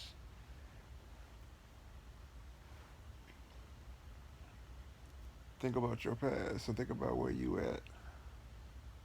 Yeah, I really came for shit. My bitch said I won't change for shit. My bitch say I'm stuck on my ways. My bitch say I been getting paid. Guess who just walked in the building? Walked out with his bitches. My uncle said that pimping. My diamonds always hitting. You looking for your bitch? She with me, nigga. She ain't missing. I told you, fuck nigga, stay out my way, but you didn't listen. Stupid asshole. Big rocks in my watch, and we put extension in our leather Glocks. 100 shots. 100 shots. How the fuck you miss a whole 100 shots? You not welcome to my block if you don't shop. Before you come through that back door, you better not. They been waiting on this gangster shit to drop. Even them fuck niggas, I wish I could be stopped. How many dicks you suck to get that couple million? Self-made millionaire, what I'm feeling. My niggas came from dealing. Fuck nigga, you got your feeling. Your bitch gave me sexual healing. Oh no, baby. Oh no, my man. You know, baby. This is how it is when your cat's looking at you. You know, baby. You know. You sweet baby. You sweet baby. Oh my goodness. You know, baby. You know, daddy loves you, baby. You're my baby Joker. I love you. You're my baby, Mama. Yeah, little baby. You know. You know. I know, baby. I know, sweetheart. I love you, baby. Daddy always loved you. Okay? I always love on you. You're my baby. Nah, baby. I know. I know, baby. I know. I know, sweet pea. Oh my goodness. Oh my goodness. Yeah. I love you, baby. I know.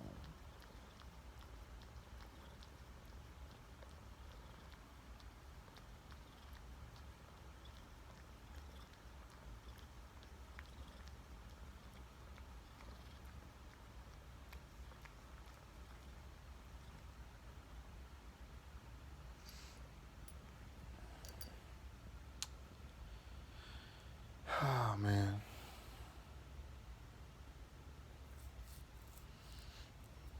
You know, as parents, we have the best of intentions, but sometimes things just don't work out. It's just life, man. This ain't no fucking fantasy land. This ain't no fairy tale. This ain't no click your heels 3 times and go back home to fucking Kansas. There ain't no fucking genie in a bottle to grant you 3 wishes. You know what I'm saying? It's hard times, man. It's hard times out here.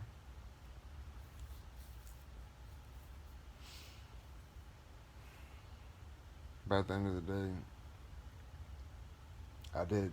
The main goal I had was to get my own place, have my car, have a job, have a woman, have my cats again. I've done all that. I've done everything I set out to do. Now, that's the simplest thing ever, right? To have your own place, your own car, your own income, have your cats, have a partner.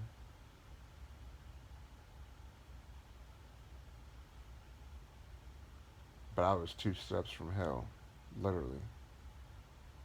And God saved me. So thank you, God, always for that.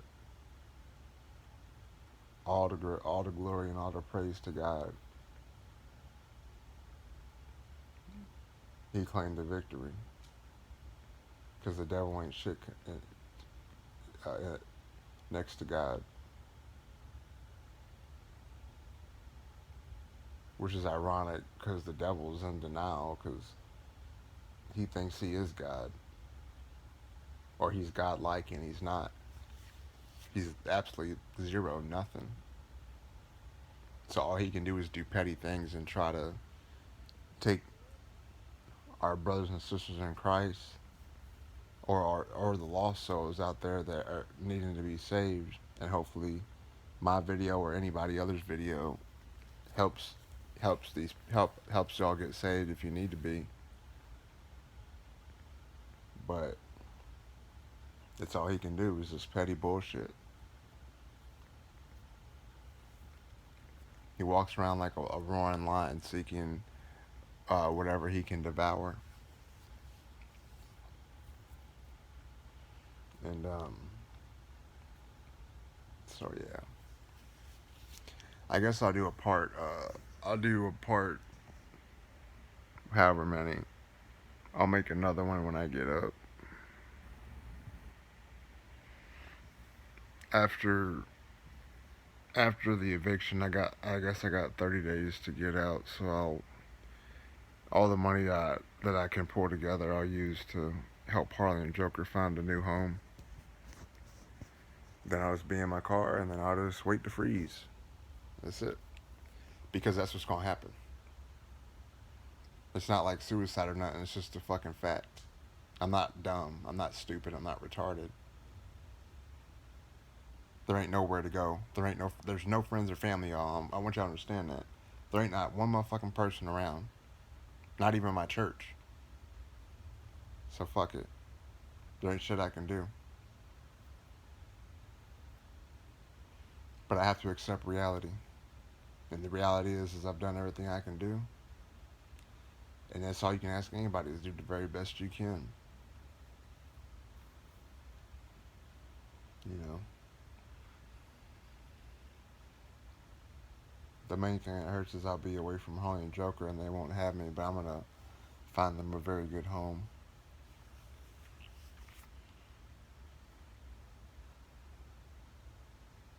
Anyways, my babies are tired. We're gonna go to bed. I'll keep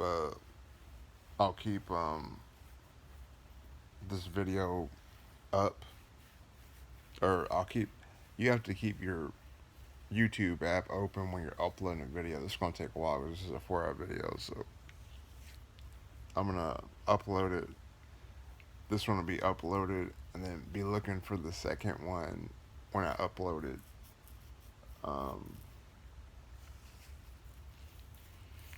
So yeah, that's really about it, man. All right.